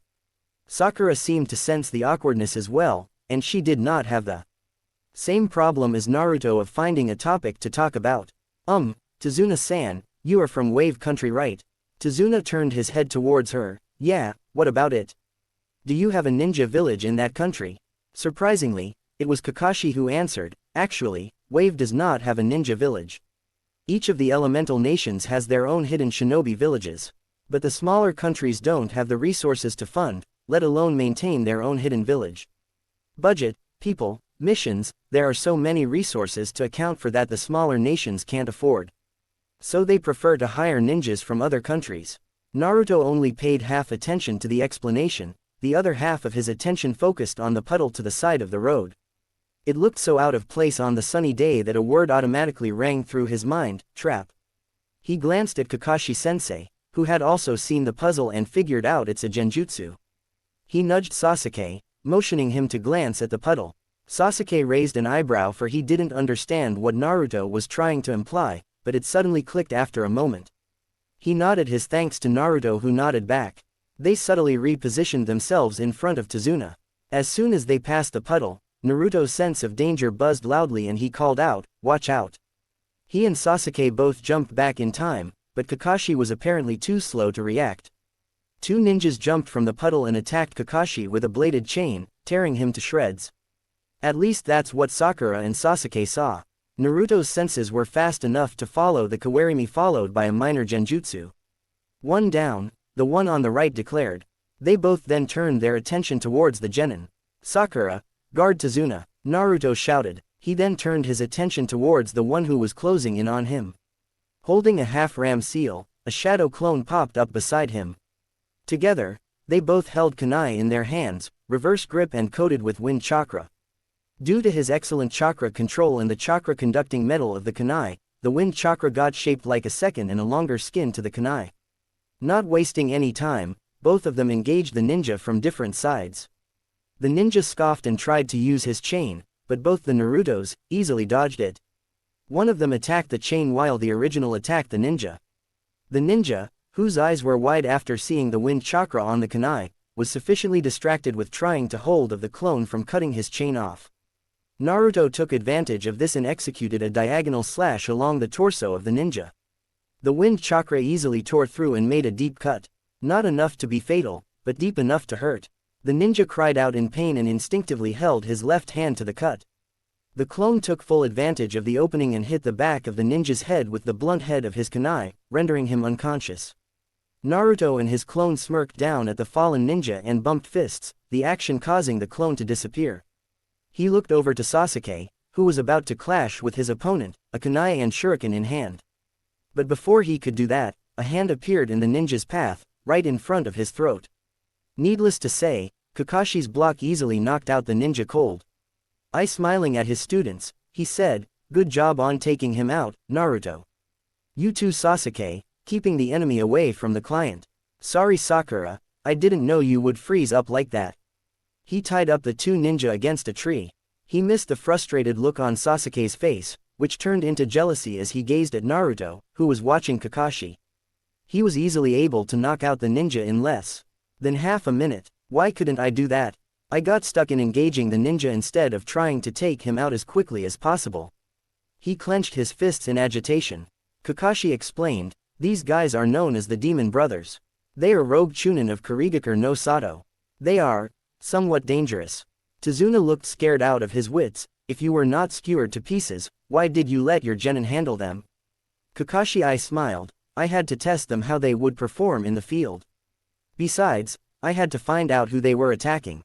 It's because of the grudge between our villages, are you?" he finished with a serious expression. At that moment, the ninja with one horn, the one whom Naruto had knocked out, seemed to wake up. He groaned in pain. "How did you know we were going to attack?"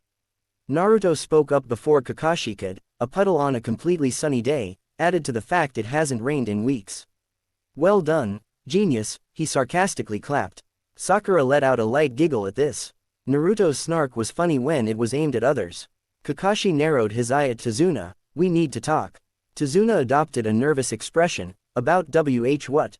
It was stated in the mission scroll that you needed protection from bandits, not rogue ninjas. Especially from Kurigakure, where the ninjas complete their missions, no matter the cost. "Why would they be after you?" His tone was light, but the suspicion was heavy. "Unless they were hired specifically to take you out," Naruto added his 2 cents, pointing at Tazuna. Tazuna tried to think up an excuse, but it was already too late. With a resigned sigh, he asked them, "Have you heard of a man called Gato?" Kakashi questioned with a thoughtful frown, "Do you mean one who is among the richest men in the nations?" "That Gato, I've heard of him," Naruto stated. Kakashi raised an eyebrow, silently asking to elaborate. "He is the owner of a shipping company. When I last read about him, he was among the top 15 richest in the nations. Suspected for criminal activity, but no proof," he said with his arms crossed. "The very same," Tazuna agreed. "Though now he is among the top 5. He came to Wave Country a bit more than 2 years ago. First we didn't think anything about it, but soon he had bought up all the shipping industry of our nation. You see, Wave Country is an island, so we are dependent on the shipping to get goods. But that wasn't the worst part. He used his monopoly to drain the country dry. The people live in poverty. Many lost their houses to Gato. Whoever protested is killed. He takes what he wants with his hired thugs, making sure nobody dares to oppose him. His shipping business covers his criminal activities. He deals with drugs, alcoholics, rare goods, even slaves. Everything and anything that brings him money. The only thing he fears is the bridge I'm building. If I finish my bridge, his monopoly will be rendered obsolete and our country will be back in business because we will be connected to the mainland. So why didn't you just tell the truth to Hokage-sama? Kakashi glared at him. Tazuna threw his hands up. I couldn't. Wave Country has been sucked dry. We don't have enough money to pay for more than a C rank mission. Kakashi shook his head. While that is sad, you had no right to lie to the Hokage. This mission is now at least a B rank, requiring a team of Chunin and Jonin. This is not a job my genin are suited to perform. Glancing at his students briefly, he said, but as they are ninjas of Konoha, they have a say in this as much as I do now. He then turned to his students. What do you think we should do? Naruto was the first to answer. Protocol dictates that during times like these, the assigned genin team is to immediately abandon the mission and report back to the village for reassignment. Sasuke glared at Naruto, but before he could speak Naruto continued, but I say we continue, Kakashi-sensei. This mission is not just about Tazuna wanting to save money. A whole country is about to lose the last shreds of its economy because of one man who wants too much.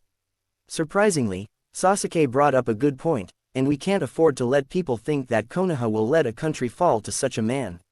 I say we continue, Kakashi-sensei. Kakashi looked at the two genin and then at Sakura, who still looked a bit scared. What about you, Sakura? Sakura looked less scared than before, but still scared.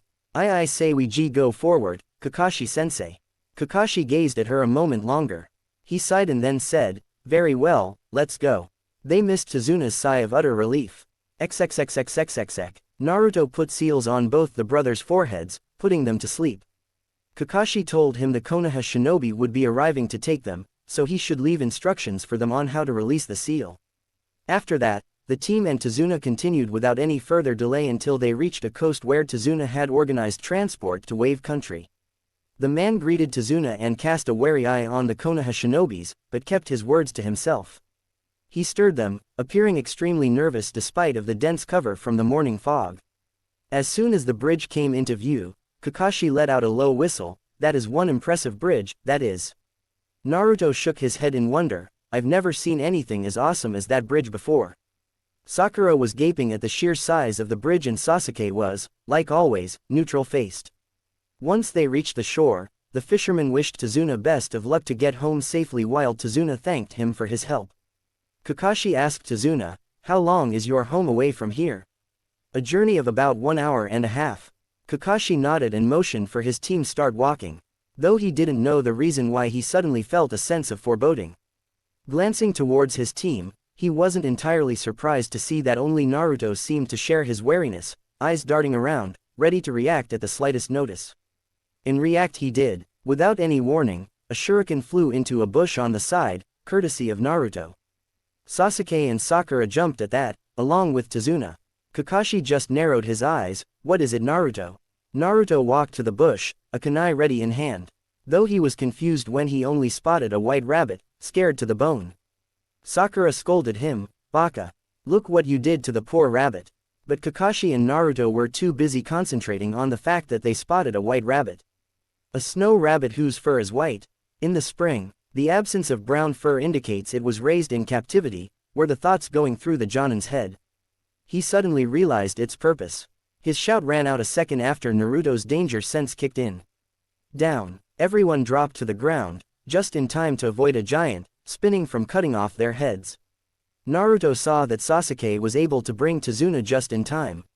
Everyone stood up and turned towards the tree in which the sword was buried, a man standing on the handle. He had black hair and brown eyes, his slashed kiri headband tilted upwards to the left side of his head, signifying his status as a missing nin.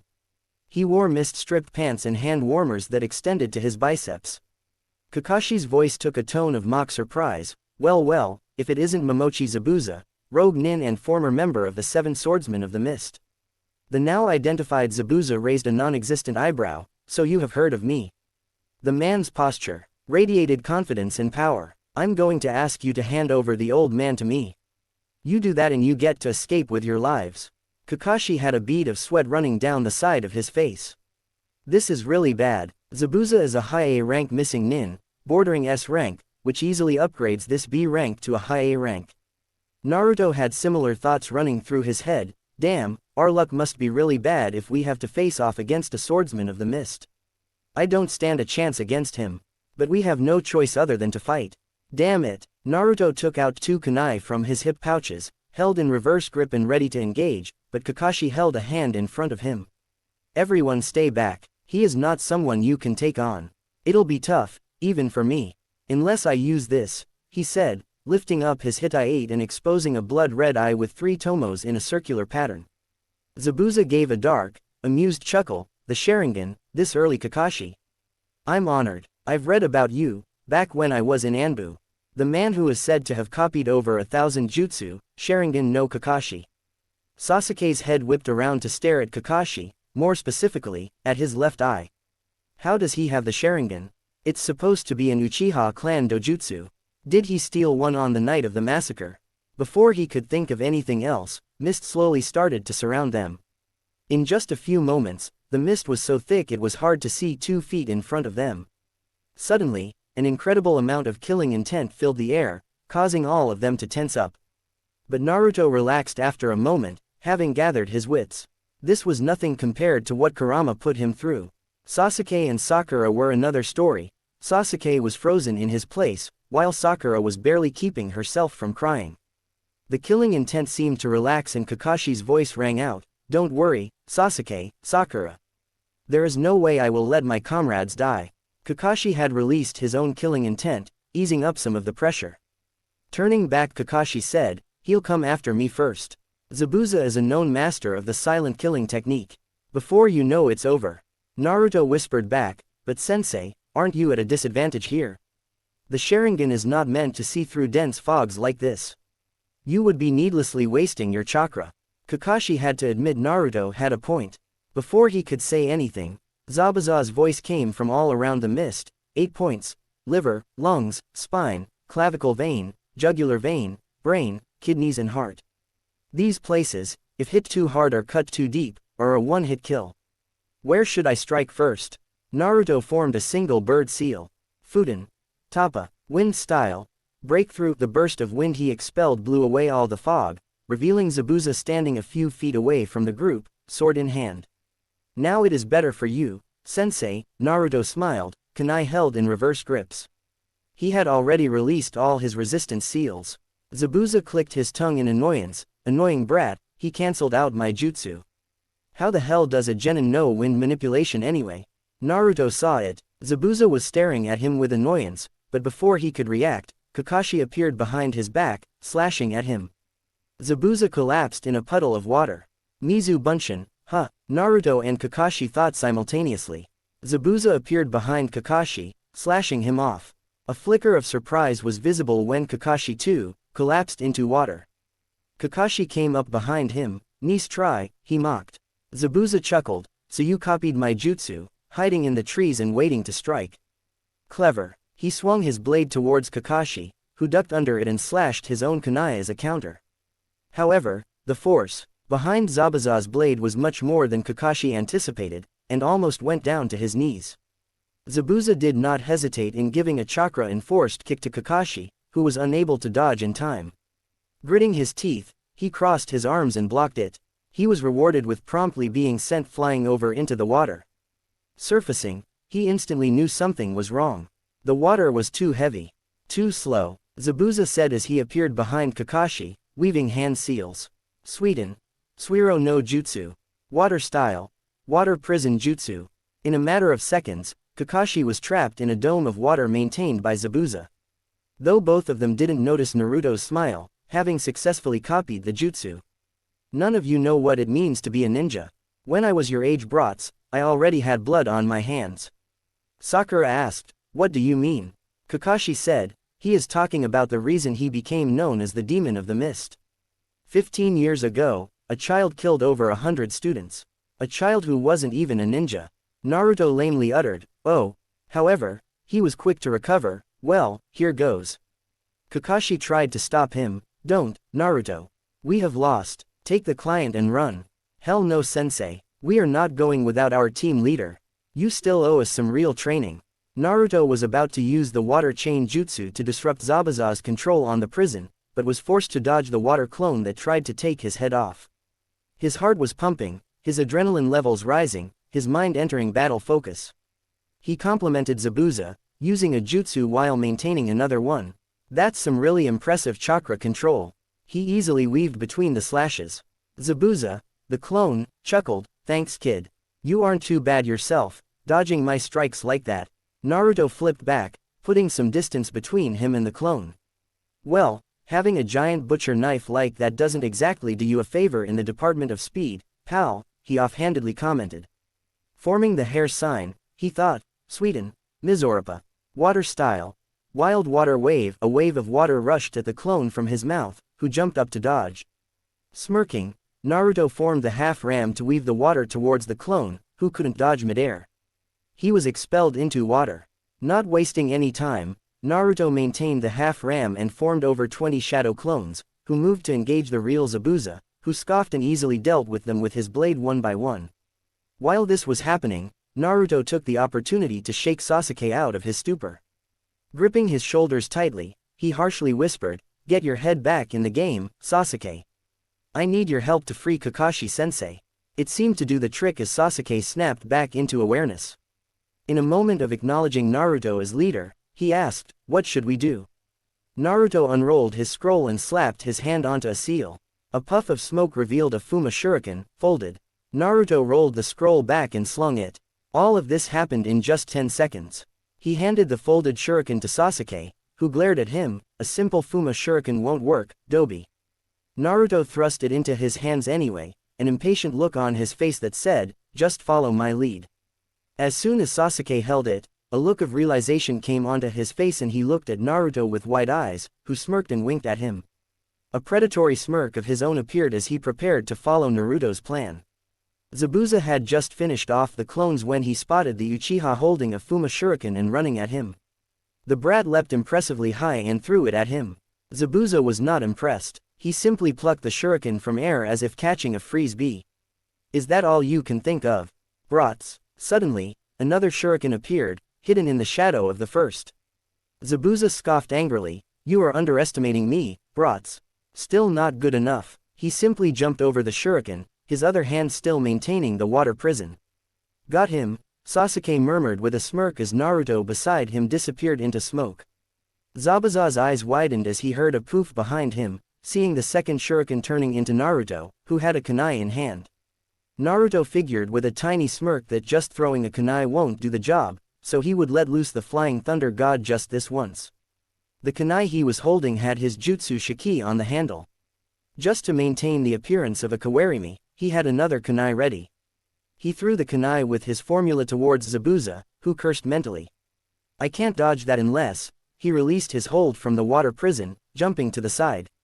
Just as the kunai cut Zabuza, Naruto threw the normal kunai a little bit upwards beside him and vanished in a blue flash, holding the handle of the marked kunai in his left hand. Spinning midair once, he landed a clean, open palm thrust into Zabuza's chest, who was too stunned at the fact that Naruto appeared in front of him in an instant. The purpose of the thrust was not to injure, but rather to mark Zabuza, so he would know where he is.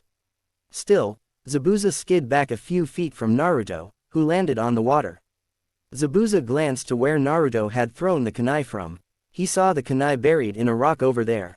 Was that kawarimi? No, if it was, the brat wouldn't snatch the kunai midair, but would appear with the kunai. Just what was that? His thoughts were spinning furiously as he gazed at Naruto, who was now holding two kunai in reverse grip, dark blue wind chakra sharpening them into mini swords.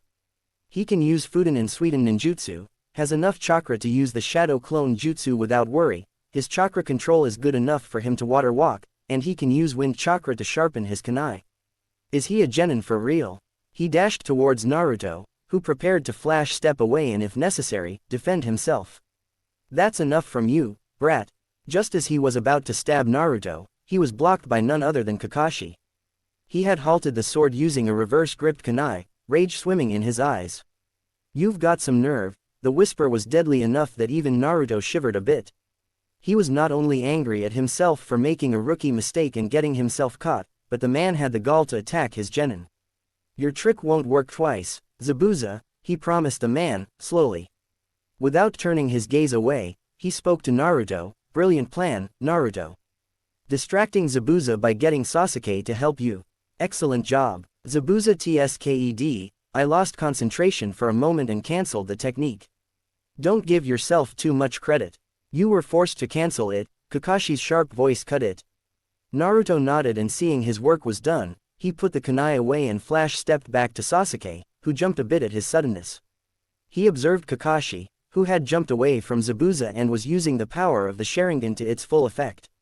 Immediately, he put his index and middle finger into the water, eyes on Kakashi's hands and senses on his chakra. He carefully sensed how chakra was being molded inside Kakashi. After a chain of 44 hand seals, 2 identical water dragons appeared, taking each other out. Zabuza moved in to engage Kakashi with his blade, while Kakashi parried back. They continued this for 2 minutes, after which Zabuza jumped back, starting a new series of hand signs. Kakashi wasted no time in copying them, and Naruto wasted no time in using his own style to copy Kakashi. Sasuke was in a daze, seeing the power of the Sharingan so close. Did he really copy all the hand seals? My moves. He is, Zabuza thought, before they were interrupted. Reading them, Kakashi said, finishing Zabuza's thought. Did he read my mind? He is, really pissing me off with that damn eye of his. Kakashi finished, for Zabuza. Continuing to copy Zabuza's hand signs. Continuing with his hand seals with Kakashi copying Zabuza, the man yelled, all you're doing is copying me. You can't beat me with those cheap circus tricks, you monkey bastard. Kakashi, yelling the same thing, continued to copy hand signs. Zabuza came to a slight stop, seeing an image of himself behind Kakashi. What is that, a genjutsu? Zabuza thought. His slight falter cost him the victory as Kakashi finished the jutsu ahead of him. Sweden, Daibikufu no Jutsu. Water style. Giant vortex jutsu. Literally, a giant vortex formed around Kakashi, much larger than his body. It approached Zabuza at incredible speeds, who was unable to do anything. It slammed into him, and he was washed away like an insect under the force of the jutsu, slamming roughly into a tree and leaving him dazed. Kakashi approached Zabuza with a kunai in hand, intent on finishing him off. Groaning in pain and bracing himself for his death, Zabuza asked him, can you see the future? Kakashi answered, yes, and your future is death. Naruto's sweat dropped. What a corny guy. Just as Kakashi was about to finish the job, 2 Senbon came out of nowhere, hitting Zabuza in the neck. The man fell to the ground with a thud. All of them looked around to spot where the Senbon came from, but Naruto pointed towards a tree, from which came a soft chuckle. A masked person was standing on a branch. Looks like you were right. The person had long black hair along with a slender frame. The outfit was Kurigakure pinstripe which stopped at his knees. There was a brown sash around the waist with a tail, wrapped around twice. But the most identifying thing about the person was the mask they wore.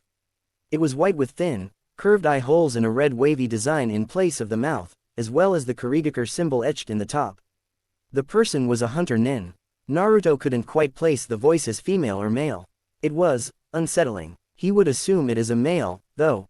I thank you for your help, he said as he jumped down. Kakashi knelt and checked Zabuza's pulse to see if the man was truly dead or not. Finding nothing, he concluded that Zabuza was dead. I have been hunting him for quite a while, he said. Picking up the body, he prepared to shunshin away when Naruto's voice rang out. Wait, the hunter nin turned to face Naruto's narrowed eyes. As a hunter nin, isn't it your job to dispose the bodies on the spot? The hunter nin saw the suspicion in the blonde's eyes and explained, this body holds many secrets. The village would like to know them before doing that. With that, he was gone. Kakashi pulled his headband down. Well, that is over with, and promptly fell face first into the ground. Sakura rushed to him. Kakashi-sensei. She turned him over to see that his eye was closed. It's probably chakra exhaustion, Sakura, she turned towards Naruto. He explained, the Sharingan is an Uchiha Keke Genkai. It is not meant for him and as such, consumes his chakra faster. He just needs time to recover. Tazuna spoke up, well in that case, let's hurry to my house where he can recover safely. Naruto nodded and created 3 shadow clones. One of them hanged into a stretcher while the other 2 put the exhausted Jonin on it and started walking. Sasuke walked beside Naruto. Hey Naruto, the said boy looked at him, how did you know about the demon brothers before? They attacked us, and what was that earlier, putting your fingers in the water? Naruto turned to him, confused, haven't I told you before that I am a censor? Sasuke's eyes immediately narrowed at him, what? Naruto sighed, this will take a while. XXXXXXX. Meanwhile, back in the village, the Sandaime was sitting in the meeting room with the Shinobi Council on one side and the Civilian Council on the other. The 3 elders, Homura, Koharu and Danzo stood on his right side. A civilian spoke up, why have you called this meeting, Hokage-sama? Hiruzen did not reply to this, eyes closed, an expression of deep thought. At last he spoke, do you all, especially the Civilian Council, he glared at the mentioned council, know why the Civilian Council was established by my sensei, Nadaime-sama? There was no answer from both the sides, but the elders and Shikaku seemed to grasp the true purpose of the meeting from the question. Koharu moved forward, Hokage-sama, you can't, she was silenced with a wave of killing intent. It made one thing very clear in everyone's heads, he is in a bad mood today. To assist the Shinobi Council in times of war. Last I checked, Konoha hasn't been at war for the last 15 years. Therefore, your entire existence is debunked. Outraged cries came from the civilian section, but killer intent from the Shinobi side for interrupting the Hokage silenced them. The Hokage glared at them, if anyone interrupts me one more time, I will have that person executed. Understood. He enforced that threat with killing intent. After seeing their urgent nods, he continued. The only reason, and I have checked the records thoroughly, he said motioning to the big pile of paperwork beside him, that the only reason they exist is because of political mongering and bribing some members of the Shinobi Council. His eyes swept the entire room, intensifying the tension. My hands were tied after the Kyuubi's attack and the Uchiha massacre. The Civilian Council took advantage of this and began to take charge of more important tasks by bribing the Shinobi side, he said while glaring at the 2 elders, who didn't even look into his eyes. Until they finally managed to get their hands on the Shinobi Academy, the most important stage of the shinobi's career. Changing the syllabus and actually lowering the standard of shinobi, the council gradually became more corrupt. Tell me if I'm wrong, he finished, practically glaring at everyone and daring them to disagree. Danzo grit his teeth. The Civilian Council was easily manipulated and as such, was a form of power that he could control, not the Hokage. But it seemed Sarutobi had finally had enough of their bullshit and was going to dissolve the council. The worst about all of this, he could not lift a finger to do anything without resorting to Shisui's eye, and he would rather die than attempt something that foolish. No one spoke in the council room, which was enough of an answer that the Hokage had hit the bullseye. I will hold a vote now. To dissolve the Civilian Council, he declared. A fat man stood up, face red and red to shout at the Hokage. He didn't even finish the first word that came out of his mouth before his head rolled on the ground, courtesy of the Anbu. They cleaned up and vanished back into the shadows. Suddenly seeming to remember something, he turned to the elders, before I commence the vote, the elders will not be voting seeing that their position only allows them to advise and as such, have no say in any final decision made by the Hokage. Koharu and Homura had a defeated posture. Heads down, shoulders sagged, an aura of dismay. Danzo simply stared ahead, not showing any emotions. Sarutobi had caught them totally unawares with this maneuver, all against dissolving the Civilian Council on basis of the charges that I have read. The entire civilian side raised their hands, but they knew that they were defeated. All in favor of dissolving the Civilian Council on basis of the charges I have read. The entire shinobi side raised their hands. Their numbers were equal to that of the civilians, but the air of smugness was unmistakable in the room. A tie-breaking vote was required of the Hokage, who said, I am in favor of this notion. Straightening up, he declared, the Civilian Council is dissolved as of today. I will appoint a shinobi committee to review all the corrupted laws they have passed related in favor of themselves. A separate division will be responsible for reviewing shinobi areas. The Civilian Council can leave now. All of them slowly got up, an air of defeat around them all. They filed out of the chamber one by one. The elders, please leave, I have some important things to discuss with the shinobi clan heads. The elders couldn't protest against this as well. Clan business was serious, and no one, even the Hokage, was to interfere unless it concerned the integrity of the village. As soon as they left the room, Hiruzen snapped his fingers. An Anbu appeared with a scroll held in his hand. He put it on the Hokage's desk and went back to his post. A signal from the Hokage caused all the Anbu to leave the room. Hiruzen opened it, revealing it to be a storage scroll. He slapped his hand on the scroll and in a puff of smoke, a bottle of sake and the same number of cups as the Shinobi Council appeared. Hiruzen smirked, "Who wants drinks?" Naruto didn't turn back as he answered, "I've got some unfinished training to do." That was all he said before the door was gently shut. Sakura turned towards Kakashi. "What's up with him?" Kakashi shrugged. The mysterious nin had taken Zabuza to a small house far away and took him inside, placing him onto a bed. "I will have to remove the bandages so he can freely cough up the blood, if he has any to cough," he mused, his hand reaching to pull down the bandages. A rough hand suddenly reached out and grabbed his wrist. "I can do that myself, Haku." Zabuza opened his eyes, which were quite bloodshot. He sat up, painfully groaning. He reached behind him to take out the senbon in his neck, small squirts of blood coming out as he pulled them roughly. "Please don't pull them out like that, Zabuza-sama, or you will really die," Haku commented with a light voice, which failed to convey his seriousness. Zabuza grunted as he laid on his back. "You're as vicious as ever, Haku." Haku watched his master lay on the ground. After a few minutes of silence, he spoke up, "How will we face them next time, Zabuza-sama?" Zabuza got a murderous look in his eyes. "Next time," he growled out, more to himself than Haku, "I'm taking away that Sharingan from that damned monkey." Zabuza was resting on a cot with a blanket over him. He did not like the fact that he had lost to Kakashi. That damned Sharingan, he hated its abilities, copying off the hard work and dedication he had put into learning his jutsu in a simple blink. His fists clenched in anger. He could not wait to tear that eyeball out and stomp on it. Moments later, a short man dressed in a business suit and two samurais as bodyguards entered the room and went over to where Zabuza was. "So the terrifying demon of the mist is crippled after facing a few kids and a ninja. I don't think I'm getting my money's worth when it comes to paying you, Zabuza. Perhaps I should just kill you and spare myself the pain of losing any more money," the short man sneered at the bed-resting nin. Gato walked over to Zabuza and reached out to strangle him when a figure appeared out of nowhere and grabbed his wrist, before ruthlessly twisting it. "You will not harm Zabuza-sama. I won't allow it," came the hard voice of Haku. He twisted Gato's wrist further to just before the point of breaking it to drive his point home. Gato shrieked in pain and fell to his knees. "Hands off our boss." One of the samurai took a step forward when Haku grabbed a kunai and threw it at them. The samurai dodged it as it got buried in the wall behind them. Seeing them distracted, she pulled out two of her senbon and threw it precisely at a point in both of their arms that it was rendered immobile. The temperature in the room dropped a few degrees as Haku whispered with deadly intent, "I missed your vital points on purpose, so don't test me." Gato snarled as he got up to his feet after Haku released him. "Insolent brat. You and Zabuza had better finish the job I gave you, or there will be consequences." With that, he exited the house, followed by his bodyguards whose arms were still immobile. "You know, you didn't have to do that for me. I could have taken care of it myself if it came to that," Zabuza commented as he fingered the kunai in his hands under the bedsheet. "I was aware of that, Zabuza-sama.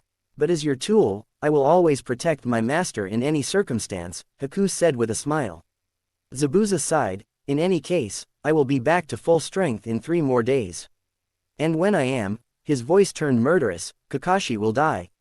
XXXXXXX. After getting outside, he walked to the spot he was training in since morning. "There's something I don't get. His father was killed, and while that is obviously the cause of grief, why hasn't Inari moved on?" Naruto asked Kurama as he neared the training spot. Kurama bluntly pointed it out. "Not everyone moves as fast as you do, Naruto. While you quickly moved on from a weakling to making yourself stronger, you are one of the few who can do it that way. Majority of the people are afraid to let go of the grief, afraid that they will lose the connection that binds them to the person who they held close." Naruto took his time understanding what Kurama told him. He knew that whenever a person lost one of their close ones, they tended to hold on to that feeling for a long time.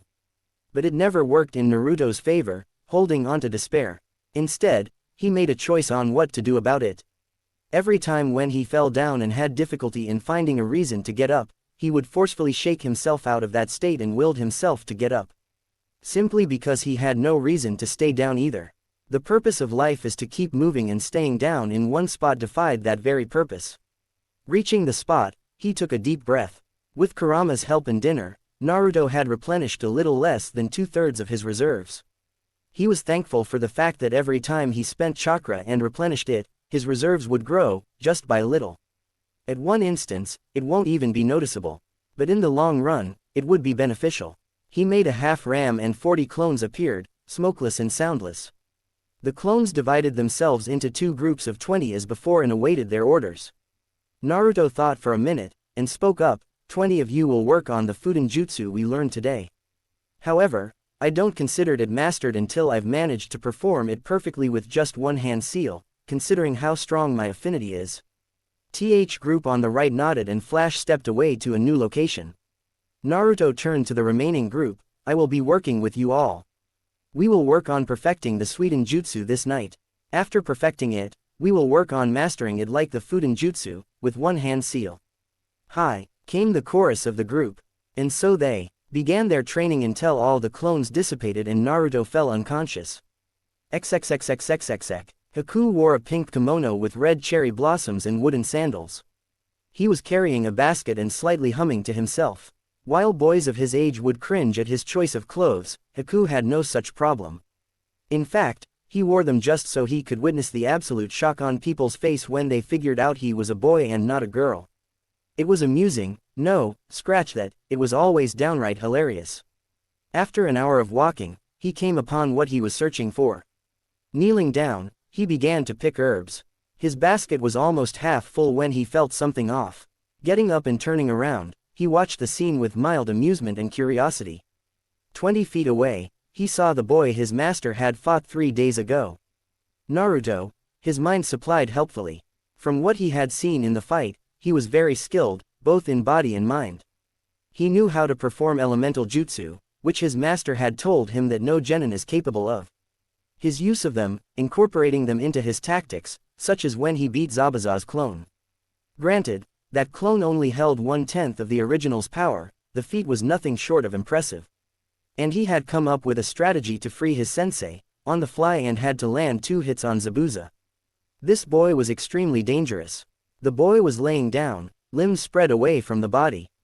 He was not even aware of the birds that had taken perch on him. Haku had an internal debate. He could either quietly collect his herbs now and leave, or he could kill him and save some trouble later on. He stretched his arm towards Naruto's throat, silently deciding to kill him now and swiftly, to spare him the pain. I would advise against that. Haku jumped back in surprise and watched as Naruto instantly opened his eyes, as if he was not asleep at all. But his slightly puffy eyelids gave it away that the boy had been asleep, but woke up due to feeling his presence.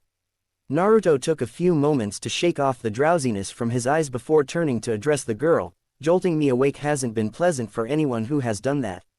Haku watched as he kipped up to his feet before working out all kinks in his joints, all the while, completely ignoring his presence.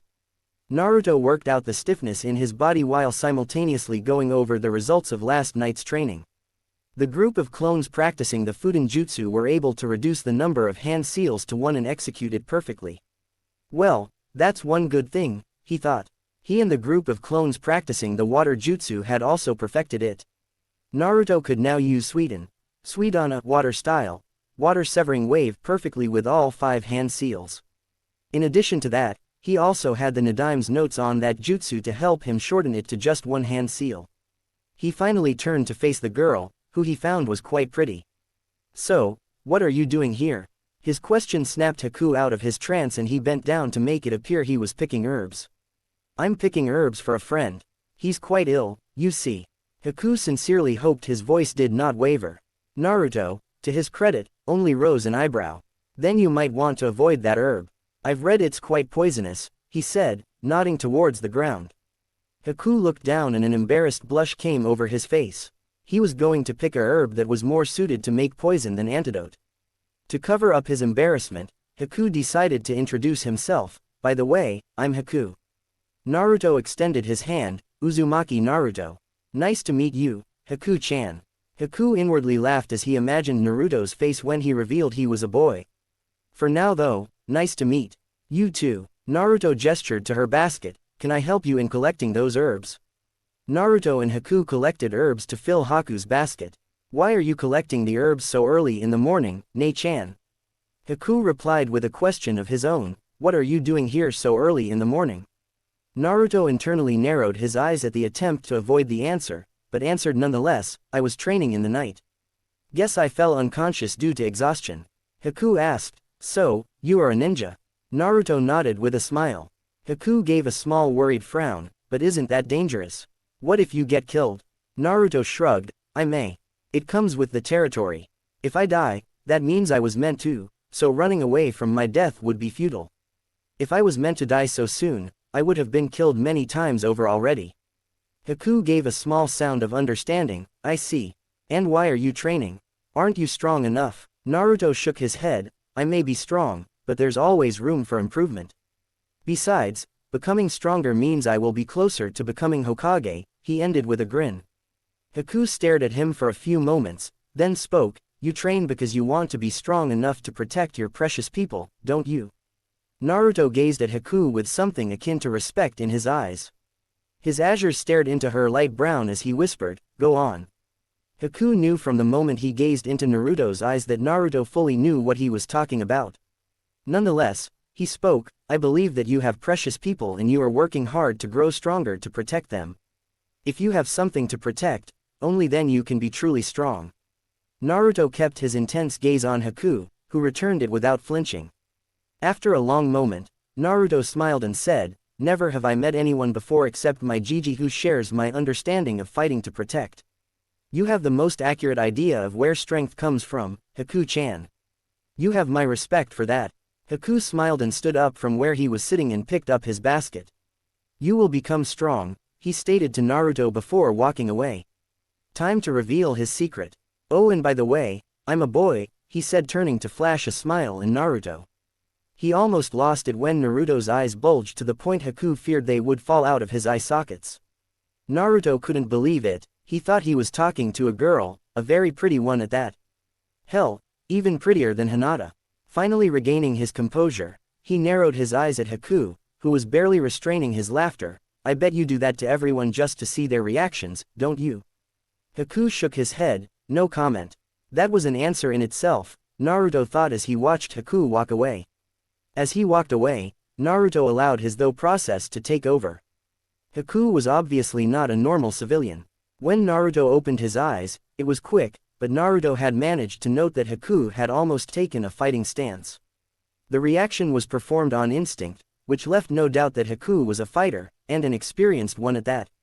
Second thing, Haku's chakra felt strange to him. While he was still refining his sensing abilities to the point where he could sense people's affinities, he sensed the bare minimum. Haku's chakra definitely had water, and something which was rough and sharp at the same time. The closest thing to that description is the wind, he deduced. But what did those two add up to? Multiple affinities usually point towards the presence of a bloodline limit. Before he could continue his thought processes, he sensed Sasuke coming to him. Putting on a smile, he greeted his teammate, good morning, Sasuke. Sasuke grunted in response before saying, you missed breakfast, Naruto. Naruto blinked in response, then shook his head. He would go back to see if any breakfast was left. He always went crazy on an empty stomach. He walked past Sasuke, who was warming up with some stretches. Naruto had no doubt the boy was going to put his tips to test while climbing the tree. Reaching the house, he went inside and found Tsunami washing the plates from breakfast. Hesitating a bit, he called out, Tsunami-san. The woman turned and smiled upon seeing Naruto. Naruto-kun. You're back. Her smile turned into a concerned frown. Are you alright? You were training all night. What if you had caught a cold? Naruto shook his head, amused at the notion. He had never been ill in his life, courtesy of having the Kyuubi residing in him. I don't catch a cold, Tsunami-san. I was wondering if you had any leftovers from breakfast. Tsunami's face instantly brightened. Oh right. I do have some leftovers I saved in case you came for breakfast. It explains why it seemed Sasuke-kun ate only a little. The last part was said in a mutter, but Naruto's sensitive ears easily heard it. What was that about Sasuke, Tsunami-san? He inquired ever so politely. Tsunami explained, Sasuke-kun seemed to eat only a little of the breakfast. When I asked him he said that you would probably be late for it, so he was saving it for you. Naruto blinked twice at that. That was probably the kindest thing Sasuke had ever done for him. Then again, I gave him the tips to master tree walking. He must have saved breakfast just to get even, Naruto thought, knowing extremely well that Sasuke hated to be indebted to anyone. Now usually, saving breakfast for someone was not that big of a deal, but since it was coming from Sasuke, Naruto would call it even. Sitting down at the table, he swiftly ate everything that Tsunami laid out for him. While not nearly enough to get him full, it was more than enough for him to call it a satisfactory meal. He finished his meal and washed his plate, easily ignoring Tsunami's protests. Stretching his senses, he found that Kakashi and Sakura were upstairs. He had already seen Tazuna in the room next to the dining room, so he thought that Kakashi was probably going to have Sakura guard him today. Well, that won't do, he scowled as he headed upstairs. He opened the room where he sensed Kakashi's chakra and saw that they were both ready to head out. They both blinked when they saw him. Naruto, you're back, Sakura dumbly asked. Naruto scowled deeper. Very astute observation, Sakura, he commented, sarcastically, of course. Sakura blushed a little at being embarrassed by him. Naruto turned towards Kakashi, who was looking vaguely amused. Kakashi-sensei, can I guard Tazuna-asen today? Kakashi rose an eyebrow at the new suffix, but did not say anything. Thinking over, he thought that having Naruto guard Tazuna was an excellent choice. Naruto was the strongest of his genin, and was easily able to hold himself against Zabuza long enough to escape. He didn't need to worry about him for another 3 days, unaware that the man would recover in just one more day. Also, Naruto had an excellent way of retreating should the situation get worse. He answered, I don't see why not. Have you completed the training that you were doing last night? Naruto nodded. Kakashi nodded in approval, before turning to Sakura. Sakura, you are with me and Sasuke today. Naruto, you will guard Tazuna today. However, he paused and frowned as an uneasy feeling settled in his stomach. He didn't know why, but he trusted his gut feelings. You will return 2 hours early today. I have a feeling we will be facing Zabuza much sooner than 3 days later. Naruto frowned but nodded. He would keep lookout for any trouble while Tazuna worked. His danger sense would come in extremely handy in that field. Don't forget about your training, Kurama reminded him sternly. Naruto nodded absently as he changed his clothes into an identical set and restocked his hip pouches from his sealing scroll. After double-checking that he was ready, he quickly exited through the window and briskly walked to the front where he found Tazuna waiting. Tazuna looked surprised at his presence. You will guard me today, Naruto. When Naruto smiled and nodded, Tazuna chuckled, well, it looks like I have nothing to be afraid of. Now, let's go already. I'm late. Naruto held up a hand. Wait a minute, Tazuna-asen. I'll back in a moment. With that, he flash-stepped away at his highest speed to last night's training spot. Wasting no time, he created 90 shadow clones. The whole clearing was full of them in mere moments. 30 of you will work on mastering the Suiten Jutsu we perfected last night. The rest of you, divide yourself into groups of 30 each and practice on learning and perfecting the 2 Suiten Jutsu I copied from Kakashi in the fight against Zabuza, he commanded his clones. All of them nodded as one and divided themselves, but Naruto was already gone. Appearing beside Tazuna so fast that the man yelped in surprise. Naruto spoke as if he had not noticed, I have a solution for your late problem, Asen. Not waiting to hear any protests, Naruto picked Tazuna up in a fireman's carry and flash-stepped away, the man's cries echoing into the distance. Appearing on the bridge in just 10 minutes, Naruto set Tazuna down, who looked a little green. Next time, give me a warning before you do that. Naruto blinked innocently at that, causing Tazuna's eyebrow to violently twitch. But he sighed and walked away to start today's work, grumbling about brats who are way too fast. Naruto only smiled and sat down, intent on working on his sensing abilities. This way he could train and keep a lookout for danger as well. While he stretched his senses as far he could, he reflected on what he saw on the way to the bridge. The town was barely alive, with all its people caught in the jaws of poverty. It was not a sight he wanted to see again. Children begging on the streets, even fighting among themselves for food. Naruto kept his senses active the whole time, trying and partially succeeding to make it second nature to him, something that would keep running in the background by itself while he focused on the more important tasks. Overall, it was an uneventful day, for which Naruto was thankful for. His clones had disappeared sometime in the afternoon, with good news. Suidanno was now considered mastered, as Naruto's clones were able to reduce the number of hand seals to 1. Daibakufu no Jutsu, water style, giant vortex jutsu, was surprisingly easy to learn and perfect, considering it was a high A rank jutsu. It helped that it had only 18 hand seals. He would work on mastering it when he returned to Konoha, when there was no threat. Suiryuden no Jutsu, water style, water dragon jutsu, was something he'll work on later. That jutsu was incredibly complex, consisting of 44 hand seals and requiring an extreme amount of chakra.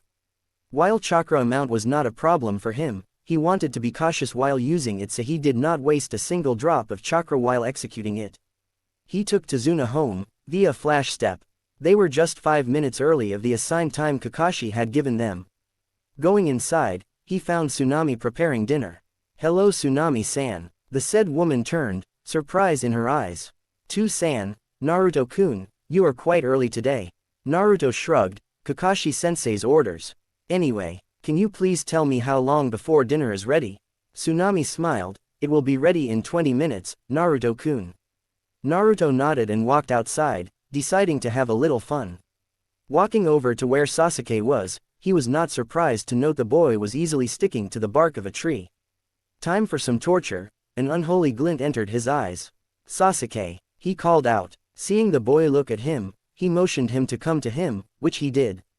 "How about some training?" Moments later, Sasuke was standing on the side of a tree, a scowl on his face. "What kind of training is this, Dobi?"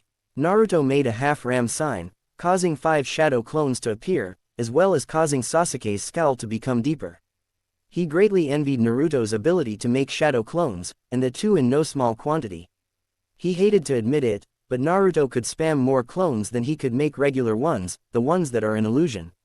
He had demanded Naruto once to tell him the secret to shadow clones.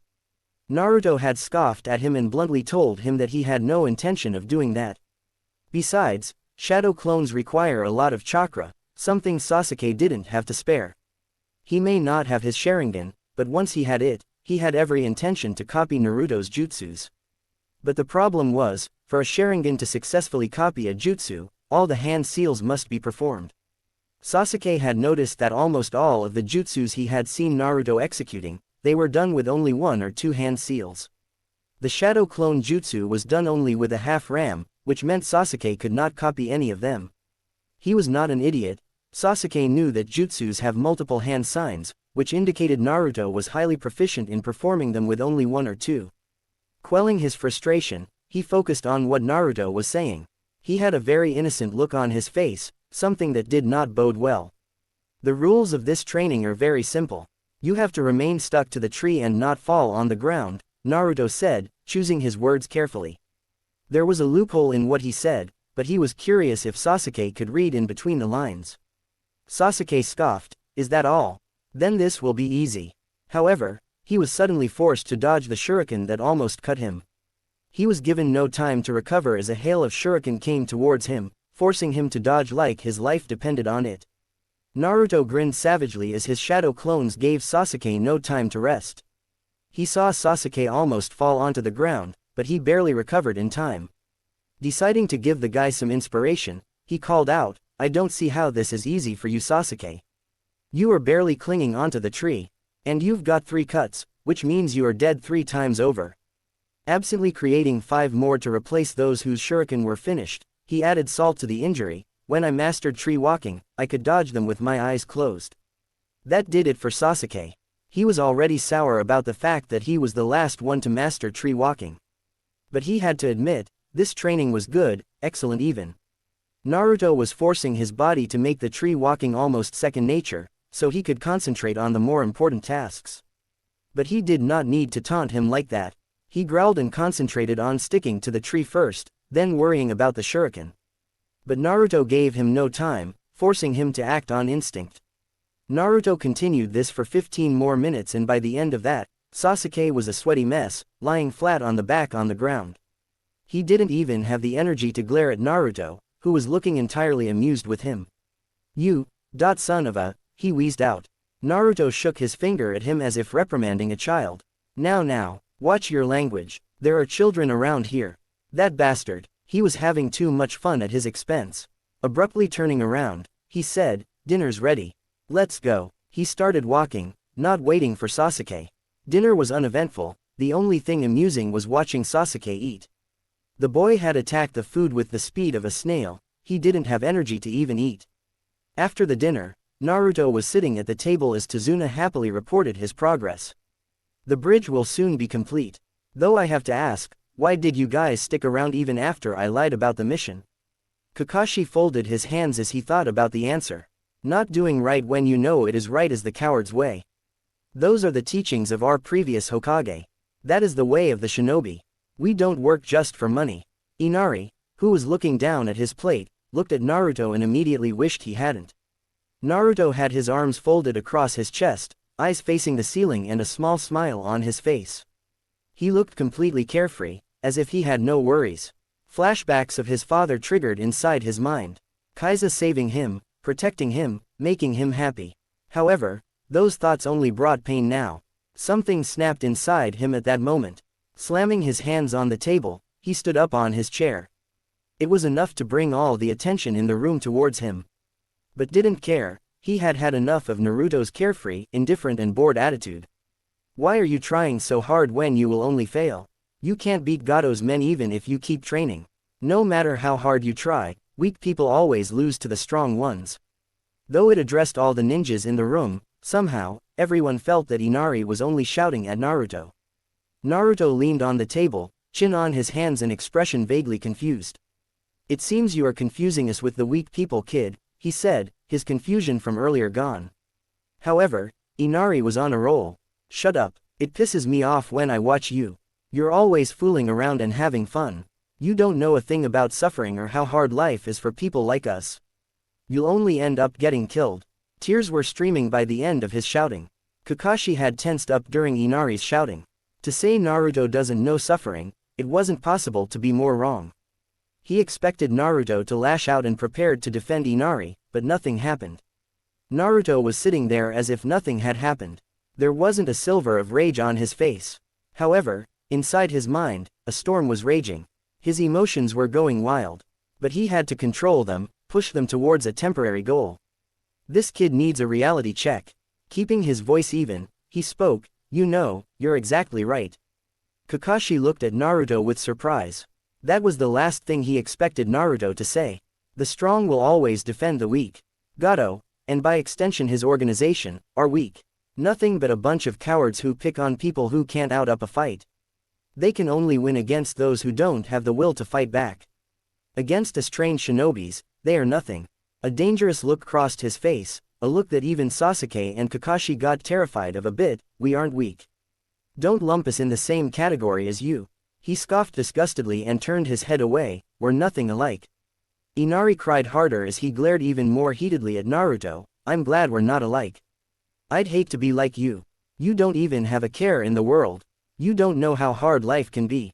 The tension in the room was thick as everyone stared at Naruto, who for the first time in his ninja career, felt truly angry. His azure blues were as cold as the coldest ice, anger swimming inside them. Though he held back from channeling killing intent, his eyes were just as effective. The rage in his eyes was enough to put fear inside Inari, whose legs lost strength and was forced to sit down. "Look at yourself, bitching and moaning about life. Thinking you have it hard." His voice was a whisper, yet it was so thick of rage that terrified his team. While Kakashi felt his rage was justified, Tazuna and Tsunami were wide-eyed. They had no idea such a sweet boy as Naruto held so much rage inside him. Naruto straightened up in his seat. His mind went back to the children he had seen on the way to the bridge. The ones who he had no doubt were orphans. You sit here, with a loving family, with a mother that cooks for you, worries for you and loves you. A grandfather that is building a bridge so this country can be free of Gado's reign. Naruto looked upon Inari with clear disgust. Some hard life you have. Sakura finally had enough of Naruto berating Inari. She felt that Naruto was being unnecessarily harsh on the boy. Naruto. That's too far. That was all she had gotten out before Naruto pinned a fierce glare on her, enforced with killing intent. Shut up. Sakura was not so terrified of the killing intent as much as she was of the smoldering rage in his voice. She fell back like a bag of potatoes. Naruto turned his gaze back on Inari. I'm willing to bet that you've never stepped a foot outside this house. Never seen the town, where children younger than you have lost their parents, both of them. He finally raised his voice, and felt a dark satisfaction in seeing everyone flinch, even Sasuke. I'm glad I'm nothing like you. I actually decided to do something with my life instead of becoming a crybaby, sitting in a place and whining how hard life is. News flash, there are people out there who have it far worse than you do. You are nothing but a coward who refuses to do something right. Even though his words were fueled with rage, his actions were anything but rough. He gently pushed his chair away and headed to the door. Kakashi asked him, Naruto, where are you going? Naruto did not look back as he replied, to burn off some of this anger. The door closed gently behind him. Everyone wondered what caused Naruto to have such a strong reaction to Inari's words. Inari sniffled before he too ran out of the door. That was a disaster, though not entirely unexpected, Kakashi thought, putting his book aside for the moment. He followed Inari out to the back, where the boy was watching the ocean. Do you mind if I join you? Asked Kakashi, startling Inari. XXXXXXX. Kakashi sat beside Inari, both looking out at the ocean. Naruto didn't say any of that out of spite. He's just a bit stubborn is all, Kakashi gently said. While what Naruto had said was the cold, bitter truth, the weight of those words was not something an 8-year-old can handle. Naruto was different. He had been handling such weight ever since he learned to walk on his feet. Naruto is just like you in the regard that he has no father. That was a lie. Kakashi knew that Naruto knew who his father was, but Naruto had no memories of him. In fact, Naruto has no memories of his parents at all. They were taken away from him at his birth, so he doesn't understand what parents are. He also had no friends, he explained. Inari's head lifted up to face Kakashi, confusion in his eyes. Kakashi continued, however, there wasn't a single moment when I saw him cry or get sulky. That was true. Naruto, until now, had faced the difficulties of life head-on and won, becoming stronger after defeating each challenge. He is desperate to make people recognize him, Kakashi said. Even now, when Naruto had a bored, indifferent expression on almost all the time, Kakashi could see it in his eyes. The hope that someone will recognize him for who he is was naked for all the world to see. Unfortunately for Naruto, the world acted ignorant.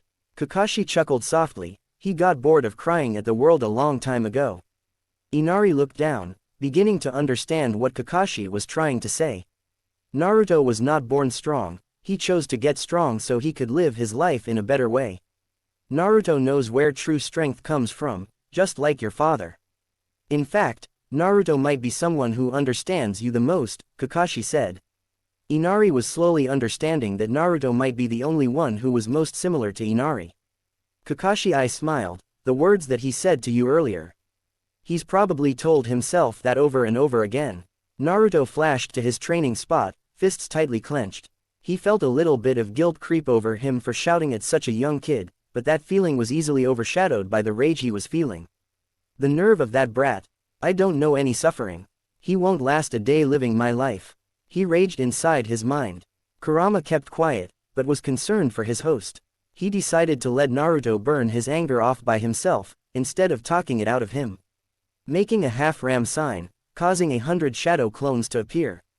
He was about to charge in headfirst and eliminate them in the most brutal ways he could think of, but visibly forced himself to think logically. This could be an opportunity for training. It slipped his mind completely that he would be too exhausted to go the bridge tomorrow. He dispelled half of the clones, causing the other half to look at him in confusion. We will try to reduce the number of hand seals in Sweden, Daibikufu no Jutsu from 18 to 10 for now. He could reduce them further when he was back in Konoha. The clones nodded as one and Flash stepped to the nearest water body, eager on getting it done by tonight. As he Flash stepped after them, he frowned and thought, I really should learn the body flicker technique. Flash step is good and all, but it is for short distance purposes, not to mention I can quickly travel long distances, much faster than Shunpo. Also, the body flicker is good for traveling quickly where I haven't marked. As he saw the clones working, he considered another idea. I wonder if the Nadaim has a scroll written on how to draw water from nothing. It would be incredibly useful in Suiten jutsus and survival as well. The whole night Naruto worked on reducing the hand seals of the Suiten jutsu. He was able to bring it down to 10, but it left him incredibly exhausted. He was barely able to drag himself back to Tazuna's house, and as soon as he was in front of his futon, he fell face first, asleep before even hitting the mattress. That is how Kakashi found him when he woke up. He woke Sasuke up, who looked at Kakashi, who was motioning him to be quiet, pointing at Naruto. Sasuke understood and they both quietly got ready. Heading downstairs, they found Sakura eating breakfast on the table. Her eyes held confusion when she saw a member missing. Sensei. Sasuke-kun, where is Naruto? Sasuke spoke up before Kakashi could. That idiot trained so hard that he's knocked out. He won't be coming with us today. Kakashi nodded in agreement. They quickly had their breakfast and stood up, ready to leave.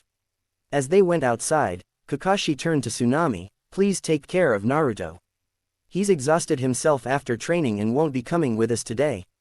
Tsunami frowned in concern, are you feeling well enough, Kakashi-san? Kakashi rubbed the back of his head and chuckled, yeah, I'm good. Tazuna nodded, well then, let's be off. They walked away after that. XXXXXXX. Zabuza and Haku gazed at the workers on the bridge from their boat. Now is the time to attack, he murmured as he drew his blade. Naruto's eyes snapped open and immediately closed due to the brightness in the room. Groaning, he got up and slowly opened his eyes, letting them adjust. Damn, I trained too much last night, he thought. He checked his chakra reserves and winced slightly. They were a little less than half. Guess I did push myself too much last night, he thought. Oh, you think? Kurama's voice oozed sarcasm. Naruto winced again, sorry Kurama. But I was a bit angry last night, he defended himself. Kurama snorted, a bit? Brat, you scared the hell out of everyone. A bit is an understatement. I'm proud of you. Naruto shrugged and got up, noticing for the first time that the bed around him were empty. Eyes narrowing, he deduced that Kakashi must have decided to let him recover today rather than come with them. He quickly completed his morning rituals and dressed up. Tying his hair into a neat ponytail, he ran downstairs to the dining room, where Tsunami was washing the dishes. She turned to him and smiled, ah, Naruto-kun. If you are wondering where everyone is, your sensei said to let you rest today. Naruto nodded. He figured as much, however, he could feel somehow that today would be different, and as such, he needed to get to the bridge. Reaching into his left hip pouch, he pulled out a small black pill. I've got no choice but to eat this, he thought as he put the food pill in his mouth. It would allow me to fight 3 days straight without rest, but I would be left totally exhausted at the end of that, he grimaced at the taste. It tastes like shit, though. Not even 10 seconds after he had swallowed it, he felt his chakra getting replenished to the maximum. Hell, he even felt it expand a bit. His hunger disappeared, making him smirk. Time to go, he thought, his smirk getting replaced with his neutral scowl. Itekimasu, he called out as he departed. He had managed to master another level of his resistance seal in 1 week of training, increasing his raw speed even more. He tree-hopped normally, choosing to conserve his energy for the battle he somehow knew will happen. As he crossed a clearing, his eyes landed on something, making him stop. That's interesting. Tsunami was cleaning up the kitchen when she heard the sound of the door breaking. 2 men with swords came inside and one of them grinned, daughter of bridge builder Tazuna, you are coming with us. Inari heard the noise and saw his mother going with the men. He felt afraid, however, he forced himself to remain strong. I will save my Ka-san. Flashes of how Naruto called him weak fueled his courage. Naruto arrived back at the house just in time to see 2 wannabe samurai rushing at Inari, swords drawn. Wasting no time, he immediately released his seals and flash stepped to Inari, quickly grabbing the mother-son duo and flash stepping back just in time too. The swords sliced at the space where he was a moment ago. The thugs were dumbfounded. What just happened? Only then they noticed that Tsunami was gone. They turned around and saw a blonde kid in dark blue clothes, holding Tsunami and Inari a safe distance away. The presence of a Hitai beneath his left shoulder confirmed the fact he was a ninja. Naruto settled Tsunami down, cut her ropes. Tsunami-san, please stay behind me. Inari, good job on keeping them here, he smiled. Inari brightened up at the compliment. Turning to face the thugs, He adopted the expression when he was dealing with thugs who had no brains. An indifferent expression to convey that he didn't feel threatened at all. It served as an excellent way to piss them off. Every time. So Gato sent Dumb and Dumber to kidnap a woman. I'm not surprised at all. He kept his tone light enough so they would lose their cool. The one wearing the hat scowled and said, "You are just an incompetent ninja that Tazuna hired, aren't you?" Naruto pretended to inspect his nails. Incompetent. I don't know about that. I literally snatched Tsunami-san from you and you didn't even notice. The one with the eye patch scoffed angrily and said, "Let's see how you stop us." With that, both of them prepared to rush at Naruto, intent on slicing him into pieces. Naruto decided some mind games were in order. Snorting, he pointed his finger towards them. "If anything, you are the ones incompetent. You failed to notice the two clones standing behind you." As he predicted, the two stupidly turned their backs towards him to inspect behind them. Finding no one, their eyes widened. He tricked us. But it was already too late. Naruto Flash stepped in between them and delivered a flawlessly executed split kick to their heads, easily knocking them unconscious and sending them on the opposite sides of the island down the river. He doubted they would survive. He suddenly realized that he just performed his first kill. He had just ended another being's life. However, instead of puking his guts out like he thought, he only felt empty. He waited for some terrible feeling that one got after their first kill, but nothing came. And somehow, it made him feel even worse. Tsunami and Inari watched with growing horror as both men went flowing down the river. They turned to watch Naruto, who only had a blank expression on his face. Concern grew in Tsunami and she reached up to touch his shoulder. "Naruto-kun." Naruto snapped out of his trance and looked at her. Regaining his senses, he gave a serious look to Tsunami. "Tsunami-san, I must get going now." Putting two fingers onto the ground, he easily sensed his team's chakra and two other signatures, one of them very familiar and the other distinctly familiar.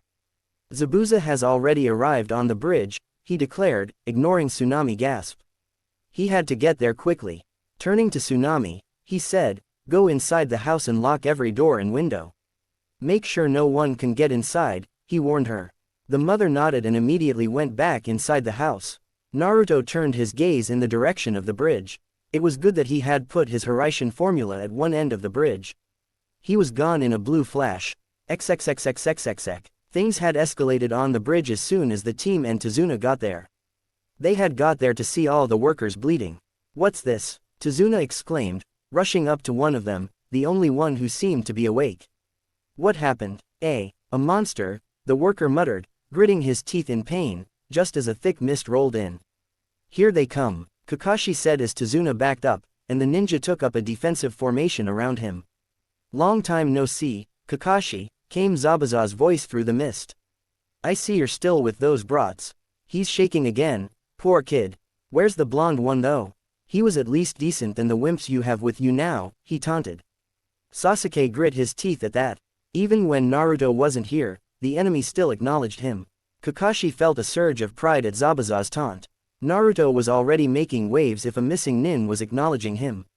He replied back, "Sorry, but he's on a separate assignment. You get to deal with us today." There was no need to mention that the assignment was to sleep. A group of Zabuza's clones surrounded them. Sasuke gave a small grin and put up a brave face. "I'm just excited to see you again." Kakashi ordered, "Do it, Sasuke." Sasuke disappeared in a sudden burst of speed and mere moments later, all the Zabuza clones splashed into water.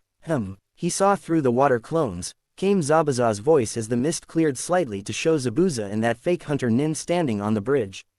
"It looks like a rival has appeared, Haku." "Indeed it does," the hunter nin, Haku, said with a nod. "But I still stand by my point. The blonde one was way faster than what I just saw," Zabuza said. Haku then started spinning incredibly fast, moving towards them. Sasuke tensed up and met him in between, his kunai clashing against Haku's Senbon. "I don't want to have to kill you, but you won't stand down, will you?" Haku asked, which made Sasuke scoff. "Don't be foolish, I see, but you won't be able to keep up with my speed the next time. Plus, I've already gained 2 advantages. 2 advantages, Sasuke repeated. "The first is the water on the ground. And the second is that I have occupied one of your arms. You will now only be able to run from my attacks." Sasuke's eyes widened along with Kakashi's when Haku started forming seals with only one hand, ending in a half-ram seal again. The water around them suddenly rose into the air and formed needles, which all flew straight toward Sasuke. Haku leapt away just in time, but it seemed Sasuke got caught in the barrage. Haku got his answer when he saw Sasuke had jumped up and was throwing shuriken at him. Haku neatly backflipped to avoid them, but when he looked up again, Sasuke was gone. "You're pretty slow," came his voice from behind him. "Now you can only receive and block my attacks." Sasuke slashed at Haku, who blocked with his hand. He almost missed the kunai in Sasuke's other hand and ducked low, right in path of Sasuke's kick, which connected to his mask. Zabuza couldn't believe it. Haku lost in speed. Sasuke couldn't help himself. "Looks like my speed is better than yours." However, Zabuza quickly recovered and said, "At this rate, you will be defeated, Haku. You know that, right?" Haku got up and formed a strange hand seal. "Yes. We can't have that now, can we?" All of a sudden, the air seemed to get cold. Haijutsu. Makyu Hyusho. Secret technique. Demonic ice mirrors. The water on the ground around Sasuke suddenly rose up to form plates of water, which froze and took on an appearance akin to that of a mirror. The mirrors rose up and formed a dome around Sasuke, who looked nervous for the first time in the fight. Haku moved towards one of them and seemingly stepped into it. He appeared in one mirror, but as Sasuke moved to smash it, Haku appeared in every single one of the mirrors surrounding him. "Well then, shall we begin?" Haku asked. "I'll show you my real speed." One Senbon attack came, then another, and another, all of them too fast for Sasuke to avoid. Screams of pain tore from his throat. "Sasuke." Kakashi moved forward to help his student, but Zabuza blocked his way. "I'm your opponent, remember. Your student's a goner, now that Haku has him trapped inside." Sasuke attempted a great fireball, but it was utterly useless. There wasn't even a scratch on the mirror. His screams continued. Sakura couldn't take the screams anymore, and with a shout of, "Sasuke-kun," moved to help him, completely abandoning Tazuna and leaving him unprotected. She threw a kunai to him, but Haku came halfway out of a mirror and caught it with ease. "I don't think so," he said. Sakura paled. "He caught it." "Well, that's what happens when you fail to put the enemy in your equation." Everyone turned towards the voice coming from the side of the mirrors. However, Haku was too slow to react. A knee caught him in the chin, easily sending him out of the mirrors. Naruto landed in a crouch, all ready for battle. Sasuke opened an eye and saw Naruto just outside the dome. Show off, was all. He could get out before trying to get some air in his lungs from all the screaming. Standing up, he assessed the situation. Kakashi was about to engage Zabuza, the fake hunter Nin was out of his dome and Sakura had just suffered one of her stupidity bouts. Oh, and Sasuke was trapped. "I can work with this." Zabuza was paying attention to how Naruto was assessing them. "It's that blonde again." He was fast enough to catch Haku off guard, and it looked like he wasn't even trying. Eyes narrowing, he turned his attention back to Kakashi. Haku recognized the boy. "It's him, from the forest." Apparently the wait got boring for Zabuza, who threw 4 shuriken at Naruto. Naruto's danger sense activated and he saw them coming in slow motion. Preparing to flip out of the way, he was shocked when 4 Senbon collided with the shuriken. Everyone had the same thought on their mind. Why did he save Naruto? "Zabuza-sama, please let me deal with this," Haku requested. Kakashi found himself in a tight spot. Sakura couldn't move from her spot, and if Kakashi moved to help Sasuke, he would leave Tazuna open to Zabuza. Naruto critically assessed Haku. "I assume you are the one who put this dome up. You have an ice bloodline limit, don't you?" Haku stiffened, as did Zabuza and Kakashi. "Your brat's smart, Kakashi," Zabuza said to Kakashi, who only narrowed his eye. Haku spoke. "You are quite perceptive, Naruto-kun. However, you can't help your friend in any way." Sasuke chose this moment to throw a kunai at Haku, who simply tilted his head out of the way. "I didn't forget about you." Sasuke grit his teeth. This was getting bad, very fast. Haku turned to Sasuke. "I would have liked for you to just lie there quietly, but I guess I can't expect that." "Very well, I will finish." That was all he got out before his face met with Naruto's shoe again. He was thrown back almost 7 feet by Naruto, who was looking at him like he was an idiot. Who turns their face away from an opponent to talk, you idiot? However, Haku was not the only one shocked.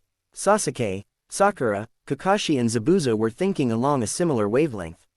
He was fast enough to catch me off guard the same way, a second time. Since when was Naruto so fast? That doby, I didn't even see him move. Well done Naruto, keep him busy. Things are getting interesting. Now that Sasuke Brad might actually have a chance of making out alive. Haku wasted no more time. Merging back into the mirror, Sasuke had to hold back a groan at what he was about to go through. He was unprepared, however, for Naruto to suddenly appear before him. Naruto already had a vague idea of what was about to happen, and so, he summoned 4 shadow clones. Taking up a pentagonal position around Sasuke, all 5 Narutos mentally called out while making the tiger seal. Suiten, Sujinheki, water style, water wall. A wall of water rose before each of the clones from the water beneath their feet, who manipulated it to cover their heads as well. Sasuke, Naruto called out in a low voice. Sasuke turned to look at him and saw him keep the tiger hand seal up. This is only a temporary solution. Whatever he's gonna throw at us. Senbon. Naruto rose his eyebrows. Okay, Senbon it is. They will pass through anyway then. I want you to be on guard in case he comes out of the mirrors. As Naruto predicted, Senbon came at them from all the directions. Naruto and his clones made their wall as thick as possible. Senbon still passed through, but it was clear that they were not doing as much damage as before. They weren't even dispelling the clones. Haku didn't know that Naruto had enforced them with chakra. I have to destroy those clones, he thought. It was only for a fleeting moment, but Naruto and his clones caught it. It all happened in slow motion. Haku splashed through the wall and swung around a Senbon, but Naruto's clones were busy maintaining the wall, so they weren't able to react in time and got dispelled. Naruto himself dodged the Senbon with a hair's breadth. As soon as the wall was down, Haku flashed back into the mirror. Your defense is meager. You cannot hope to win against me.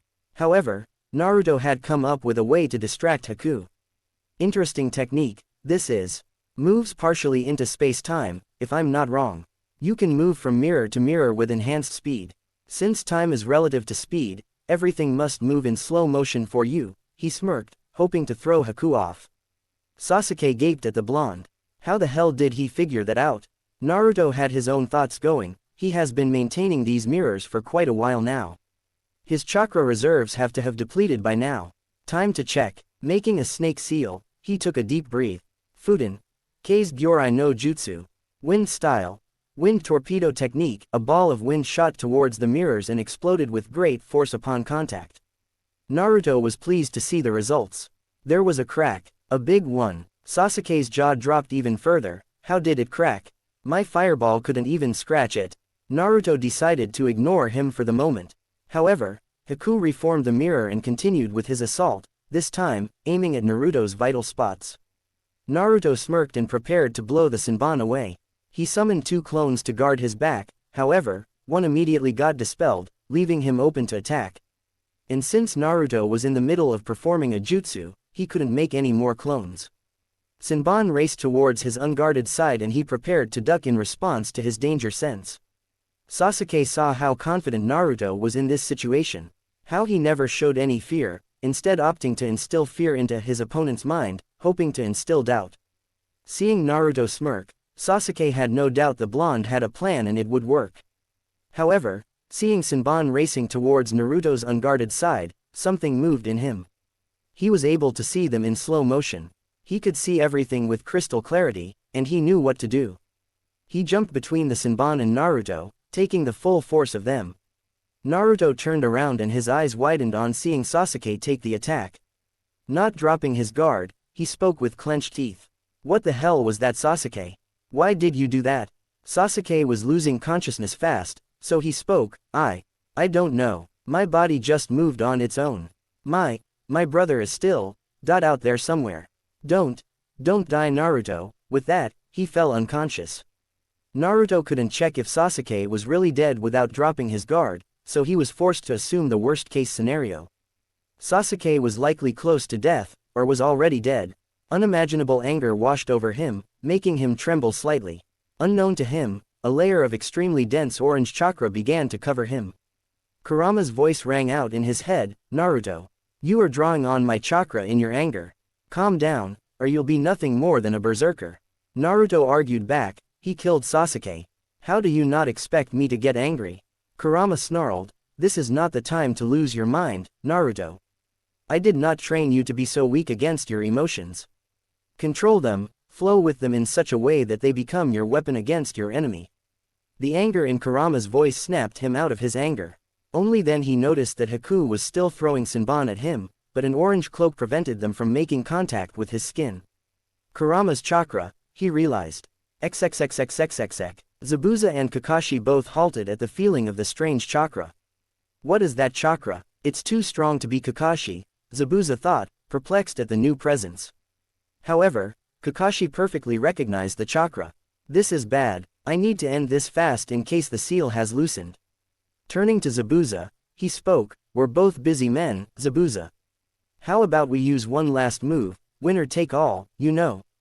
Zabuza grinned under his bandages, sounds interesting. The faster I kill you, the faster I get paid. XXXXXXX. Naruto shook his head and refocused on Haku, who was still throwing his Senbon. Immediately, a new plan began to form in his mind. Kurama's slowly drawing his chakra back into the seal, which means I won't be protected for long. That hunter nin is insanely fast, but not that fast that it can't be tracked by me if my danger sense remains activated, or Sasuke's Sharingan, which, if I'm not mistaken, allowed him to see the path of the Senbon and jump to protect me. There's no time for exploding tags as well. I have to time it perfectly. If I'm late for even a single moment, he will see through my plan. Naruto finished planning and put it in motion. He took out a kunai, put his Hiraishin formula on it and threw it on the ground, at the base of one of the mirrors. He repeated this until the kunai were in a hexagonal pattern. Then he flashed. Haku was honestly perplexed at what Naruto was trying to do. Those kunai, even if they were wrapped with an explosive tag, would not damage his mirrors. But he would have to finish this quickly, his chakra was starting to get dangerously low. He doubled his attacks on Naruto, who seemed to be waiting for the attacks to hit him. At the last moment, he seemingly disappeared. Haku's eyes widened as he saw that Naruto was now at a position opposite to his previous position. The scary part was, Haku didn't even see him move. A blue flash was all he saw. Recovering, he attacked Naruto at his new position, who flashed away again. This continued for a few more times before Haku decided to end it. His chakra was almost exhausted, so he would have to step out and attack Naruto's back as fast as he could. Naruto was flashing and dodging the Senbon with ease due to the slow perception given to him by his danger sense coupled with the speed of Hiraishin. He was playing the waiting game. He knew Haku was close to getting exhausted and he would attack Naruto's back because he no longer had the chakra for a direct confrontation with Naruto, who had yet to feel a drain on his reserves. Sure enough, his danger sense alerted him that the hunter nin was exiting a mirror from behind him, attacking his back. This was what he was waiting for. He immediately flashed away to another kunai to his side, watching with satisfaction how the hunter nin missed him, toppling forward. That was the moment he struck. Naruto's chakra was incredibly dense, so it augmented his physical traits greatly. He was faster, stronger, agile than majority people of his age. So when Naruto directed his chakra and condensed it into his fist, the force was something that would have sent someone of his size flying a dozen meters away. His fist made perfect contact with the hunter nin's cheek. Coupled with the momentum of his flash step, Naruto slammed Haku into the mirror, breaking it like it was nothing more than a hard sheet of paper. Haku was sent flying back from the force of the fist, all his mirrors shattered. He could not believe Naruto was this strong. To have a way to avoid his Senbon within the dome, chakra dense enough to crack his mirrors. He was pretty sure his jaw was cracked, although it would have been broken if not for his mask, which was now shattered. It was a miracle he wasn't knocked out. Naruto looked with shock at the hunter nin who was now revealed to be Haku. He couldn't help but feel hurt at how a person who he thought understood what Naruto stood for so perfectly would hurt his comrade. Haku gazed at Naruto with a blank expression. Why won't you kill me, when I've killed your friend? Naruto turned to look at Sasuke, who resembled more a pin cushion than a human. A brief surge of anger hit him, causing him to punch Haku straight in the gut. The force behind the hit knocked Haku down to his knees, but he knew Naruto had held back. Fighting the pain, he spoke. Was he not an important person to you? Naruto thought back to his meeting with Haku in the forest, where Haku had told him how had an important person, and how he would protect him. Zabuza's your important person, isn't he? he asked softly, though he already knew the answer. Haku nodded in agreement. He then proceeded to tell him how he had important people other than Zabuza a long time ago. How his father tried to kill his mother, how he tried to kill Haku because of his bloodline. Haku had killed his own father in defense. He had suffered through the most terrible feeling there was, the feeling that no one wanted you. Then Zabuza found him, raised him. Haku felt like he was Zabuza's most trusted tool. Please kill me. XXXXXXX. Zabuza had Kakashi where he wanted him. Kakashi had no way of knowing where Zabuza was, but Zabuza was aware of everything that Kakashi was doing. Or so he thought. Kakashi apparently had another trick up his sleeve. He summoned his Ninken had tracked Zabuza through the mist. The dogs had trapped Zabuza in his place, allowing Kakashi the time to execute his one original move, the lightning cutter. Reikiri. He held electricity in his hands, causing Zabuza's eyes to widen at the sheer amount of chakra Kakashi was exuding. That thing can cut through anything. Kakashi ran at Zabuza, intent on finishing this once and for all. Naruto found this so wrong, he just wanted to leave Haku alone. But it was evident, the pain that Haku carried. Zabuza was most like dead now, which meant Haku had no one left in the world. Again, just kill him Naruto, if only to spare him the pain, Kurama's voice came through. Naruto gripped his kunai so tightly that his knuckle had turned white. Nevertheless, he prepared himself. He channeled pure, wind chakra through his kunai, causing it to resemble a blue dagger. May you find peace in your death, Haku, he thought as he flash-stepped to Haku, his kunai going for his heart. However, there is a saying that you always know when the people important to you are in danger. Perhaps that was the reason that Haku was able to grab Naruto's arm in mid-swing. Naruto was more than shocked, he was stupefied. How the hell did Haku grab his arm? It was then he paid attention to his senses. Kakashi's chakra had taken the form of pure electricity. Wait, if Kakashi-sensei is still using jutsu, then that means Zabuza is still alive. As is to confirm his thoughts, Haku spoke, sorry Naruto-kun, but I can't die just yet. Making some one-handed seals, he disappeared in a shunshin. Damn it, Naruto cursed before he too, flash-stepped to Kakashi's location, just in time to see Haku getting impaled by Kakashi, whose handed was coated in electricity. Zabuza took this opportunity to swing his blade at Kakashi, who jumped back. Closing Haku's eyes, he proceeded to brutally disable Zabuza's arms by piercing them with kunai. Well, it seems the demon of the mist is nothing more than a failure. All of them turned to face the owner of the voice, who was revealed to be a rather short man. Sorry Zabuza, but you die here.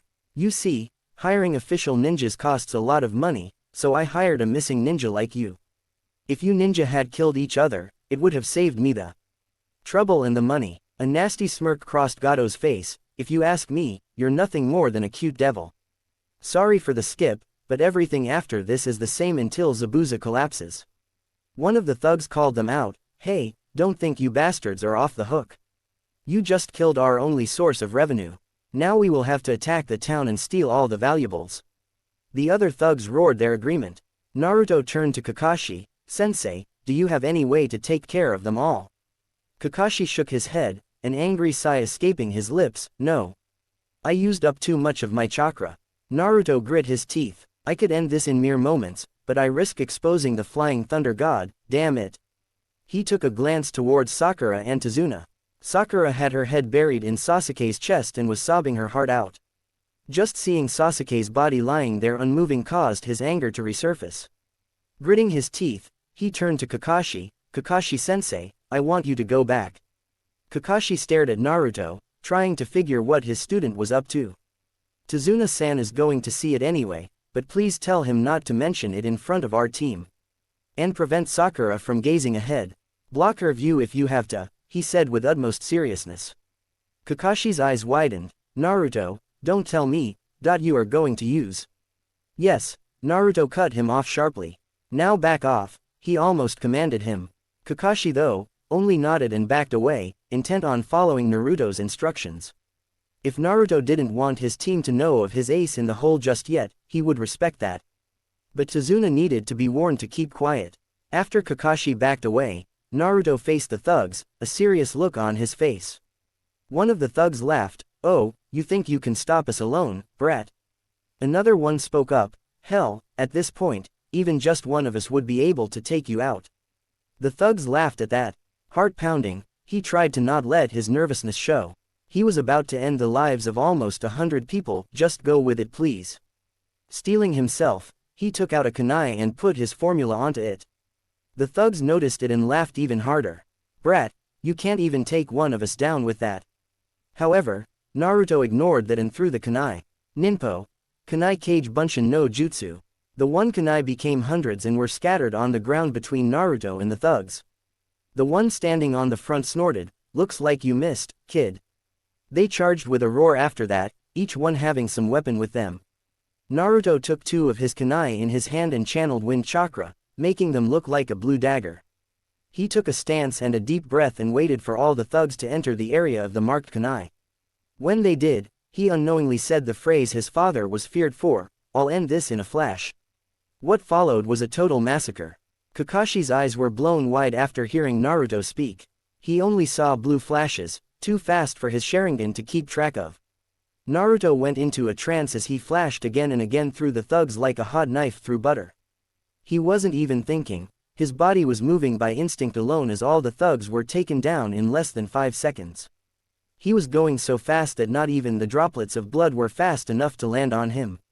Kakashi didn't know what to think or feel as he saw his student accomplish a feat that no one but his sensei could do.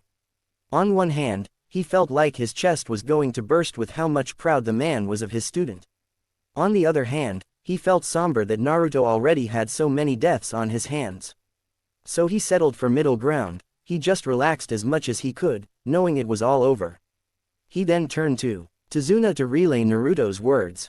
Naruto stood in the middle of it all, not even covered by blood. He was in a haze. So many people died by his hand in just one day alone. Even though his chakra reserves were only depleted by a quarter, he felt more exhausted than ever. His legs lost the strength to remain standing and he sank to his feet, a blank expression on his face. He didn't know what to feel except so much guilt. Tazuna saw Naruto standing in front of all the thugs, no sign of fear on his face. But fear had gripped his heart. He almost expected Naruto to get killed and almost shouted at the boy to come back, but before he could do that, Naruto disappeared in a blue flash. Tazuna witnessed with growing horror how Naruto annihilate all the thugs with seemingly no effort. In just 5 seconds, all of Gato's thugs were dead, blood spilling from various places on their bodies. He almost didn't hear Kakashi call his name. "Tazuna-san," Kakashi called out to the shell-shocked man. Tazuna turned his head to face Kakashi, who spoke in a low whisper, "Please listen to me. You must keep quiet about what you saw. No one is to know that Naruto killed them all." Kakashi struggled for the right word. He looked down to see Sakura still sobbing over Sasuke. For once, Kakashi was glad for Sakura's obsession with Sasuke. He continued speaking, "Not even Sakura is to know." He saw Tazuna about to protest, so he glared at him, hard. He kept glaring at the man until he agreed. He then turned around and slowly walked, weaving his feet between the bodies until he reached Naruto. He knelt down beside the boy, who now had silent tears streaming down his face, finally realizing the weight of what he just did. Kakashi put his hand on Naruto's shoulder and spoke in a soft voice, "It's okay, Naruto. It's okay to feel like what you are feeling right now after what you just did. I am surprised though, that you didn't puke your guts out, but I would be more shocked to see no remorse on your face. Want to talk about it?" Naruto turned his teary eyes to Kakashi, "I feel so guilty. I am trying to convince myself that I did it to keep Tazuna and his family safe. That they would have killed us in an instant and won't think twice about it. I feel like a monster." Naruto was full on sobbing by now, sinking until he was sitting between his legs. Kakashi nodded. "The first time is never easy. Everyone thinks the same thing after their first kill, that they are too cruel to have taken another's life. But as long as you're capable of feeling remorse for your actions, you haven't lost your humanity. We are shinobi, and on missions we have to kill to protect those who can't protect themselves." Kakashi put his fingers on Naruto's chin and gently made him face him, but taking the life of a criminal who would kill innocent people without a second thought is not murder. Think of it like this: if we don't do our job right now, the next ones dying won't be the criminals, but their victims. Naruto's guilt had somewhat subsided after Kakashi's consoling. Kurama too had whispered some words of comfort, but coming from a demon, they were more along the likes of "you did good, they deserved it and whatnot. He wiped his tears off and stood up with the help of Kakashi. A gasp from Sakura caught their attention. Both of them turned around and both of them choked on seeing Sasuke sitting up. He was in pain, judging from his face, but nonetheless, alive. Naruto gave a small smile at that. A majority of his guilt lessened at the fact that Sasuke's death wasn't on his hands. Kakashi gave a big sigh of relief. Thank God, he's alive. Sasuke opened his eyes with much difficulty and saw a mop of pink hair on his chest. He groaned, "Get off, Sakura. It hurts." Sakura gasped and sat up, relieved, tears flowing. "Sasuke-kun, you're alive." Sasuke sat up with Tazuna and Sakura's help and his eyes widened when he saw the amount of bodies on the bridge, with Naruto and Kakashi standing in the middle of it.